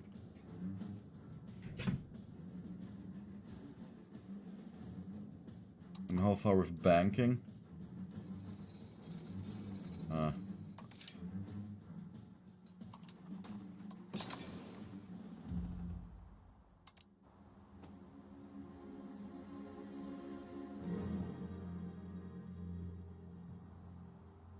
These places here need settlements.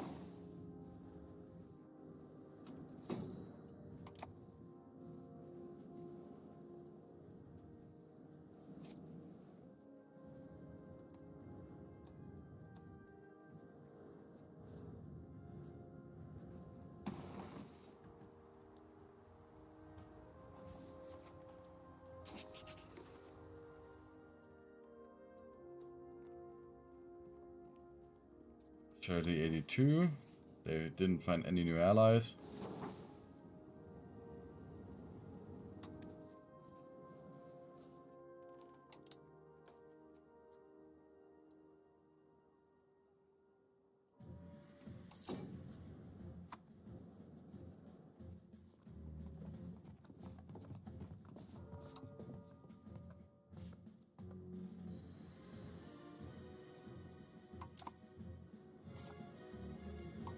Our next parliament session will be ready by then.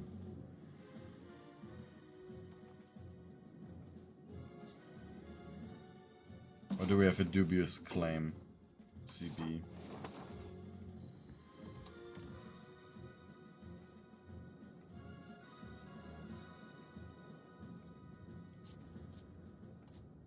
And there's still no tin, Yeah. I need to put a merchant on tin.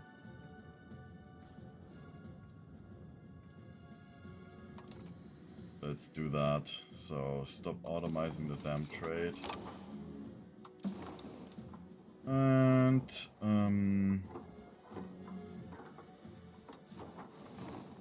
I want the tin. Somewhere down here, there's tin. So where can we import it from?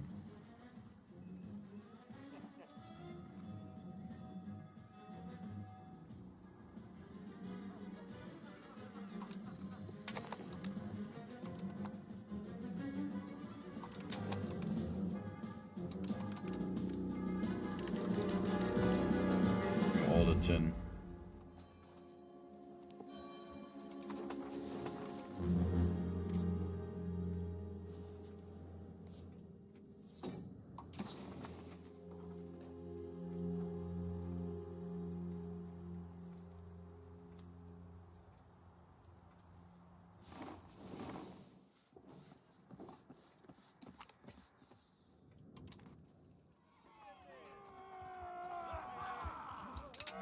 this. I don't want to spend the money. Okay, so, but now we are slowly adding in tin over here.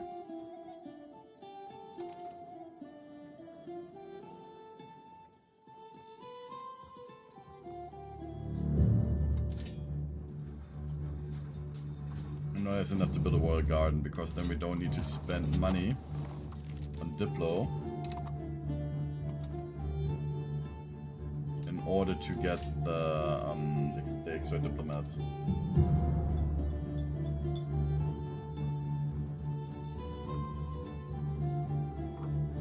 I also get a little bit of prestige at the side.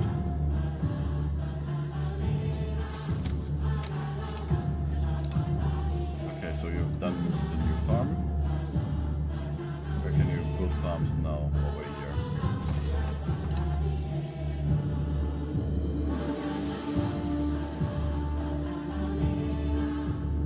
How's the population looking?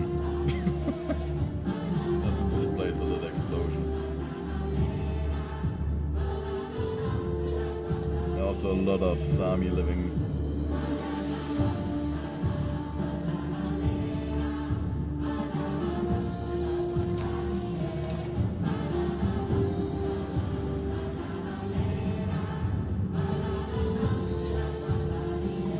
So militarily, you're not allowed to anyone.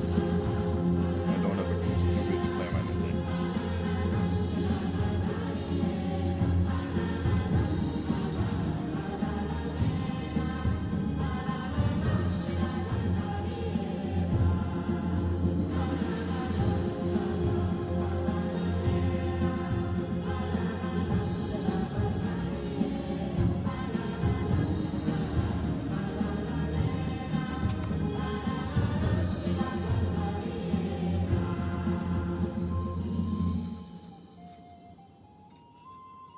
So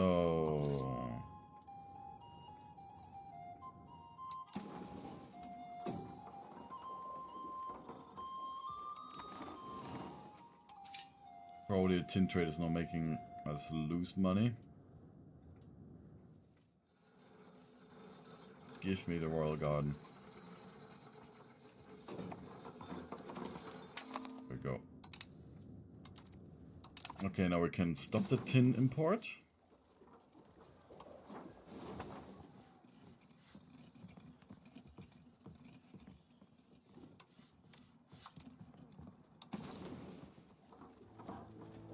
Current trades. Remove the super tin. Or you can manage everything against AI.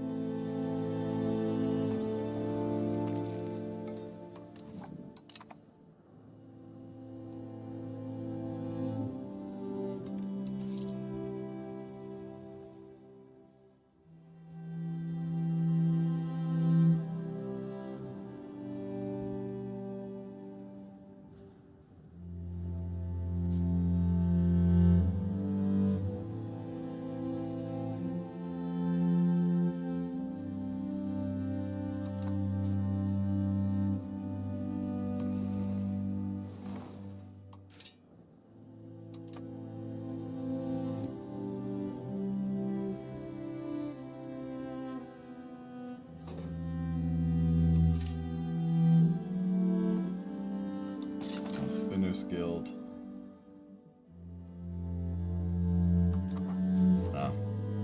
Royal Court. Crown power is good.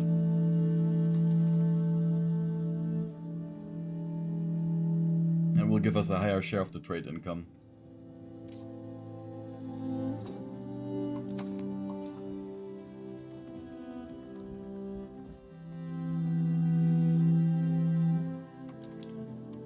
Change this to royal decree would be nice. I mean, how powerful is the nobility? They are getting taxed at nearly the full rate.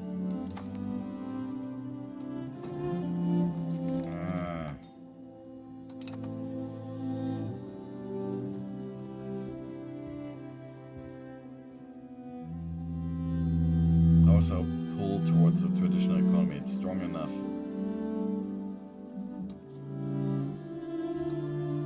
I'll replace a feudal nobility with a royal degree. Or crown power.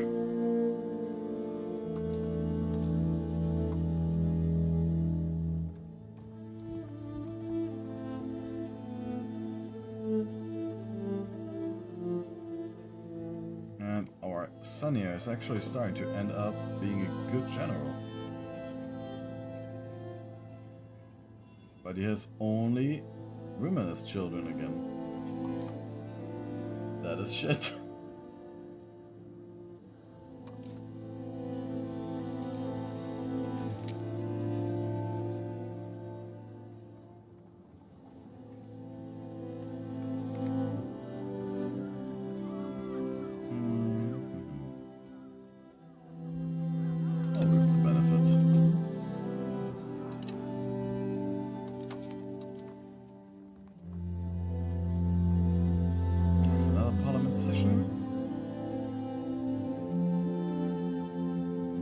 Wait though till they are all a little bit more happy.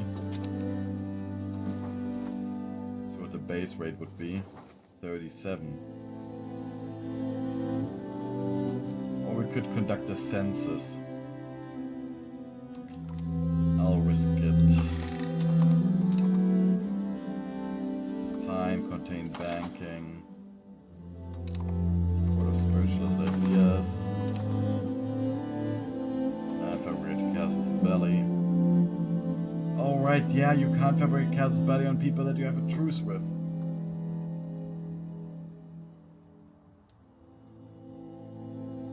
Shit. I'll actually. You've not seen this. I'll actually reload that. Of course, I don't want to wait for 5 more years till I can finally kill Denmark. I want a little bit more action.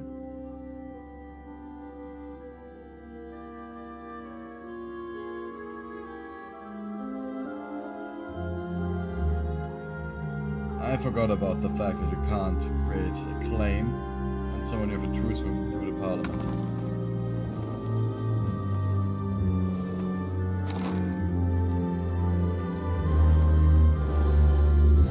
Nobody has seen that.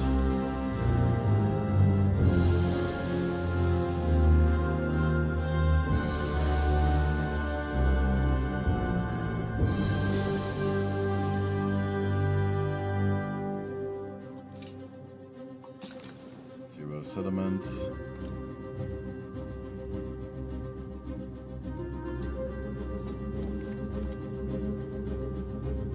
Ooh, the Republic of the Victual Brothers.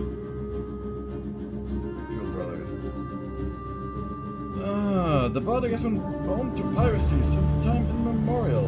Among the sailors and fishermen of this period, there are many who attempt to follow a life of piracy and crime. Among them, Consul Klaus Störtebeker and is this Klaus Störtebeker? Really Klaus Störtebeker? And his band of so-called black dealers now fly the black flag across our lands, or seas, intending to make this a switch where everyone are unfortunate enough to encounter them. Some of these grounded the so-called Italian Buddha have now seized the island of Gotha and settled the capital of Visby.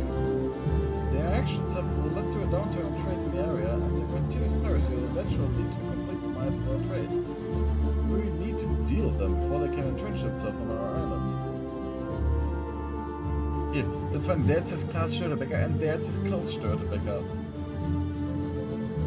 Guys, you have it there in the description. So, Klaus Störtebeker was that is a story that I know, because I am from that part of Germany, not Hamburg itself. So, Klaus Störtebeker was a legendary German pirate in the late 14th century, known for raiding Hanseatic League ships. He led the Italian Brüder, a pirate group originally hired as privateers by the Dukes of Mecklenburg against Queen Margaret, but later turned against their employer. Captured in 41 near Heligoland, he and his crew were executed in Hamburg. According to legend, he struck a deal that those he could walk past after baiting would be spared. Supposedly, he managed to pass several of his crewmates before the executioner tripped him, ignoring the bargain. His name, meaning empty mug in one gulp, reflects his notorious drinking ability.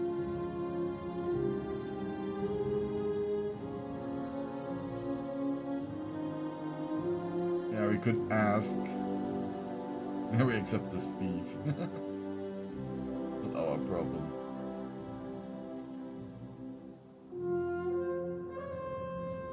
Yeah, we could pursue our luck in the open seas. We'll continue playing as Victor Brothers. But no, we'll annex them, we'll live them ourselves, as costly as it may be.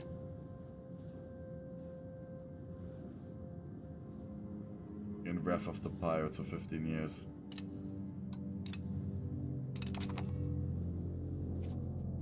So, immediately, war this. But you see, I got punished for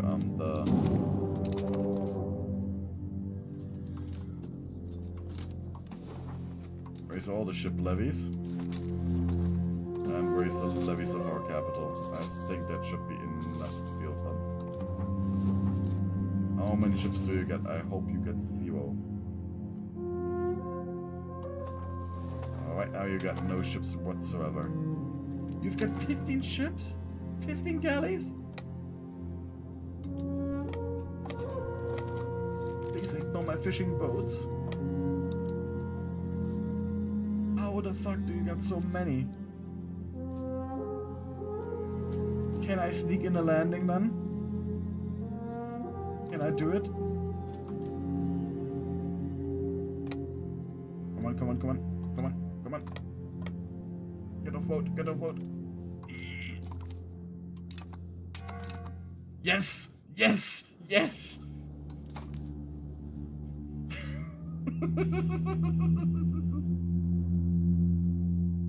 F you.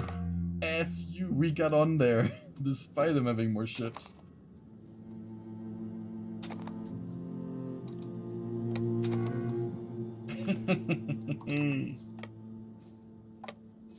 Oh god, that was close. That was really close. Oh, that's not it. That's a short review moment, I think.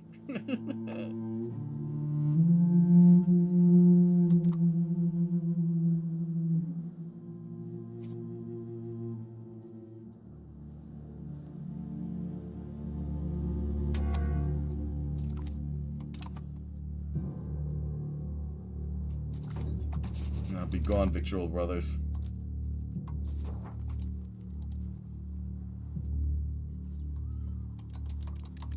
You'll pay me all the gold that you have here.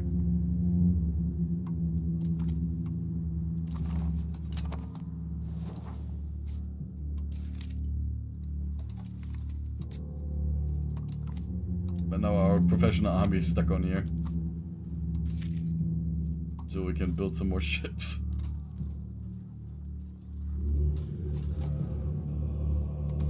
But this shows me we need a navy.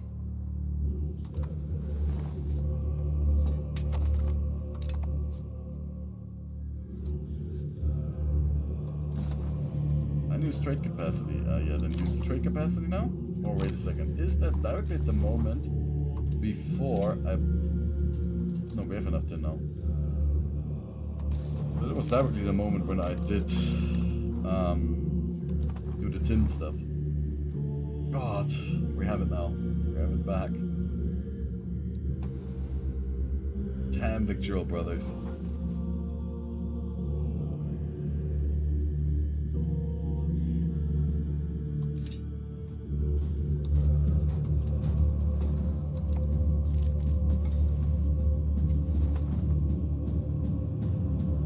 I kind of want to also play the Teutonic Order in the future. I played a lot of Brandenburg, but the Teutonic Order actually is such a nice start with the Amber.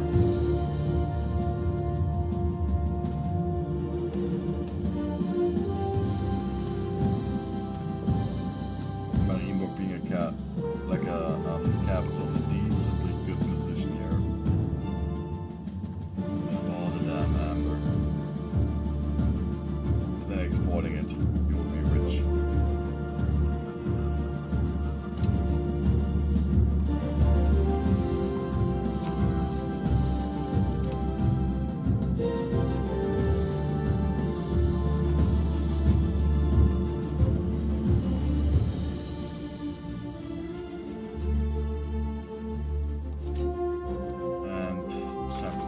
settlements. Oh, one more get opened there. 34. And we can build some over there too.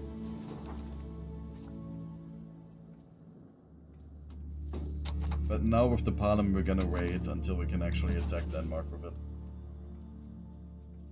And that will be in January 3082.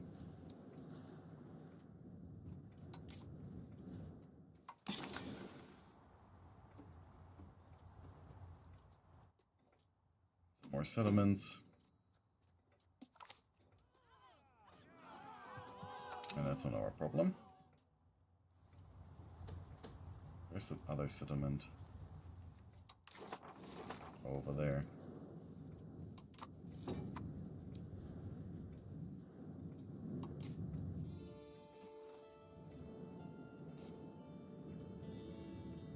And they're just dying from the normal winter.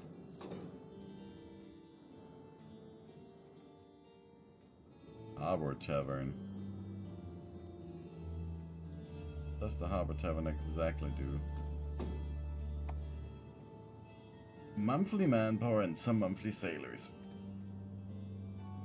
For the price of 1,000 people working there.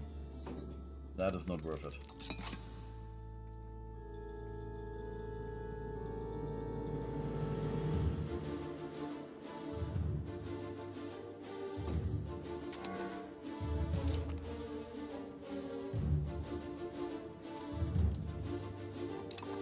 Nice one, nephew in court here.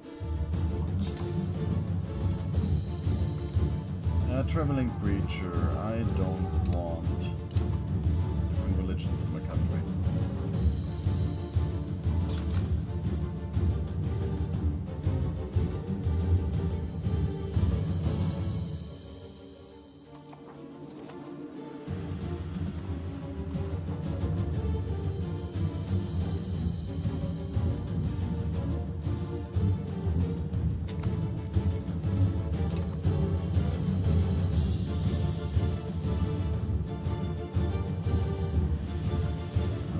Law. River naval services trash, because we only get fishing boats. And expanded levies. And temporary insanity. Reduce military duties. Even though we want to fight.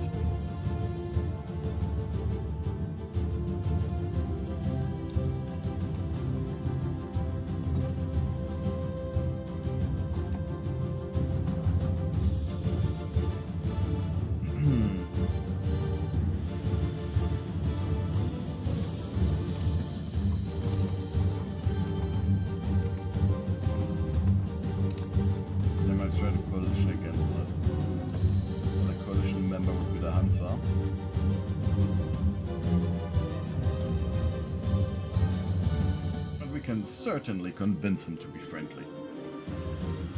Can we?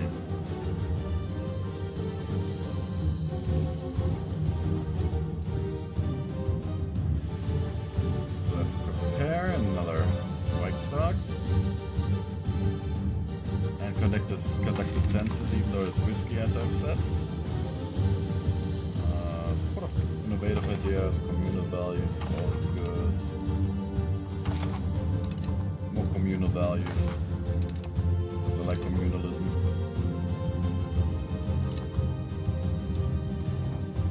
And from Casus Belli, no one Funen.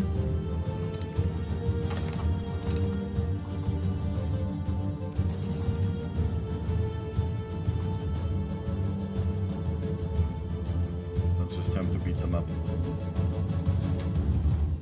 We need to get our professional soldiers off that island, though.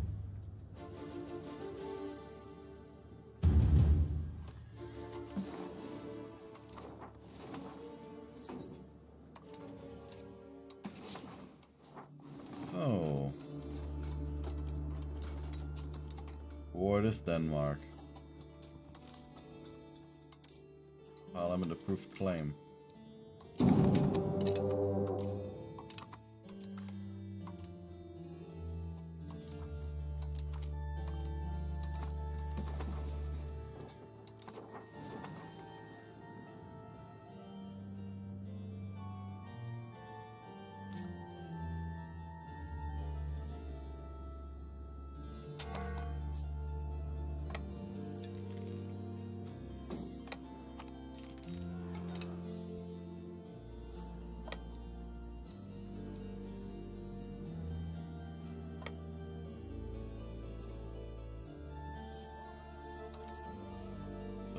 boat. Oh, well, there you go.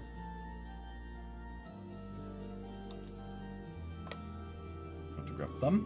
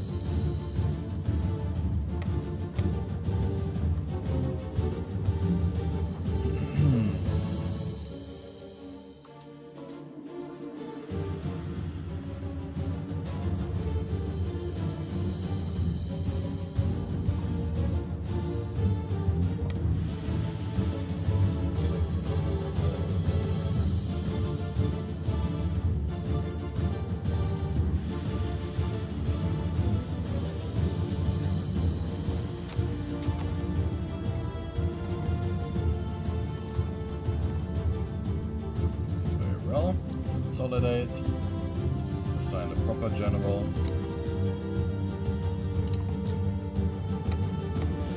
No time to destroy Denmark once and for all.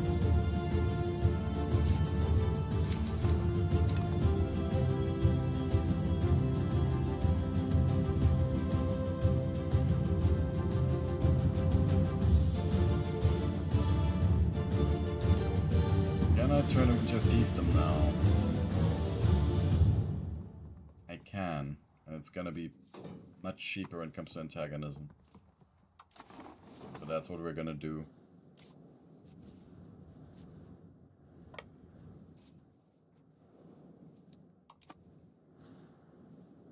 Then we just improve relations.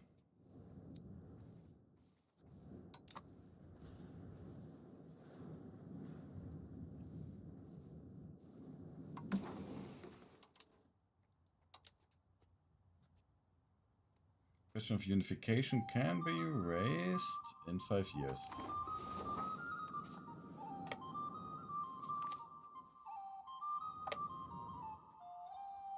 How do you even pronounce Trasla Italien?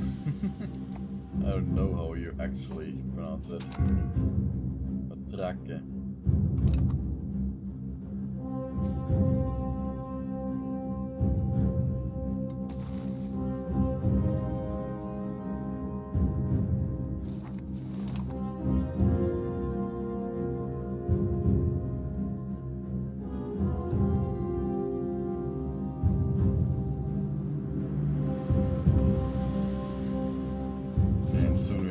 Also all of the territories here.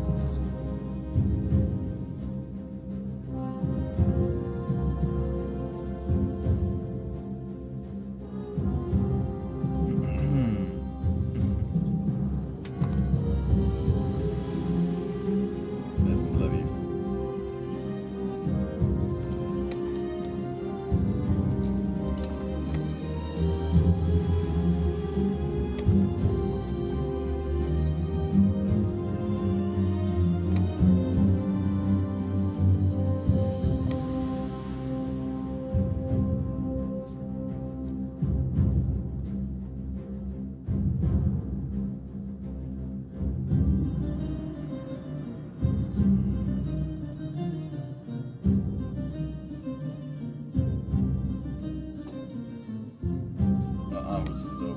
Actually siege.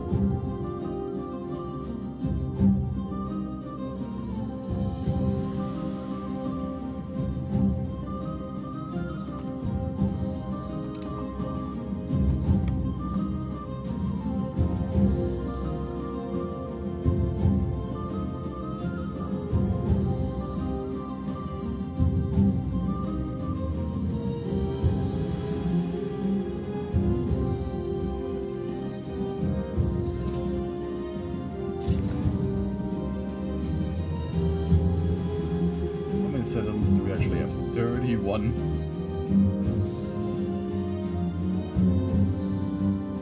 They are a large expense. And our trade kinda sucks.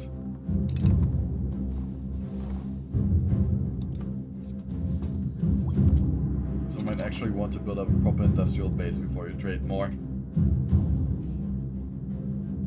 Have something that we actually want to export. Except for raw materials.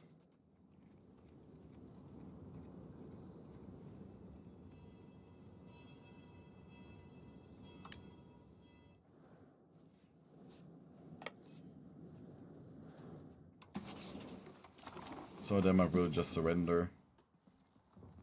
Pick up a fiefdom. And give me your money.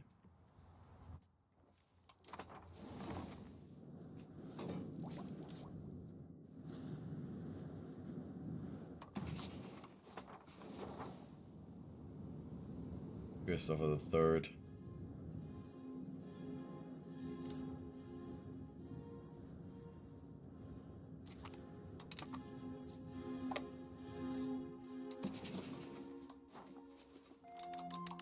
Karma Unibut reversed.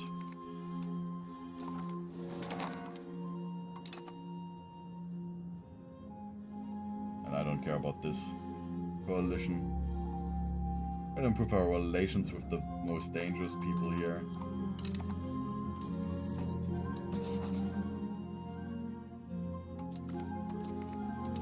That's gonna be dangerous.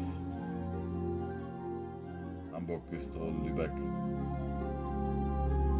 Lübeck is again a fief of the Archduchy of Austria. I always see it that these cities just get always subjugated by the Emperor, especially Lübeck. Wait, what? The County of Lübeck and the Free City of Lübeck. Okay, I'm done for.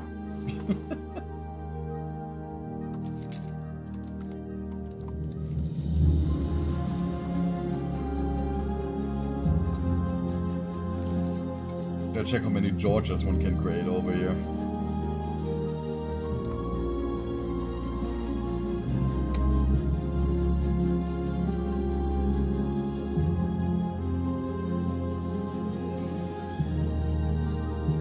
And now we need a new rival, and can we choose Novgorod?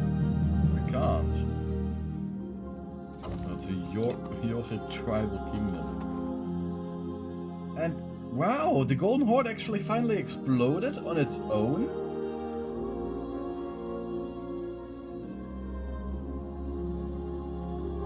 Sloboda. Also Ruthenians, yeah. That is actually nice to see. So now with the Tatar yoke, right? Who's in charge of the Tatar yoke? Tatar yoke get removed. Interesting, so with the destruction it immediately gets removed? So like the Horde of Astrakhan keeping it?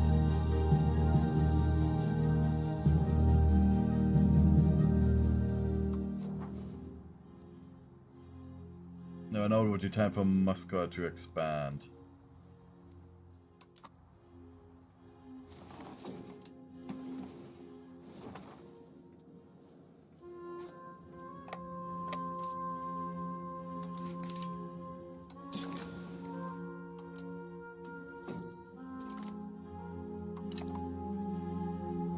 We need more settlements. Maximize the pop growth in our countries. The United Realms of Scandinavia.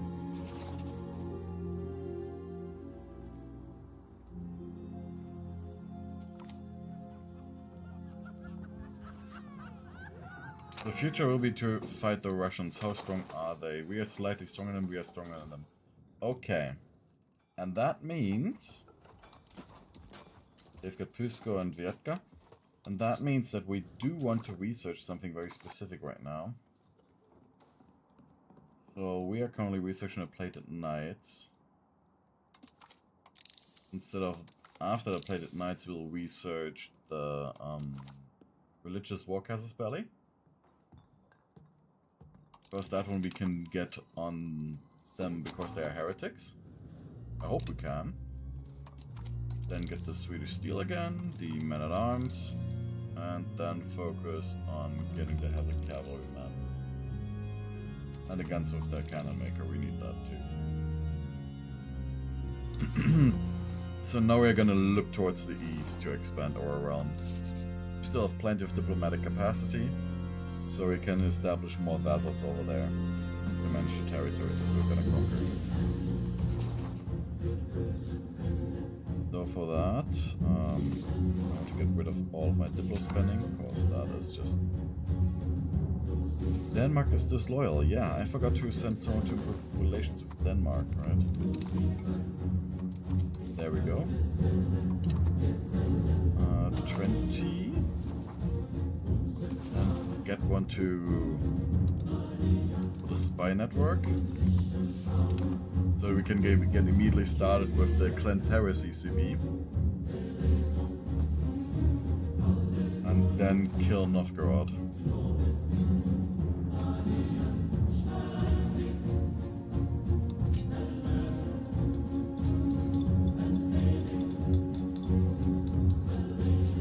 So I was looking with the good demands on the Stockholm market. We need books. Rice, fruit, and pearls. The books we can supply, the rice we can't, and the fruit we can.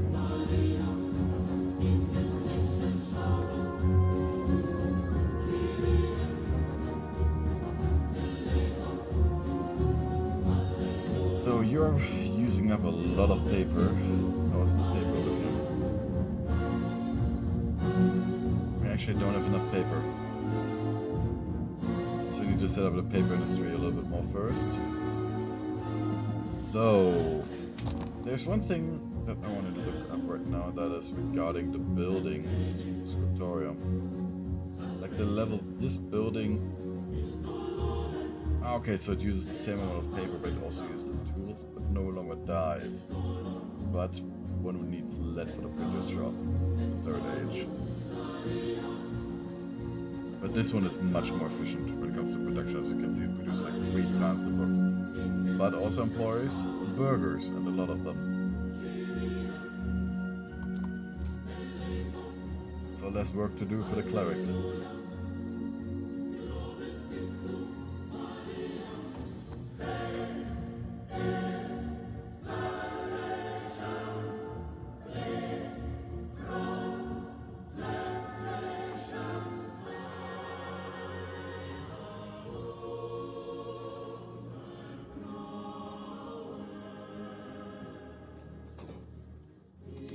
Some more paper. And then one more scriptorium.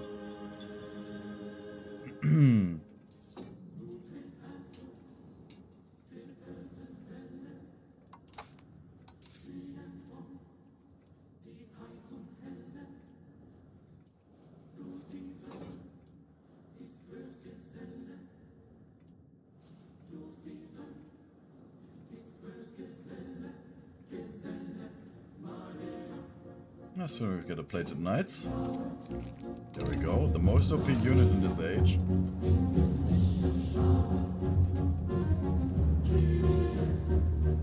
This unit is just evil.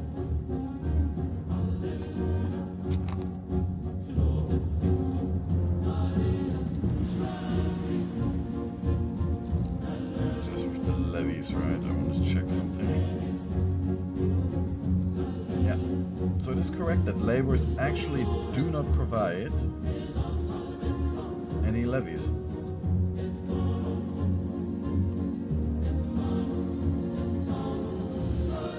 And that's also then the strong thing about the English, that you get more levies from your peasants.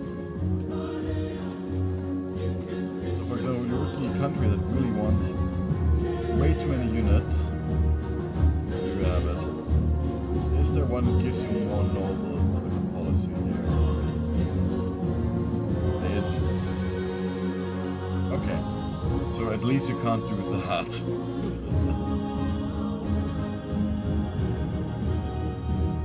plated knights from the French are dangerous.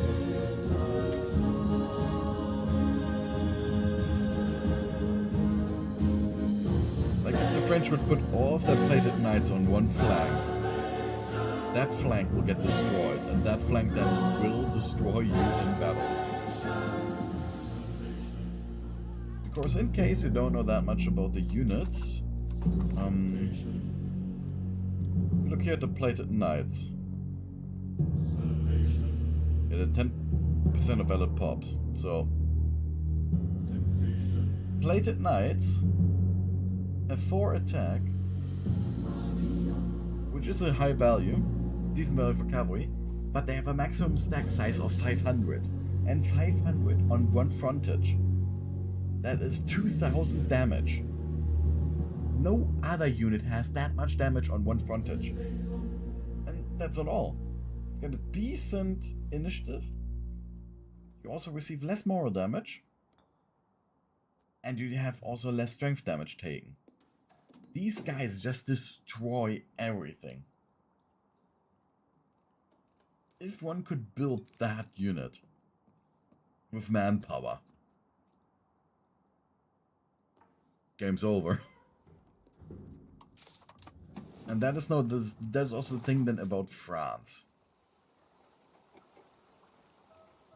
Like, this year, 1947, that would mean that you would raise 197 of these plated knights. But you're France. There's a technology that only the French have from the start that doubles the amount of troops that nobles give you. So you get, now that there's like 22,050 living there, you get 450. Okay, I have 450. Yeah, I think 450. I'm not completely wrong. No, 205. Sorry. 410 of those plated knights. And then you only need a few more from the others, and you already have the full stack of them. Like, that is brutal. Those French nobles are monsters. So shoot them with your longbows.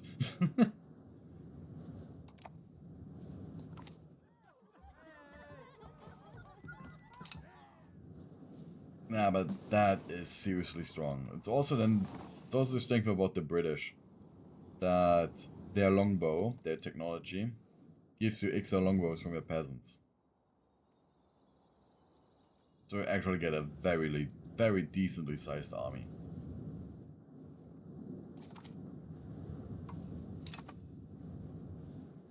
Oh, another one of our census of age. Nobody wants to marry you, so you will marry a local noble. You will marry into the Vasa family.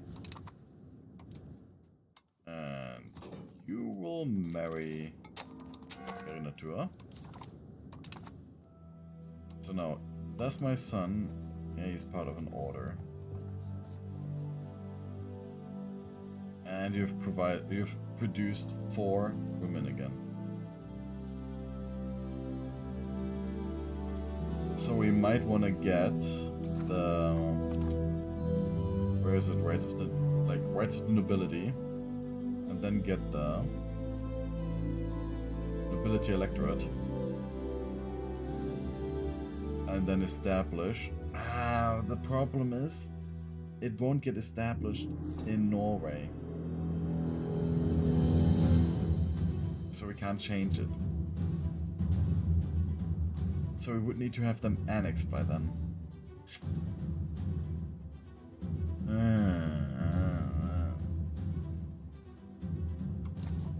Yeah, but that way we could actually have proper succession with only the capable people of our dynasty in charge.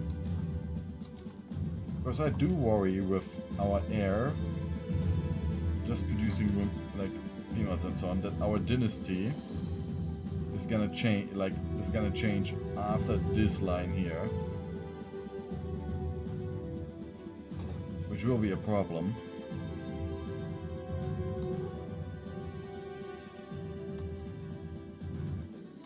Yeah, and then we have to build up all of the crown power from our dynasty again. Where we currently have nourished such a good group of family members. Also need another ship.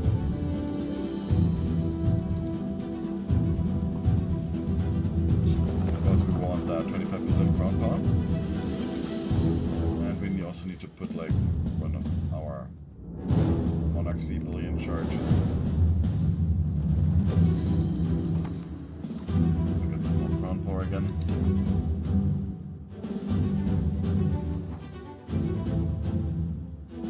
And we're also gonna exchange one of the people in parliament who's the worst. You're the worst, so you're gonna get replaced by Stura Afkopenhafen. And he will eventually, then he will become the head of cabinet. Because the crown head of cabinet gives us another 25% crown power. So we are really working hard in order to increase crown power. And the trade income is getting worse and worse. I hope it will become better. Expanding is very high. Denmark is still disloyal, but we can reduce it to 10.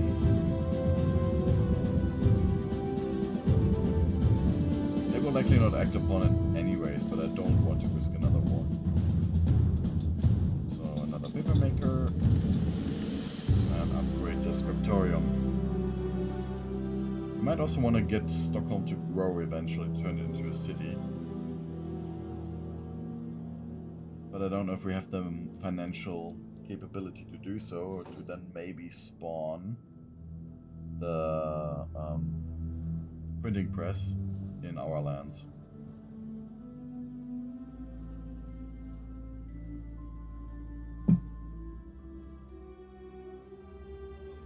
The banking has arrived, but we have not embraced it yet. Renaissance is still spreading slowly.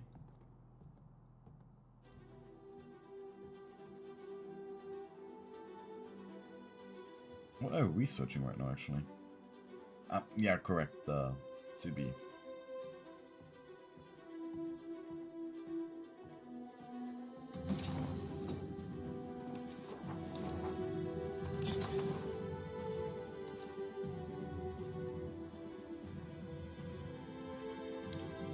Some more settlements.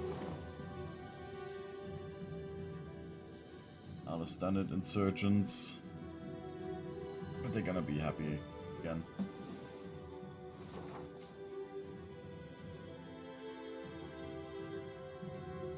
The colonialism here takes a while.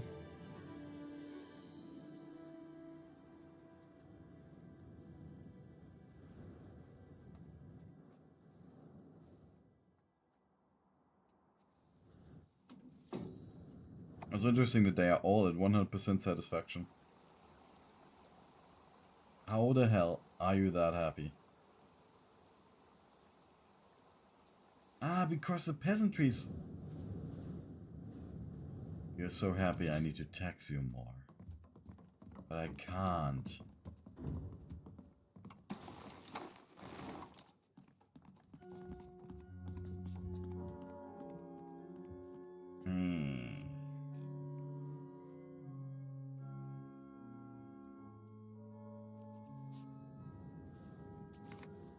I'm also thinking satisfaction being a very important part. Control. Could you actually properly end up a little bit richer if you would keep a happy peasantry and thereby have more control? Because the penalty for an unhappy or average, like let's say this is like the average, it's like 3.68% control.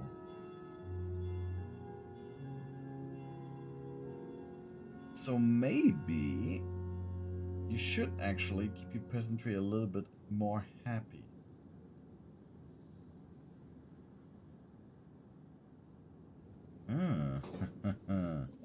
Will also increase the institution growth. I think I might be onto something.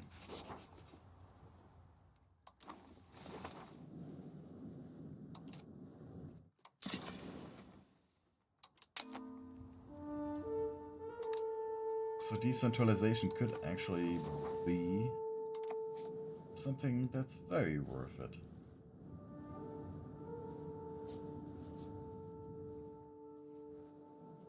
Oh yeah, only a bug needs to be in the trade center. And they got hit by a snowstorm as well.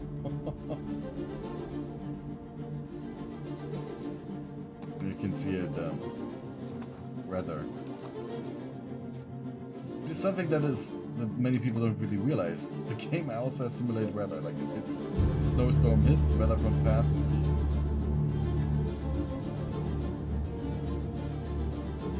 A large amount of rain. Here's another rain cloud. So you constantly have these little modifiers here and there, which affect the game. And that is just nice attention to detail. And it's actually a significant bonus.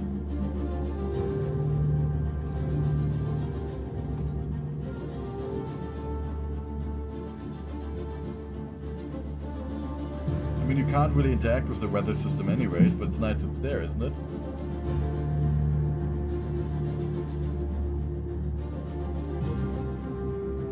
Now imagine if you switch from Catholicism, you get more natural disasters. That would be a thing. How dare you become a heretic? You get punished.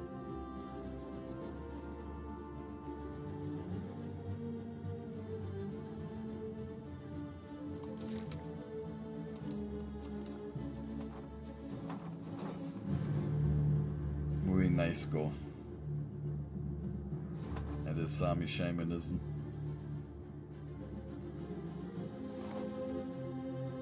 You could also become Orthodox.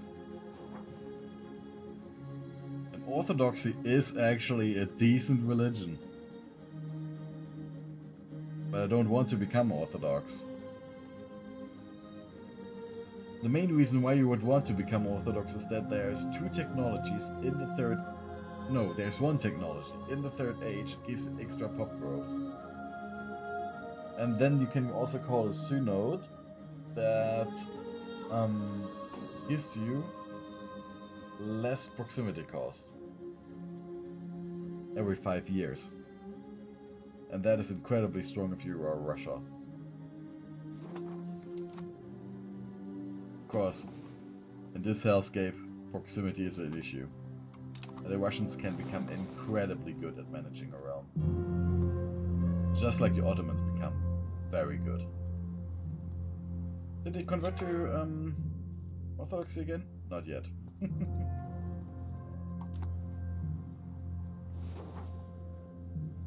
The Second Navy needs another one from our family in charge.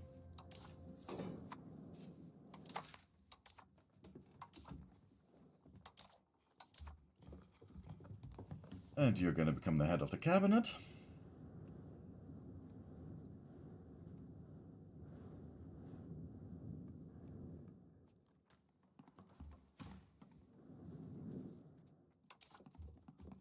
We're now already 32% crown power.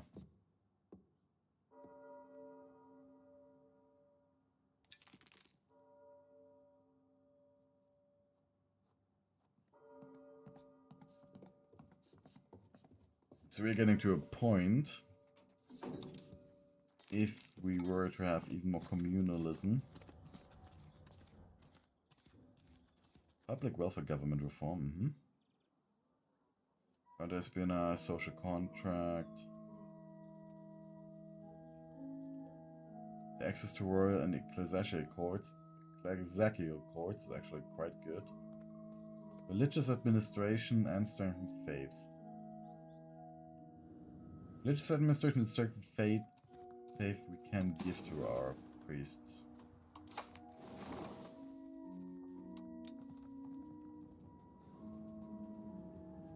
So, religious administration.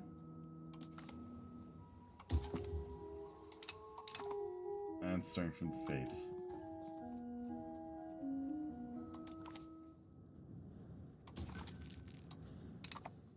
Of course, communalism, in my opinion, is great. Oops.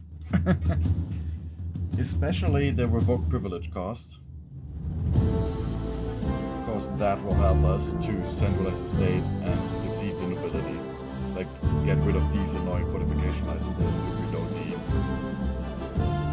No marriage rights are fine. Land rights are also fine. But the fortification licenses I want to get rid of. And do we have something that I want to get rid of for the burgers?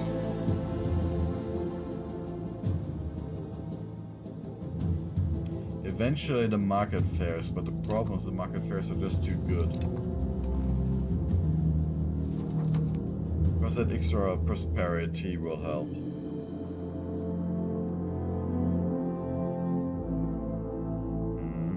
If it's in Parliament.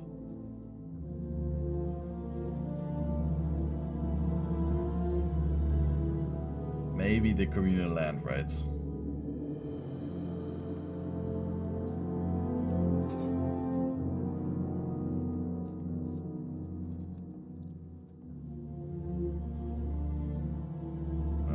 Land-owning peasants is something that we'll leave there, though.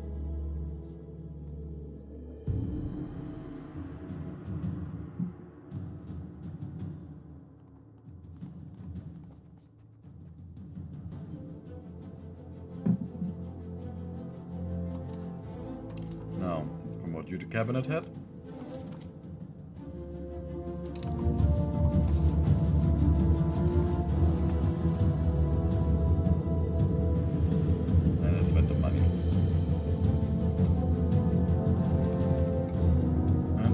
Anything else that we need to colonize? Yes.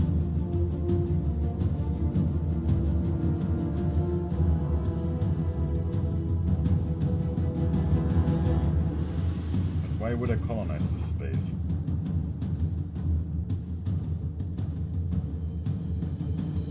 I mean that this area would be entitled to me. Why this province is not part of the deal.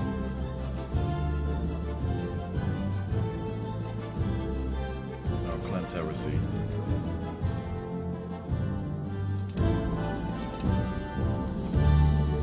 So we're slowly grading a city.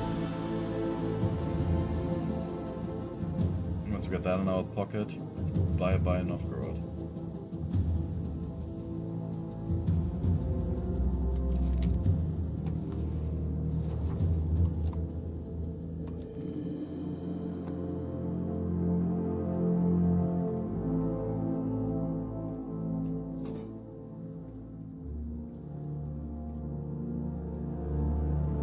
Glacial ice here.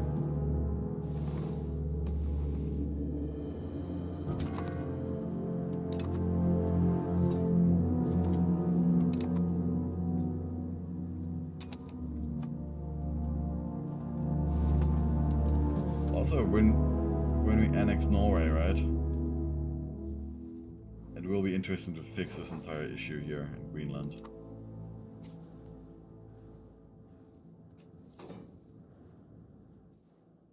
There lives only a single peasant.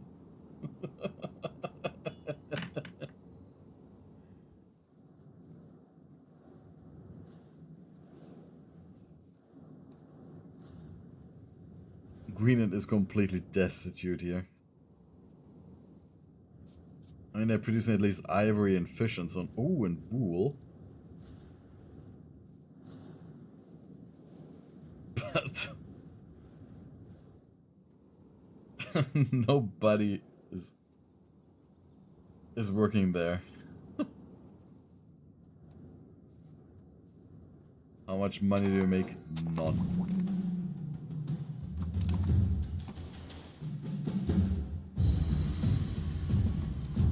A question of unification.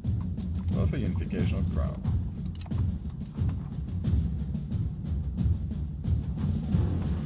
Develop the interior, support the state, host army exercises. There are no laws that I want to change right now. Oh, another cabinet slot open. There you go.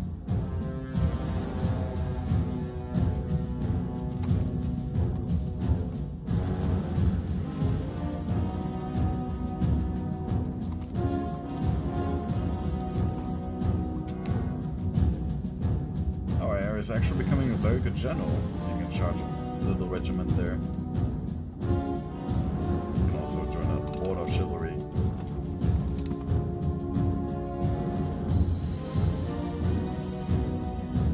So you've got no sons ready to marry, you don't either, and you don't either. So now, Stockholm.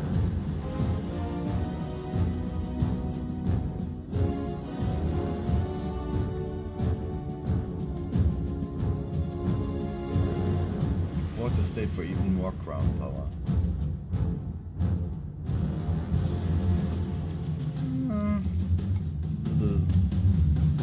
A very little buff to her abilities. I think that might be a waste though.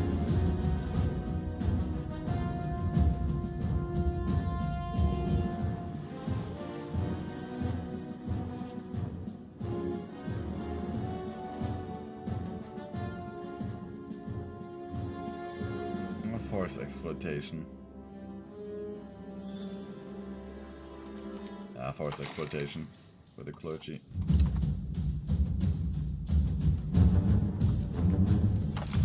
Innovative ideas, 3 subjects.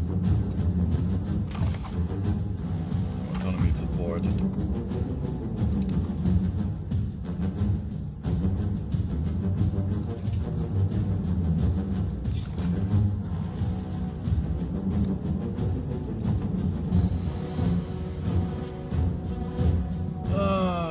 Slow integration.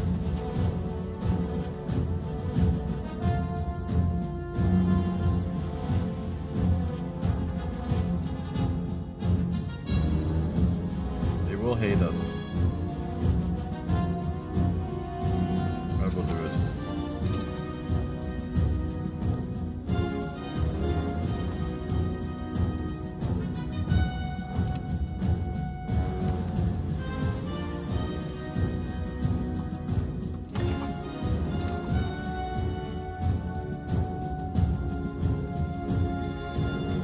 Can't annex them as long as they're disloyal.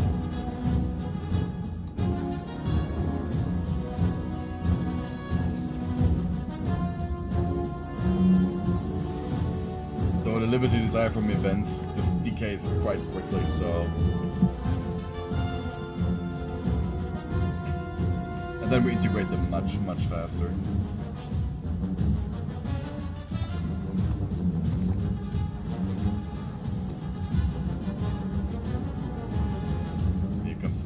Steel. While other armies fight inaccurate volleys at their enemies, while march them in disciplined ranks, deliver a single volley at close range, and then give them cold steel.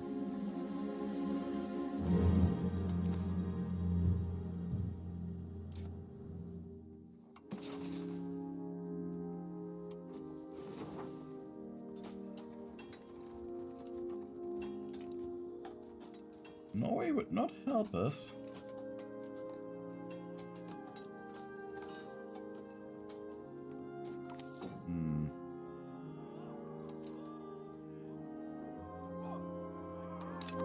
With that dude.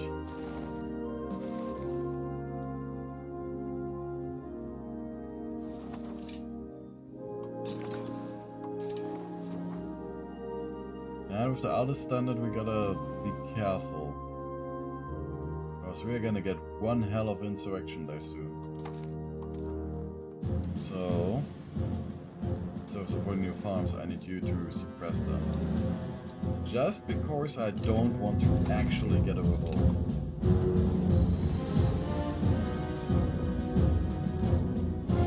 And I don't want to give them more privileges to appease them because you are powerful enough.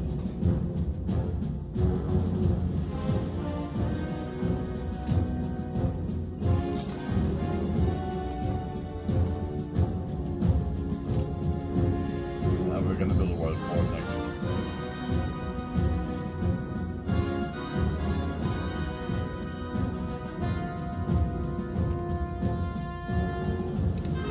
And I'm always a fan of defensive. This Riksdag is really an issue. Sort of a lack of books.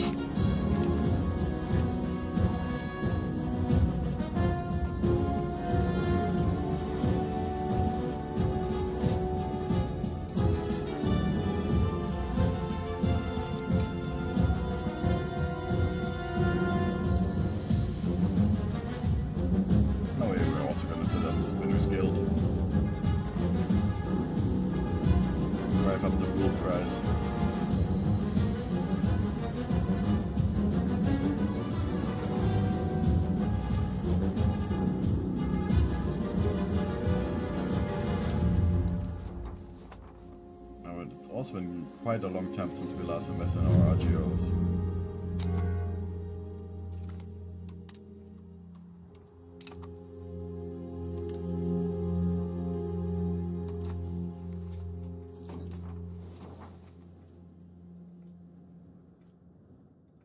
Every laborer is not a soldier that gets raised.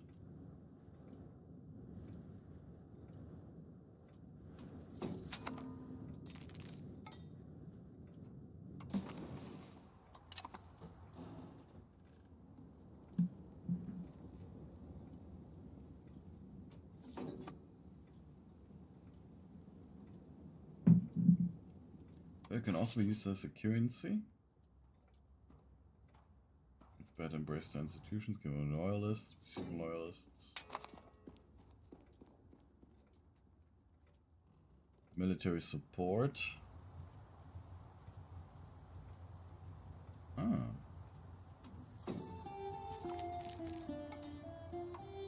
Yeah, advanced research. Good old Swedish steel. Banking has spread to still only 1.85%. Banking, could you maybe spread a little bit more? Like, look at this. This is pathetic. Down there, everyone has it, but up here, no one.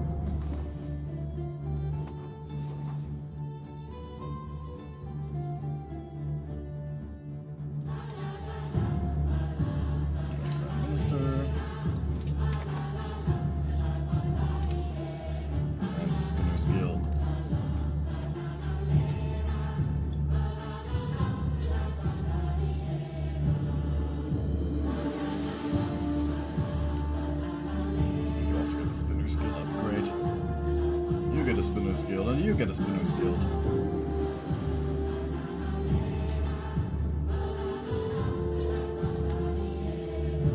Distillery.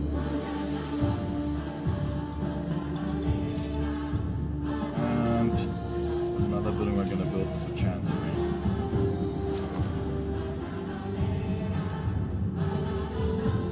Boost our cabinet a little bit more.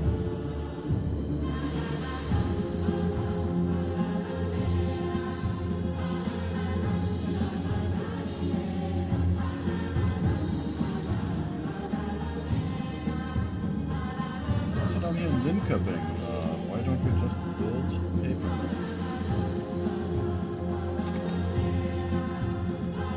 I do get a Spinner's Guild. Spinner's Guild are just one of those things that you can spam everywhere in your cities if you want rule pop, like if you want burger pops. If you have rule, build a Spinner's Guild. It's worth it. As long as you don't run out of rule, but even here you can see like rule cloth makers. You can set them up. They produce like 0.5. How much does the Spinner's Guild produce normally? Yeah.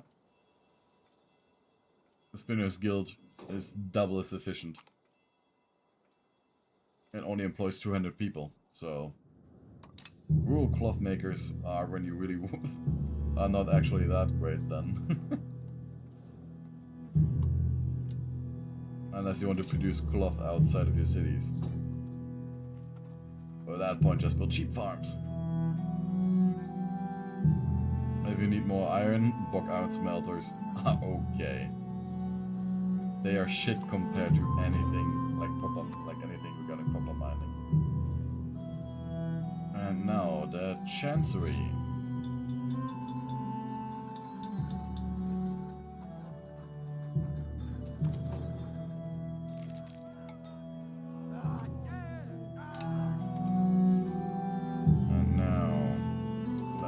Look at the proximity to capital map. And coming to Hebe, but there's no road.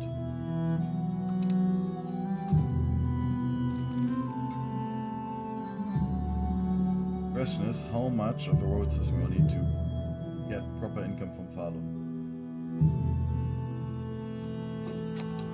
Oh, yeah. I need to give them another privilege. Fuck.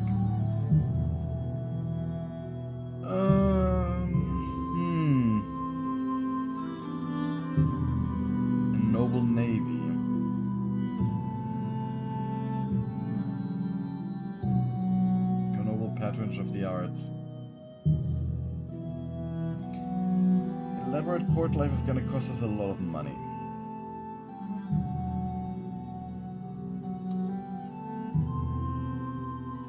I think we're gonna pick Elite Council for the lowered stability decay. Hey guys, can you please be happy enough that you don't screw over my country? Please, please, please. I don't want to give them more rights. They're powerful enough. And I think the biting the bullet here.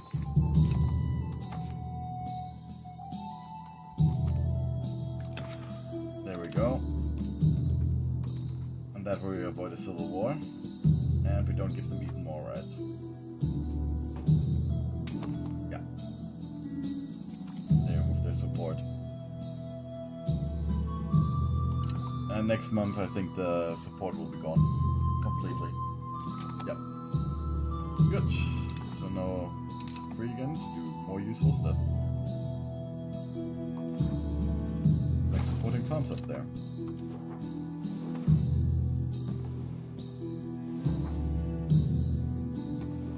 Now we've got our CB on you.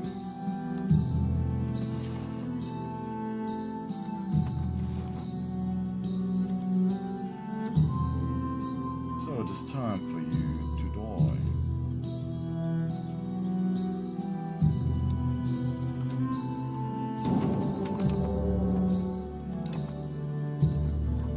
You can just pay back the money, possibly.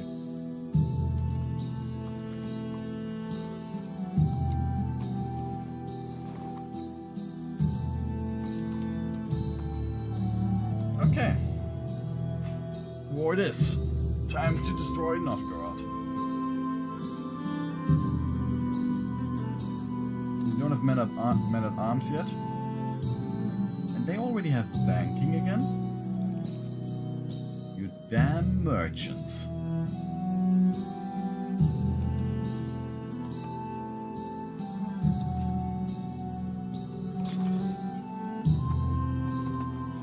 Might actually want to concentrate a lot more population in Stockholm then.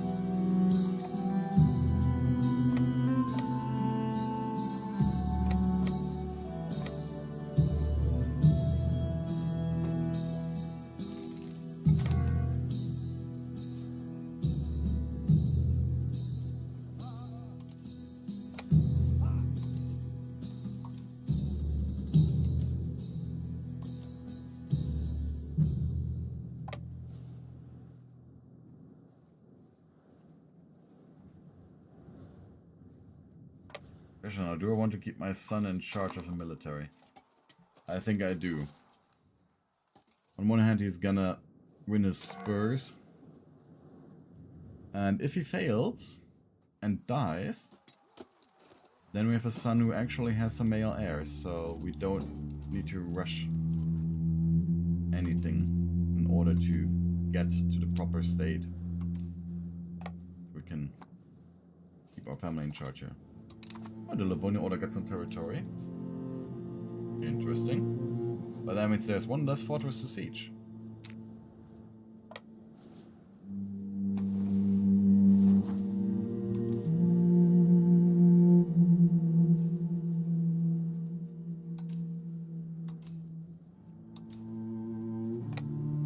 Over.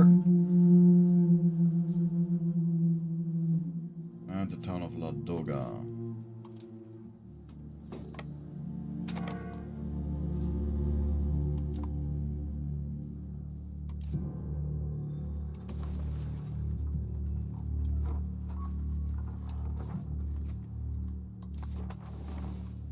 And it's also time to set up a proper road system. Maybe here you go.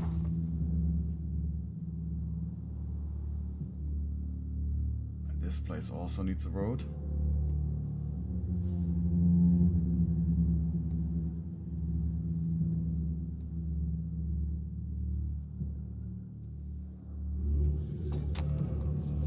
Oh, nice. Biskov being here, wanting to give us some ticking war score.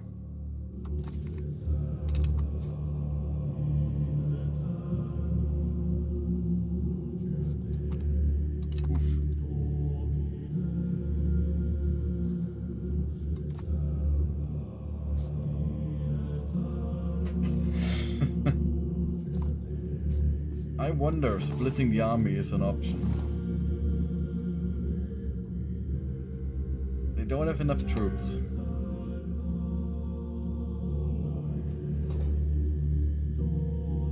Wait.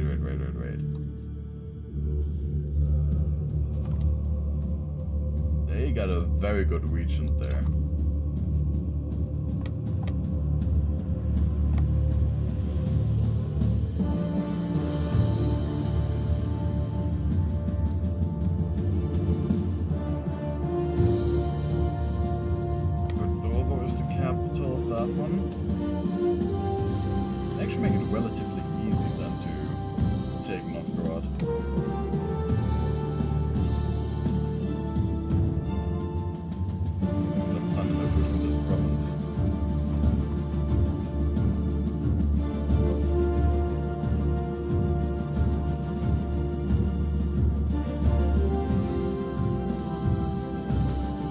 Is enough for food. Any settlement locations? Salah. Ooh, there's actually a lot where we don't have enough peasants at all. Oh my god. So much more potential settlement, so much more potential growth.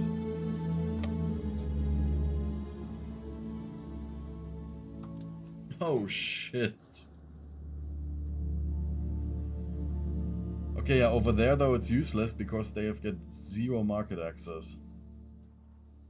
So until we have set up our extra market over here, you can forget about it.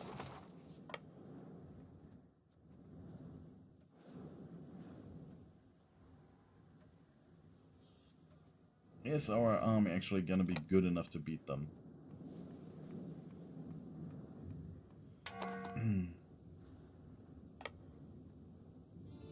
Okay, so just as a comparison, so they've got 4.59 morale. We've got much less morale. That has to do with their really good ruler now, huh? You and your damn 100.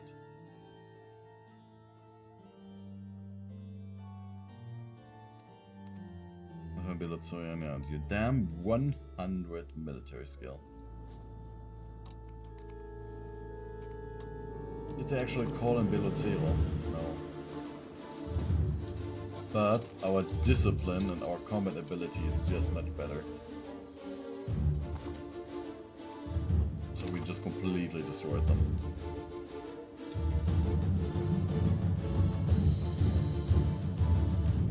Running out of food, so we really need to win the siege here.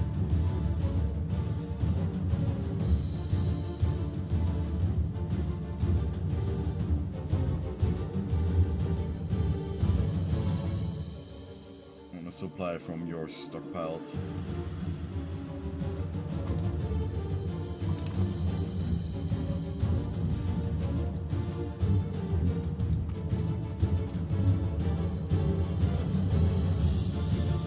Yeah, off with his head. Kill my son. No, it was a good point.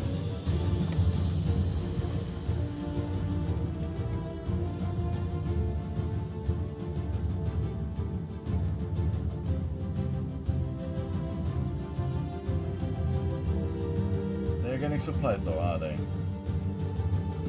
this province. Yes, they are.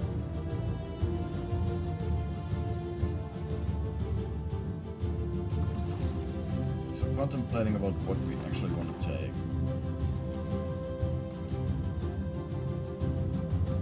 Do we want these parts of Estonia?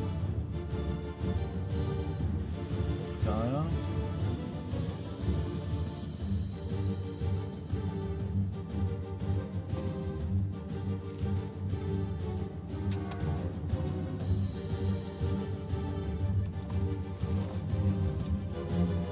it's just the winter, okay. Gotta prepare the army split here though. To make sure that they can't destroy our supply lines while we are sieging them. So... that is some territories already. We could ignore, like this area is sparsely populated, right? Yeah. So we could ignore that. And we could go for the full price. March here, right? These. And take Novgorod.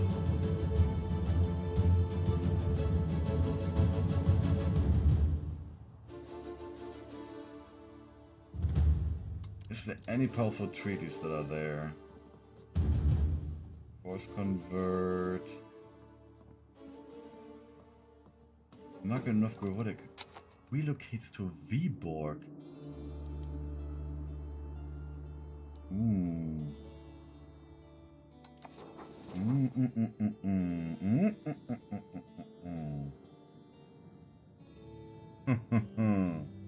Yeah, and I get Viborg, and then eventually I will probably set up Kola then, instead of having to invest money over here right now.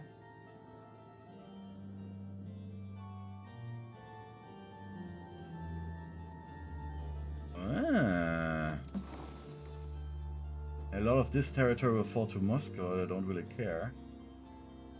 Riga I deem a very shitty center anyways.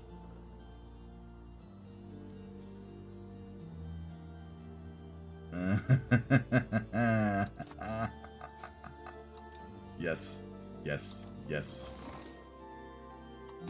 We're gonna take over the market center.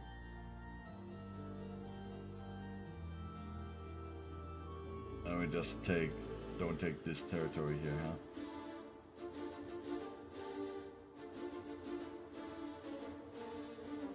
Like this. Then we create a vassal here in Lobskaya. Give them Lobskaya and Estonia. Or we create a separate Estonian vassal. Now we'll create one Russian one here, and then we create a separate Estonian one that we can then later on expand into the Livonian order. Yeah. That is the plan.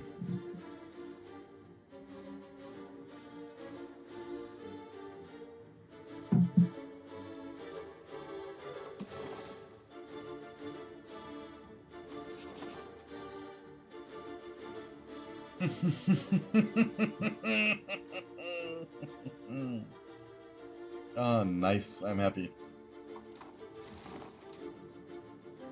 That is evil. And I love it.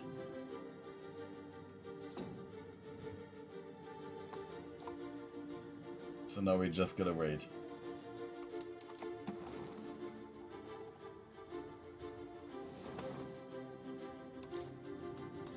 We can also build up our Spinners Guild.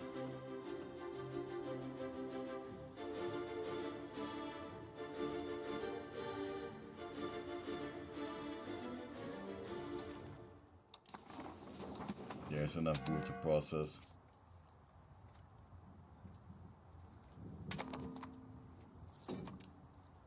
But okay, but at a certain point there could be not enough, so...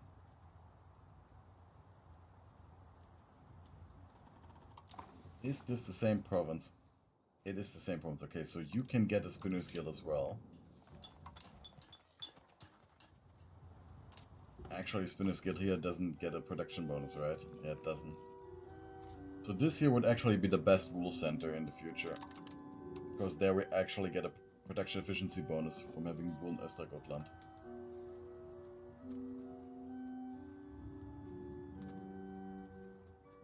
So this place here is actually not gonna be a future spinner anyways. Visby will be a spinning town, and these three cities will provide us with cloth then. The future. And they should provide us with enough cloth for the entire future then. Once they really get up and running.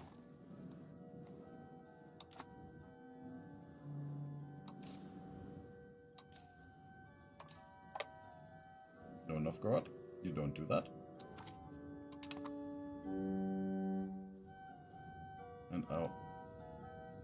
I hate these bugs. This is an annoying bug, okay? With the zones of control are bugged. That is an issue.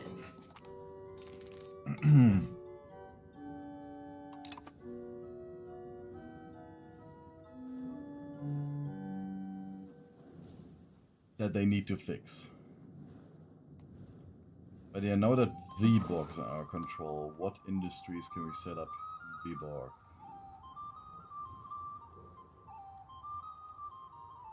Furniture. Like everywhere. Nah, but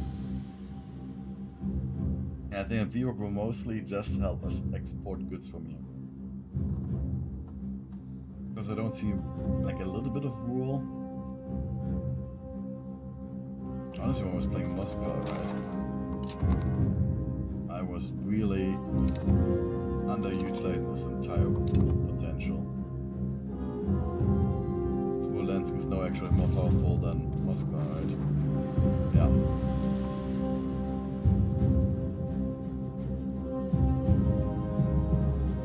Muscovy have squandered their chance. They've actually lost territory. No, they have not lost territory, but they've just not expanded at all. Did they also lose their union? No, Vladimir and Nizhny Novgorod are still in it.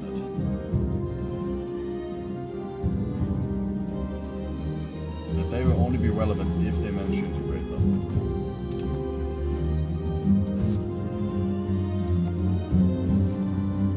Which I likely won't, because it's Russian AI.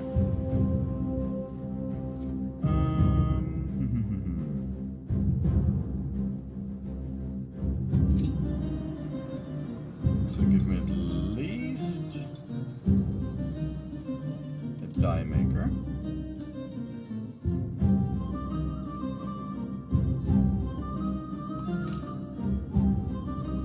Paper maker.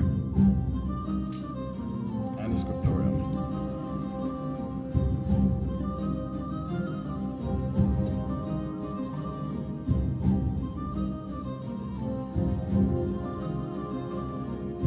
Eh? This is lame. So over this way, it can actually get better access than Visby. Even though Visby is a port.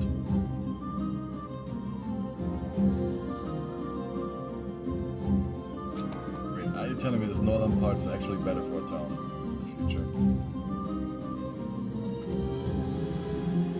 What the hell?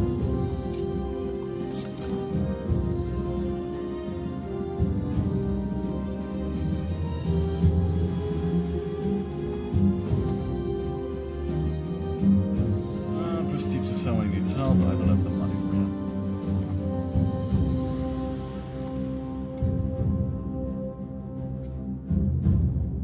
So yeah, time to take out Novgorod here and take the nifty trade center. Then Viborg is gonna be important for the management of trade in my entire east here.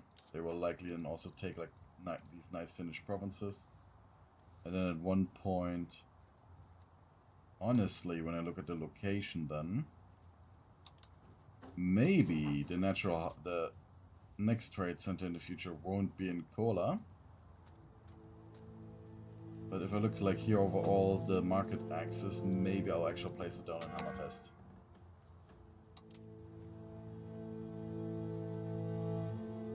Even though Kola is a great port that I want to utilize that way, Hammerfest is a better location for the northern parts. For the market access, so I think it might be Hammerfest then. And I just realized that they cut us off from our food while I was talking.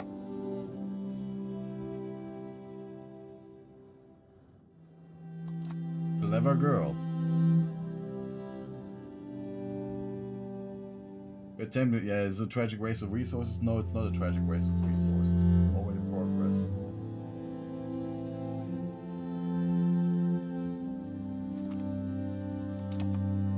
And very soon they will be fine.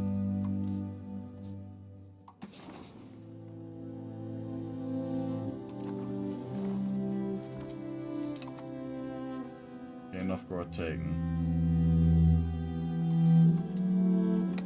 Next fortress. Next province.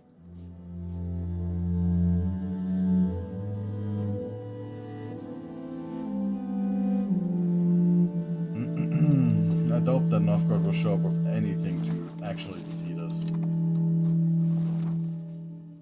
Yeah, they won't.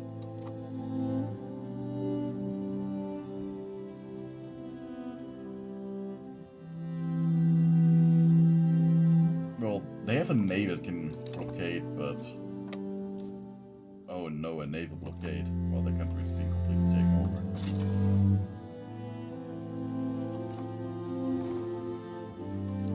And we might want to produce some more fruit here. The maximum fruit production.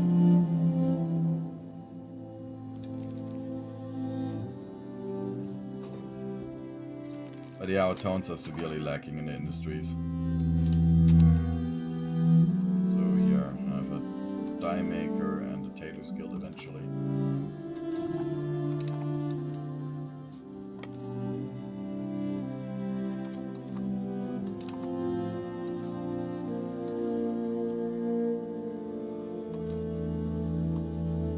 Do you have a son that's ready to marry? No. Do you have a son now?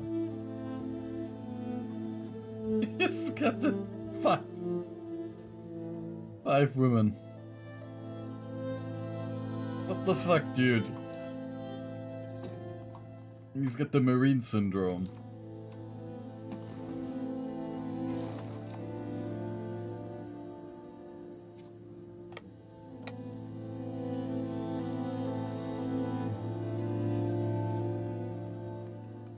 Yeah, they are trying to de-siege, but no. Oh, I really need to reinforce that fort, damn.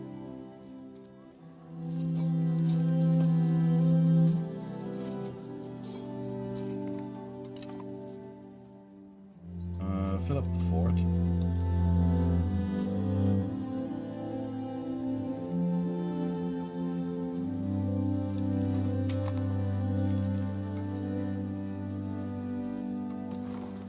And another Riksdag.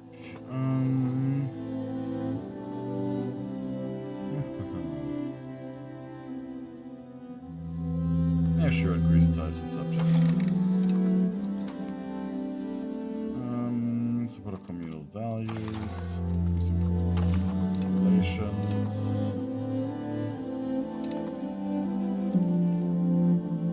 Time, contain banking. New monsters.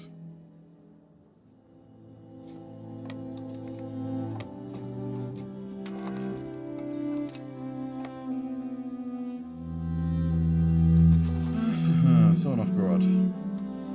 When can we make peace? Soon.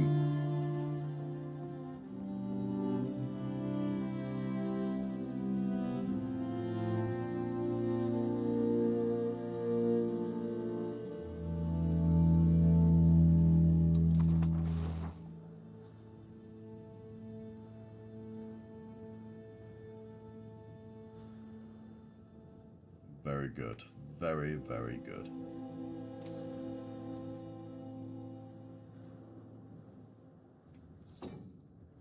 And then we will start waging war against the Livonian Order and the Teutonic Order.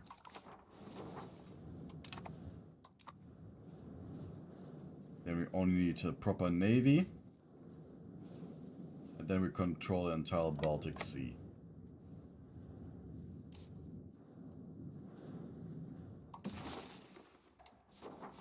Who controls the amber, controls the universe. I mean, there's some amber also down near Kiev. And probably AI was retarded again. Not yet. They have not built a town on the Amber this time around. Like, often I see them build towns on valuable resource where I'm like, why? Let's take a look at Plauen. Does Plauen have a city? Plauen has a city again, so you can't profit off the pearls. Fucking glorious. AI has been smart again.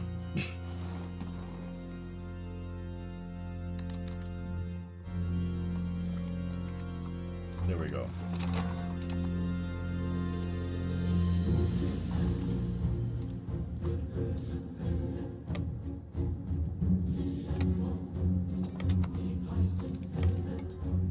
Wonderful. So, time to release some vassals.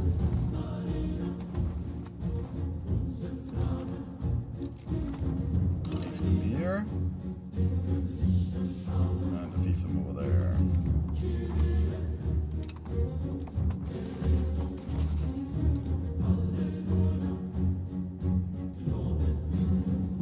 Are you Orthodox? Are you also Orthodox? What the fuck?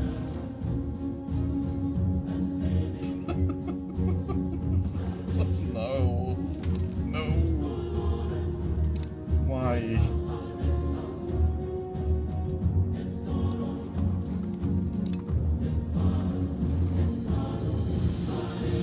And now we've got the two vassals set up. And we switch it back to our heir. Where is it? There. And now we have the V-Book. Market of V-Book is... I think that needs to get refreshed.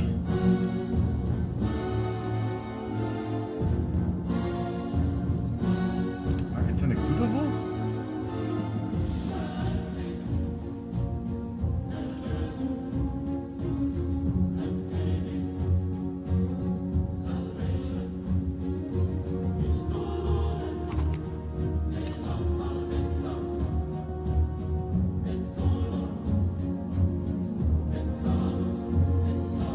That is okay.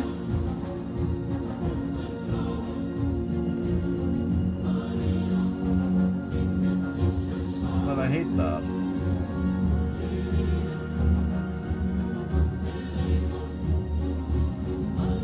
Why is it there?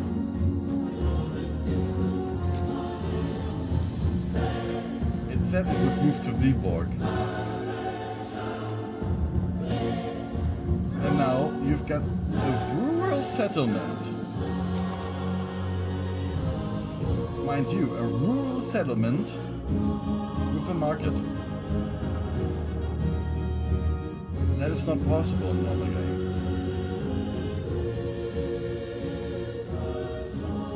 That is a bug.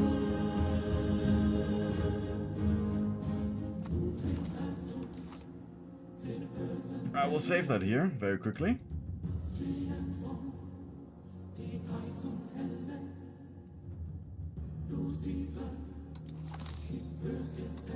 And I will save over here. I will load that one, save it.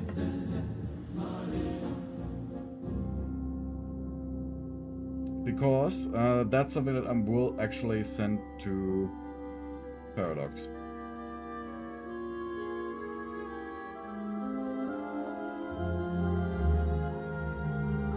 This is how mad that made me.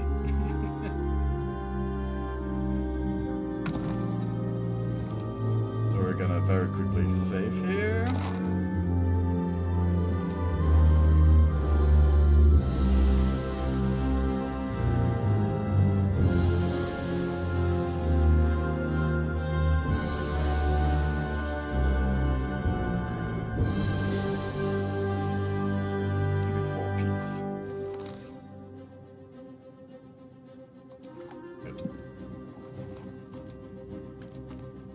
Okay.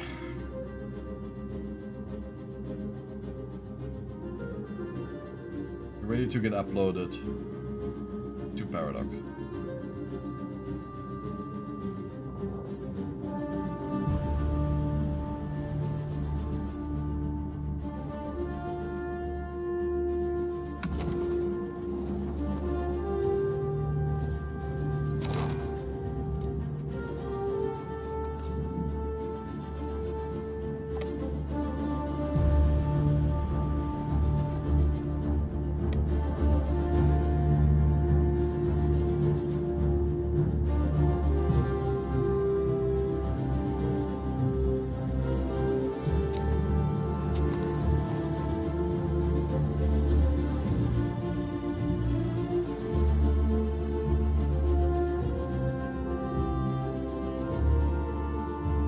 maybe that's a problem because it's not a core, I don't know.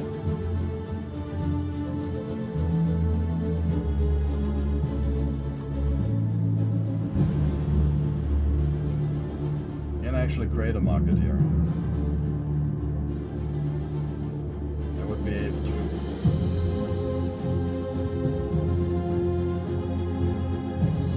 I wonder if I can actually destroy the market in the vessel.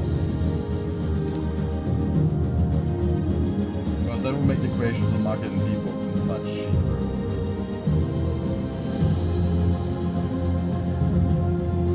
I mean, Neda would also be a nice market spot, to be honest. Just because I like good boards. But Viborg is already an existing town, and I don't want to invest that much money at this stage of the game.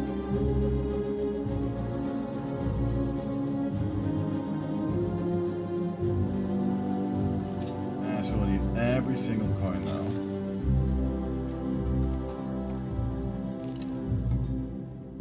Let's have some other industries.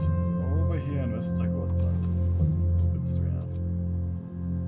Gonna invest into our RGOs again.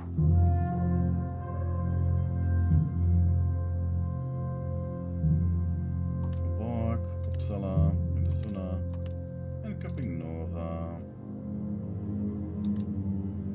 and Stockholm. The clay is worth something now. Okay. So Sala.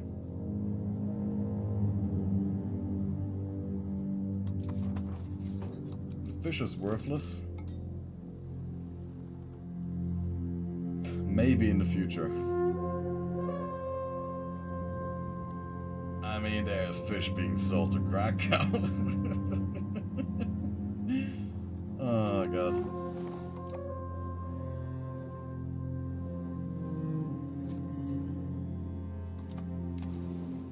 But I will take a very short break and I gotta use the bathroom again, so be right back.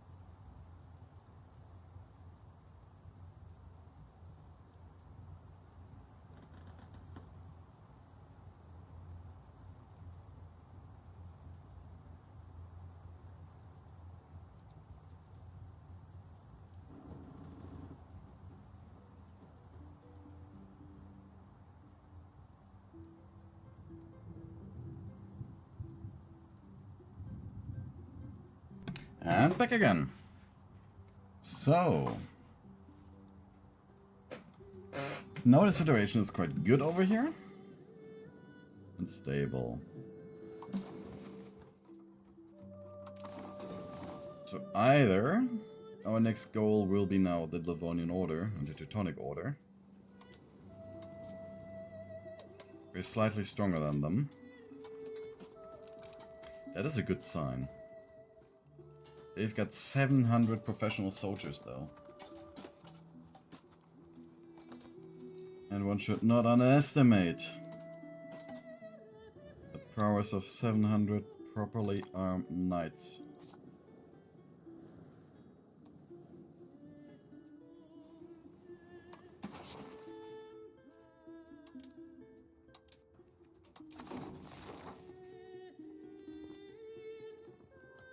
And the Livonian Order can also raise a bunch of soldiers, Mr. Johann Schlüter. The Teutonic Order is in a decent spot right now, with the Duchy of Lithuania being defeated by them.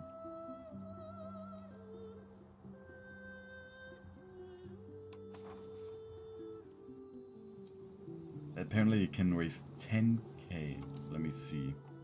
How many troops can it actually raise? Potentially 8,100 army levies that can be raised, right? It says 8,000 for them. What the hell?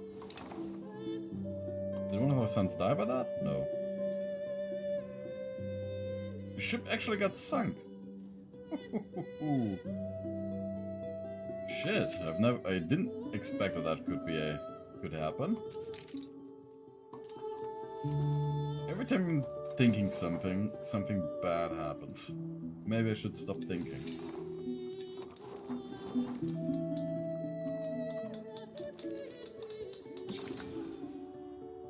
So yeah, time to build some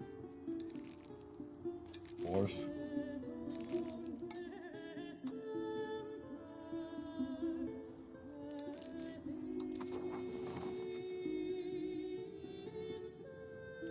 So if I want to declare war on them, does it show their units?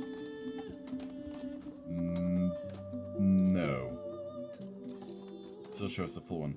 So 950 in allied armies, so overall they can actually raise 9,000 men. And we've got 17k potentially from our vassals, but we only have 8,200. And what level of units do they have? Do they have men at arms already? Crusader Knights?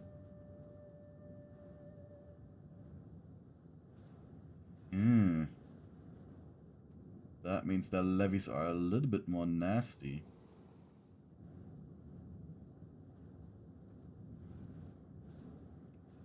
Yeah.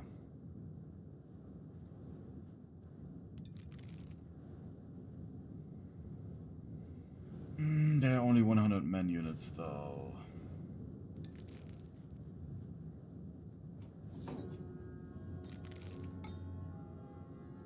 And they still only have like armored horsemen, so militarily they seem to be behind.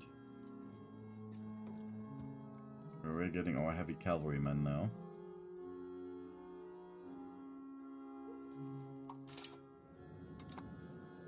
I mean, if we were invest into a little professional army, we will be able to just beat them very easily. So I will keep the professional army in Abo. Because the rest is protected by our vassals.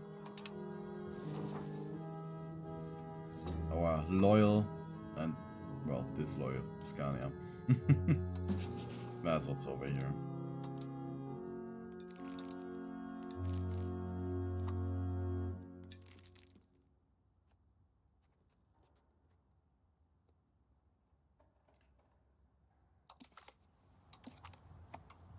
Oh. Oh.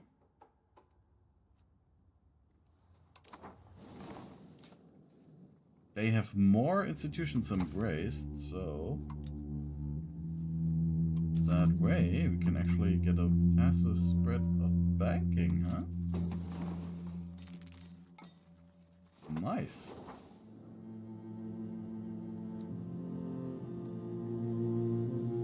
A 50% extra spread.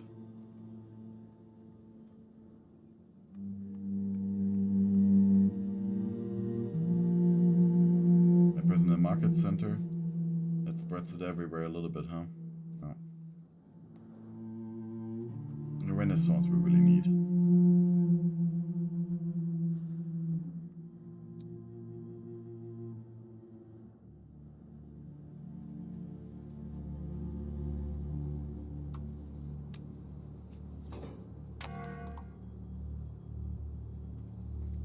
What do tools need? They need... Oh, they're using copper and tin. Alright.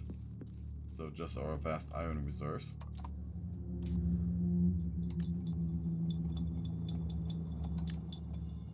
So let's build a proper tool maker. And over here then cupping. Scriptorium. Over here also a scriptorium. Over here we can build one too.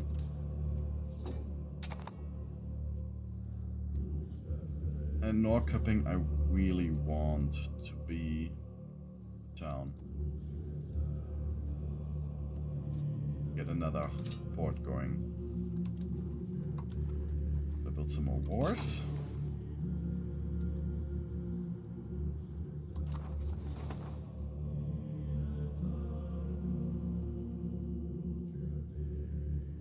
Yeah.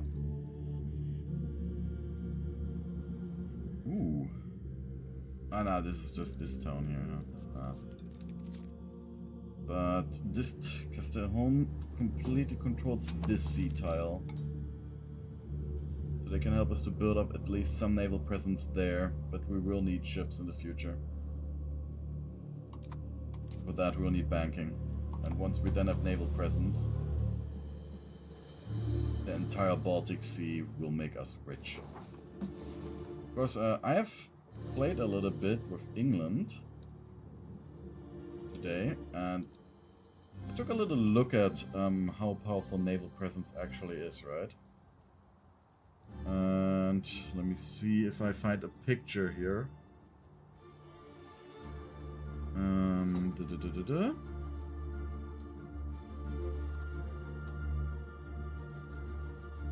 Ah, gotta find the picture, scroll a little bit.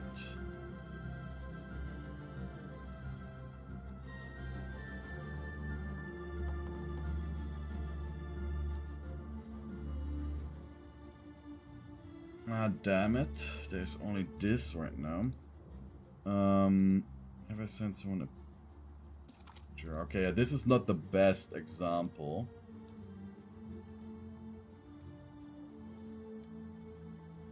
But here you can see like how powerful naval presence can actually, marine presence can actually be. Of course, you've got very good proximity over there. Very good over there, while London is the center. Because water tiles barely cost you anything when you have proper marine presence. They cost like they cost as much as going downstream, like going a river downstream. So that is extremely, extremely powerful.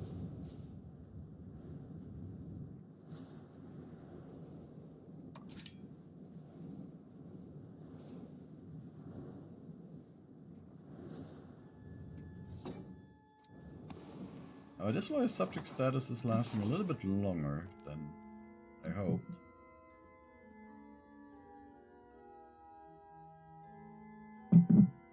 If we were to spend money now on full diplomacy, it's still disloyal because we were spending 10 before.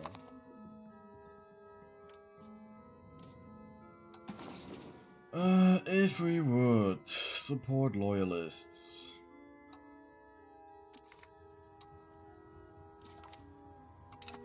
Right, and then pull on full diplomatic spending. Then they are loyal, and then we can continue integrating them. But because this is so expensive... Wait a second, the Teutonic Order has some land over here.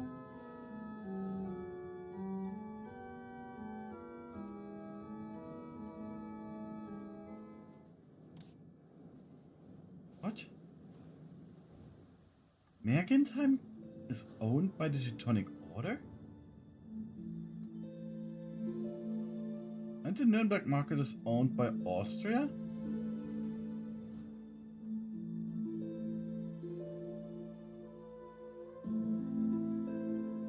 Where's the province history?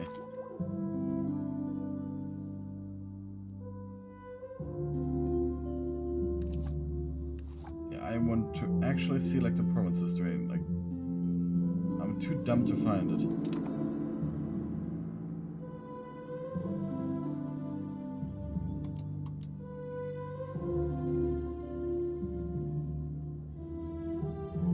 Interesting. The border gore AI, look at this. Whenever someone is emperor, they get the border gore fetish. You see here? Ah, women, take it out. Oh, over here's the team, take it out. Poor Tom. Like they completely destroy the integrity of the HRE. Just gotta spread everywhere, you know, like, how many vassals do you have? All of them. So...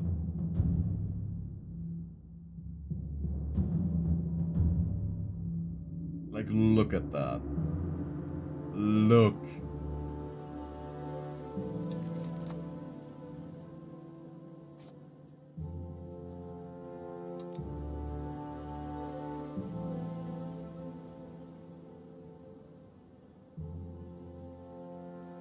Blacksmith upgrading nicely. You can also build a blacksmith here in Gefla.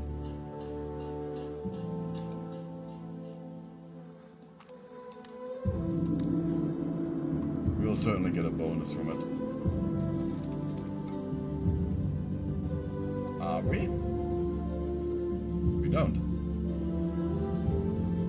And we also don't over here, huh? No. Oh shit, I forgot that we had loans. Or a little nobility hasn't paid.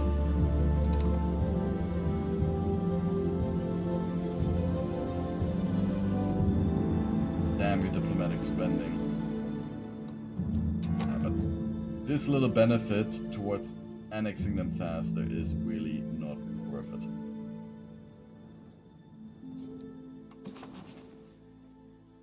Also support the military. Supporting military actually does not give a bonus, right? Yeah, there's no diplomacy bonus for that.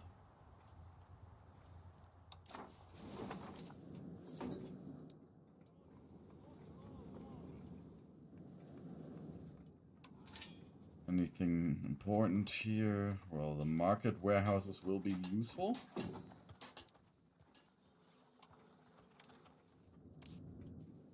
And we kind of also want to build granaries. We also still have our RGOs to invest into. Except no cupping.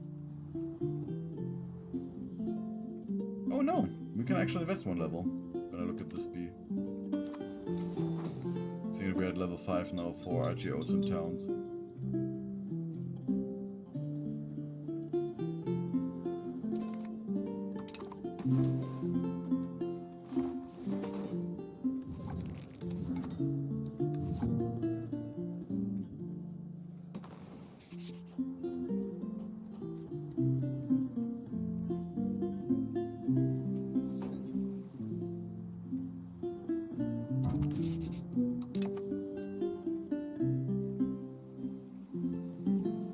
Funny how the treaty is still in effect.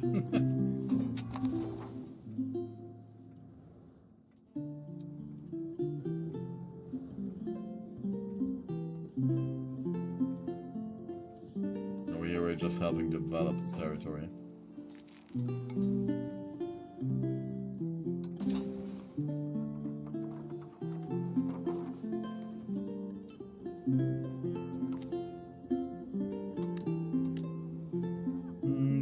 government policies. Let's fill out treasury, because this is not worth it. 7 in this case. Let's stay now.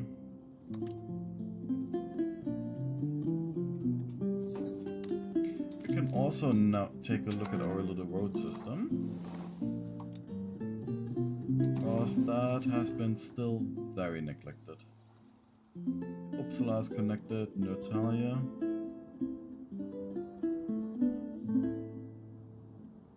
I wonder what industry I will set up here. Charcoal kiln actually is a good idea. I see how much money it's making. Very good. Afterwards, you're gonna also build a road to Stockholm.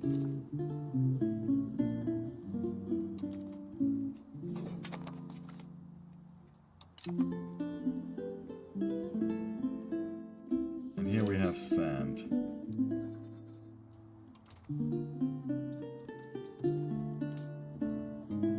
Which means we could also produce some more charcoal here.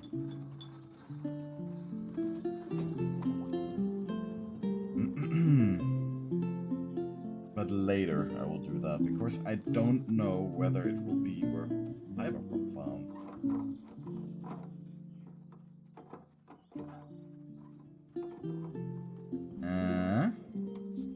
What are the most plentiful goods we have right now on the surplus? So we've got plenty of wood, plenty of fish. We've got lots of wild game. Lots of copper. Tons of copper. Good amount of grain. A lot of cloth. And a small supply of wool.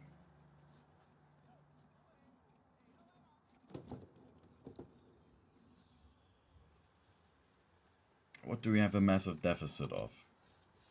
Fruit again. Alum, books.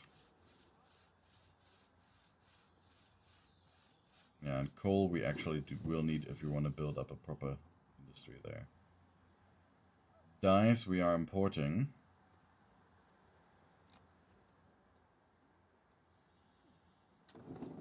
And fiber crops we are importing a ton. Oh my god.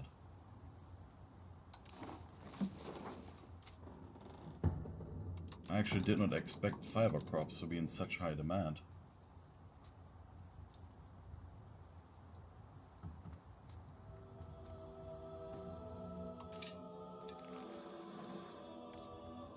But yet, coal we got nowhere here, so we do need to set up charcoal kilns. And we will need charcoal for the future. And then we have the charcoal burner.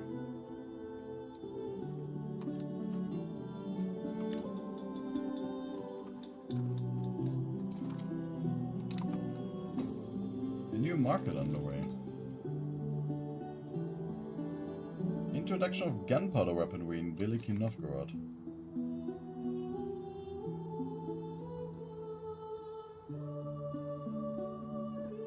Acquire these firearms will put into maintain advantage over our rivals. Other methods of trade should be a bigger focus. You need gunpowder right now, but okay.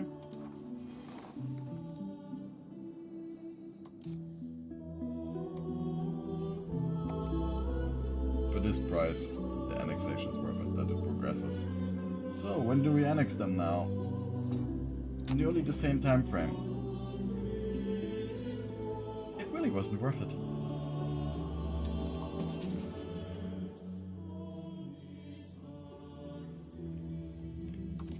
Just ask to improve the cultural opinion. So the Danish like us a little bit more, but we still dislike them.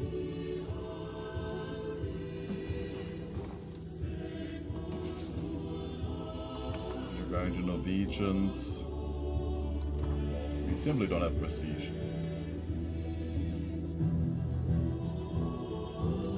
But we now make 40 ducats. The economy is picking up.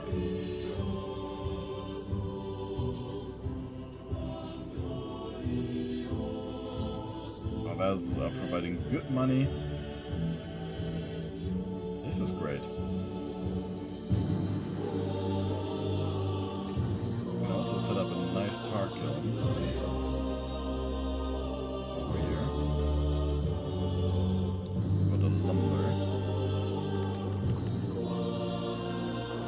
Because we'll need tar for our naval supplies. And I also need to still build roads.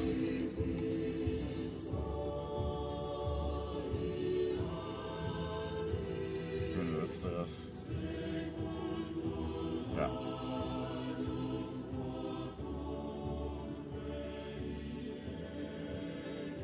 Sala has a road, but Avesta is missing a road. And Faden's shortest road to Stockholm would actually be this route here. So that is the road that I do want to actually upgrade. I mean, eventually this road could be shorter. Let's go this way though. Do not waste like too much road here.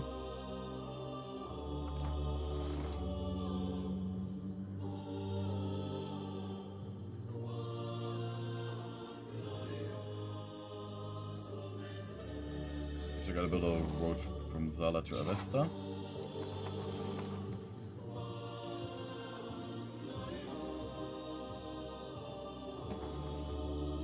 The population is now higher than it was at the start of the game. And think about it, we're still holding only our core territories.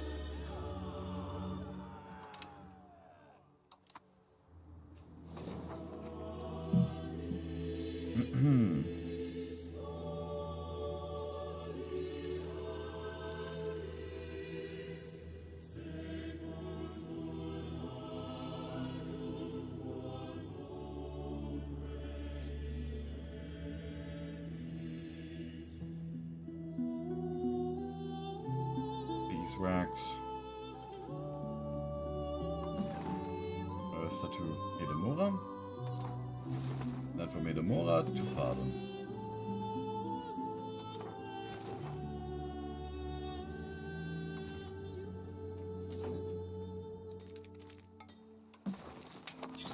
Go. I mean, we don't have prestige anyways. There are sons of sons to marry though. 55 daughters.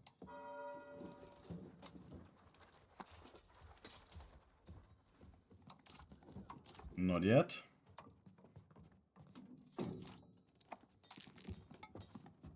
I hope that I can marry you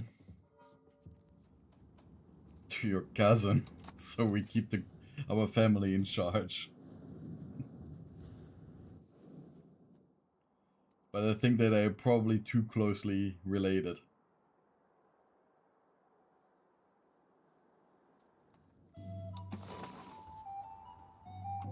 And I don't think that a circular dynasty tree is healthy.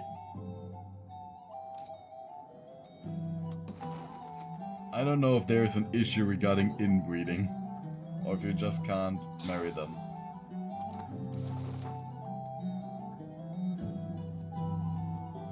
Because if you can't do inbreeding, then I guess that all the CK3 players are unhappy.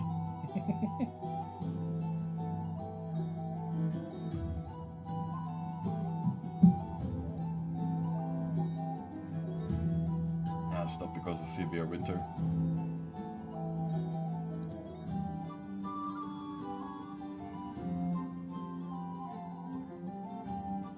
What industry do we actually want to set up over here? Fiber crops maybe, huh?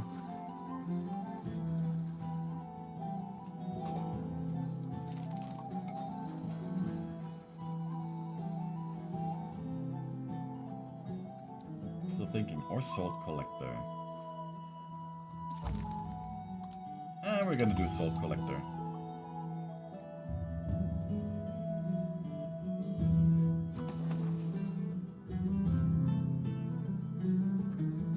Or do we? How much money are we actually making from importing salt? None.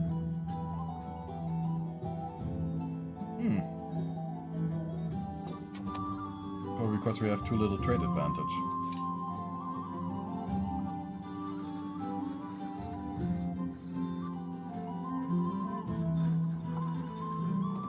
Not sure if I should do. Because I'm not sure I will just upgrade our lumber.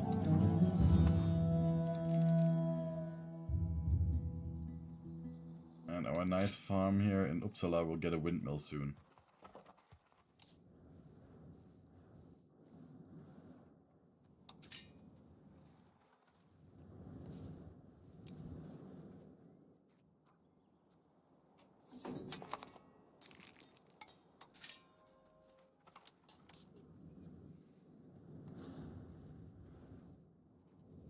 Yeah, but the die maker doesn't get a production bonus. Die maker in Stockholm does have a production bonus, right? Of course, there's the lumber. Yeah. Okay. I guess we're gonna build a larger die maker then. So, what do we have as options? Fund farming estates. Expand our armory.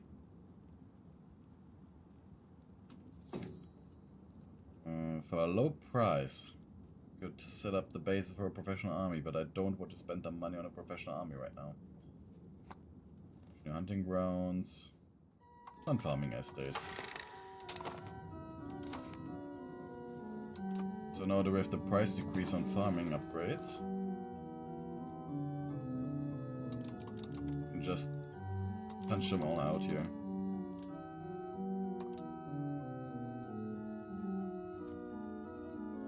Because now they are cheap.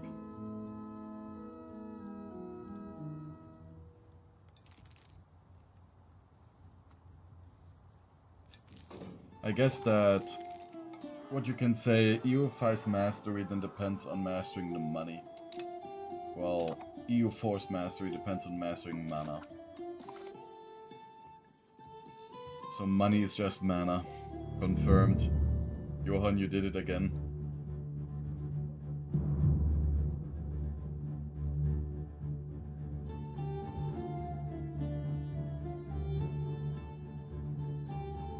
Recommend output.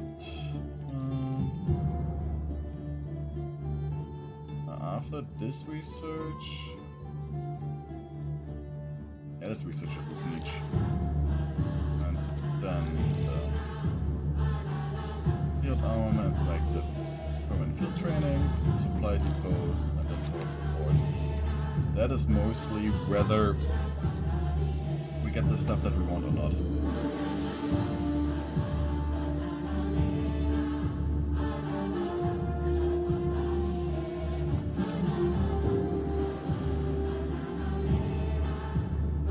Also, we can build a gunsmith.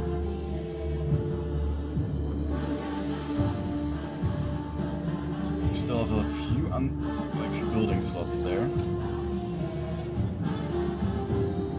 Also, a market warehouse would be nice. But honestly, I wanted to build more farming. Is bees also farming? Yes.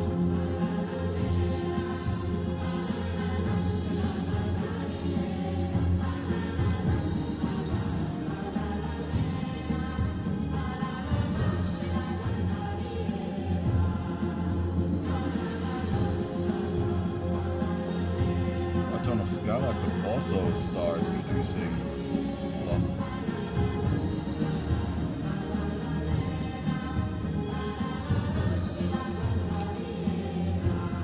Nice. You marry Astrid Vasa.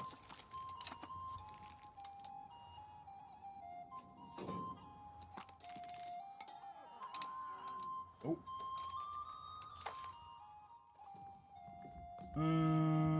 Contain Renaissance. My spiritual complex complaints. But I don't want a land focus. Might actually profit off more of a sea focus in the future.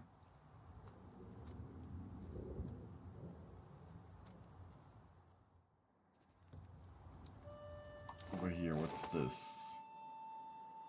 Aboga to Nora, we would want to build another road there.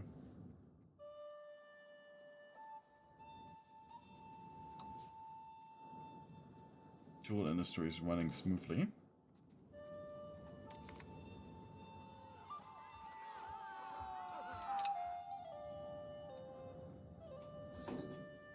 This town now can also start producing more tools.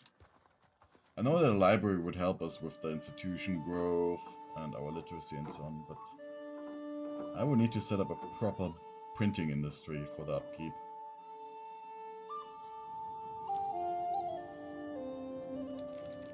And I've not done that yet.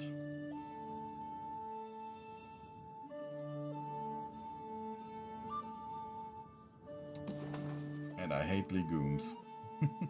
Because they're worthless. 1, they produce 5 food. I mean, sturdy grain does 2, but sturdy grain you can at least brew into beer. So these furs, we might want to expand too. Because we gotta really work on upgrading our RGOs to have some proper exports.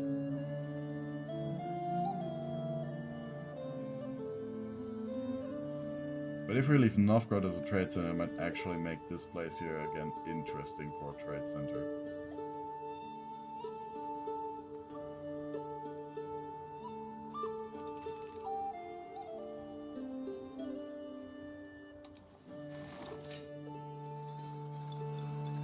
And also settlements are still interesting too.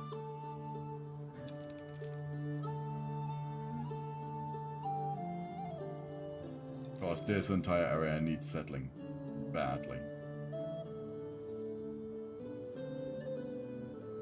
Over here, the settlements have fulfilled their tasks.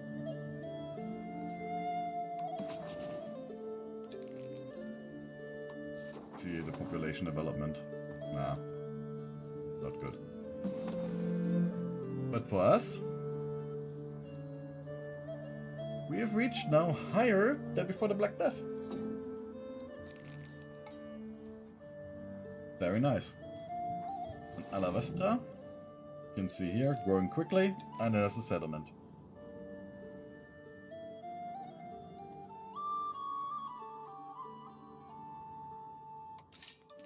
So investing into these settlements was worth it.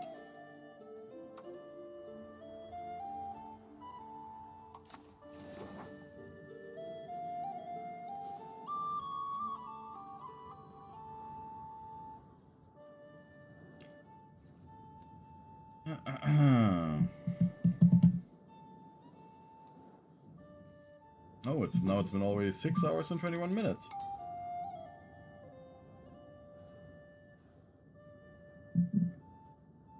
And I still don't feel the burnout, but we're gonna end it in 9 minutes.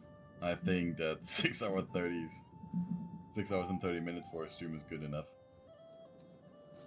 After all, we're gonna continue tomorrow. Though I really want to continue the Sweden game right now. Now that we're in such a good spot. I'm just afraid of the order. Because I'm not sure whether we can defeat them yet. And Volgast, I will take you one day.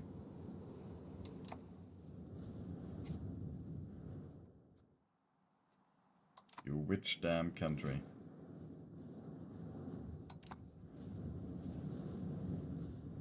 I also think about Navy now as Brandenburg. My little Prussia game. It's a complete re-evaluation. Let me see here. What is the sea zone? Yeah, you would need one sea zone here. Then you could connect from Stettin all the way up to Lübeck. And this sea zone you could connect all the way up here. Oh my god. So, if you play Brandenburg, don't ignore your navy. Once you have Stettin. And a few more coastal towns. Because you can actually control your entire area here with it. I mean, when it comes to natural harbors, how many are there? This entire coast doesn't have any. Yeah, but over here we have some.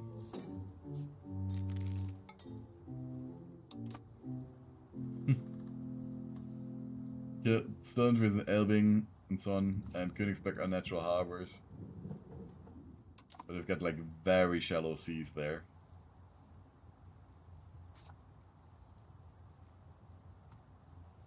Refal. Helsinge will be a great town. Abo is a town.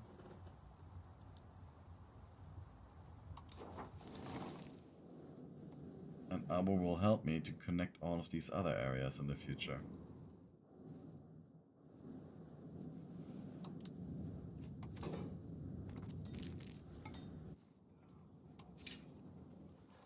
Oh, a gunsmith.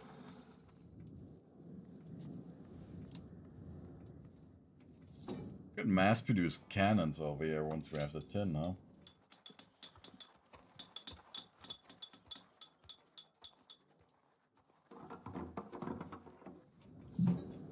Instead of making dyes and everything else. That's the thing about towns, you really have to spread out, simply because you can't build that many building levels. And is the kiln making nice money? It still is.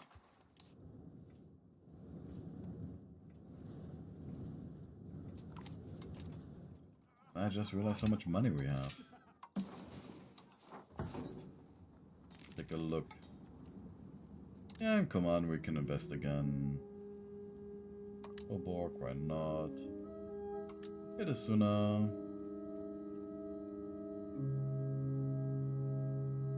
Ja, Linköping.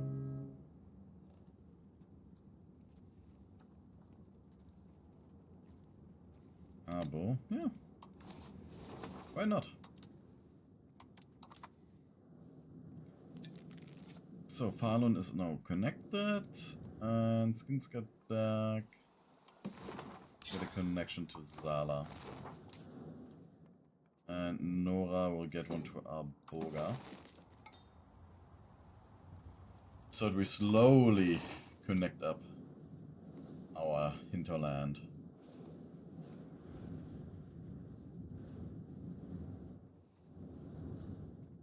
Kinda amazing we can't build settlements over there.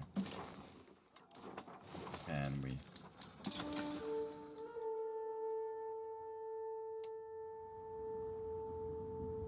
Requirements not met. 5% less than 5% of the population capacity. It's 32,000, so if it would be 40,000, we could build it. Despite a river flowing through and everything. Honestly, everything here is a river.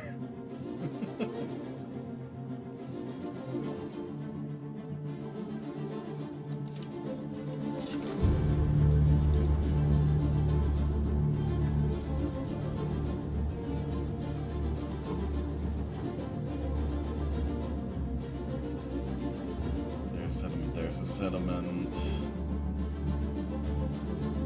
How far do we still have market access?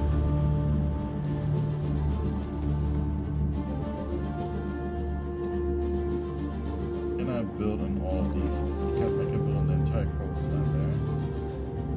And I can build one tile in, but after that, no one has market access. Okay. So now we got a settlement plan.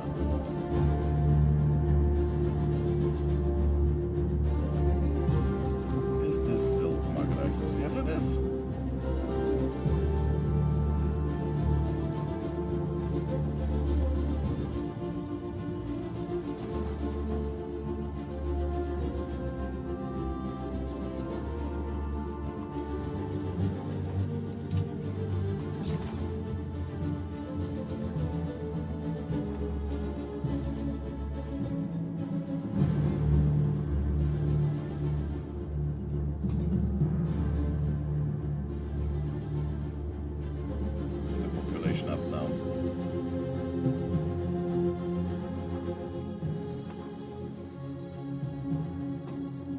everything here is based on population growth.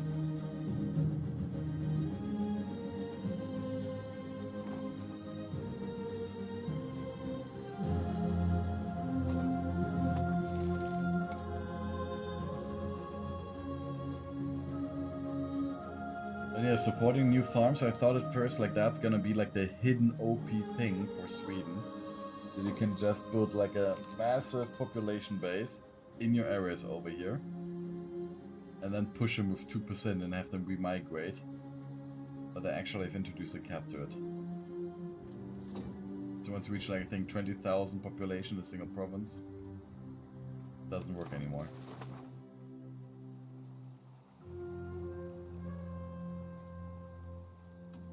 Or maybe 30,000. So over here they stopped. 20,000.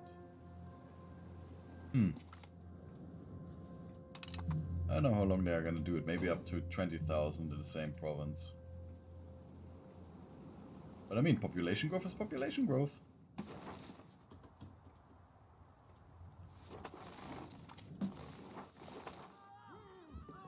Additional privileges to nobility.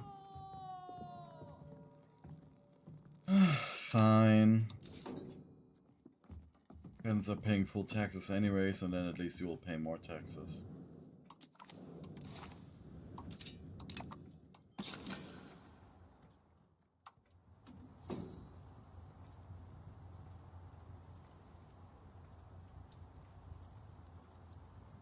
And only like over here and these.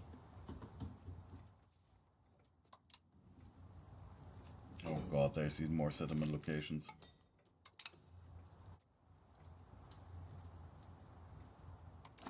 How's this market access looking? Yeah, they've got market access over there, so this is the next settlement area.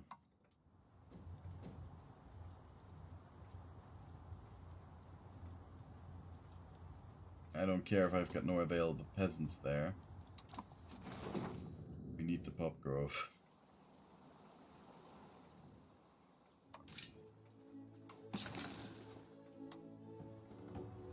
Otherwise people are gonna starve.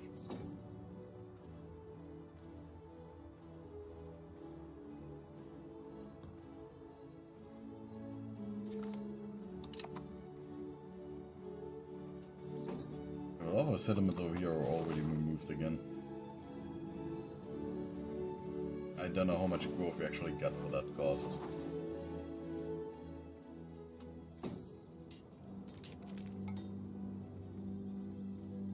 Storage province.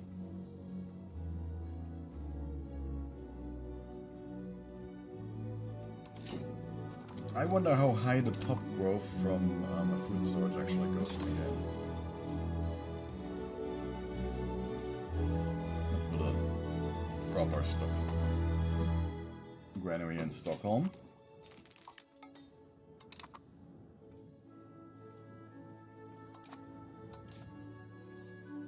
And my coffee is empty.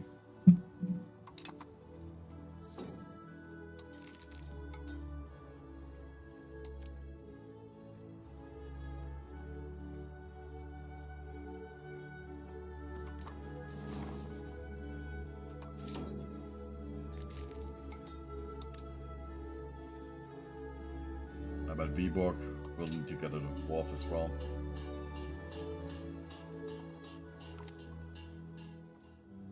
Exceptional year, we will invest it in the future.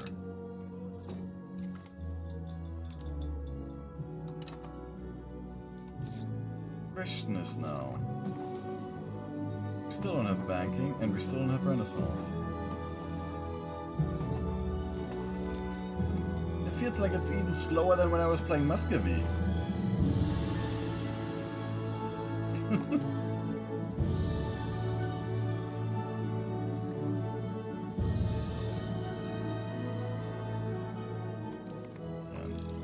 Sailing afterwards. If we do need to do that, then okay, we will. Maritime trade advantage, I don't know.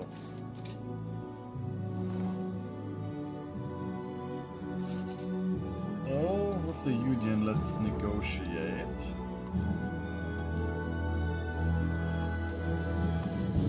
Swift unification of crowns.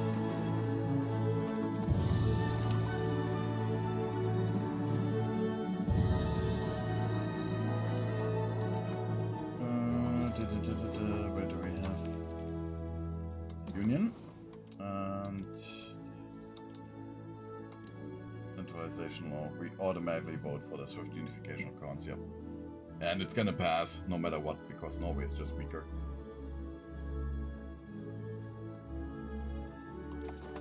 And let's also colonize this. Some good people from Tyrhard. Anything else we can colonize?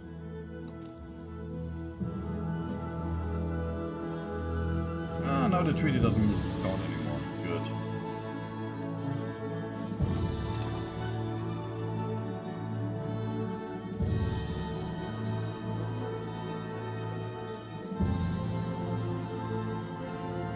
This area, crimes not met. It is still affected by Orshak, but the other part isn't. I mean, who cares? I'm gonna be there first.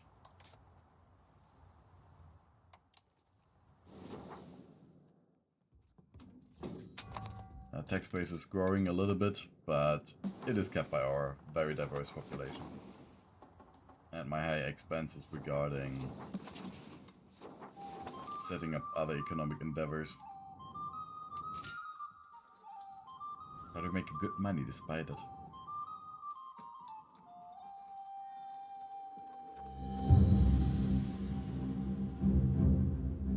Exploiting the peasantry properly.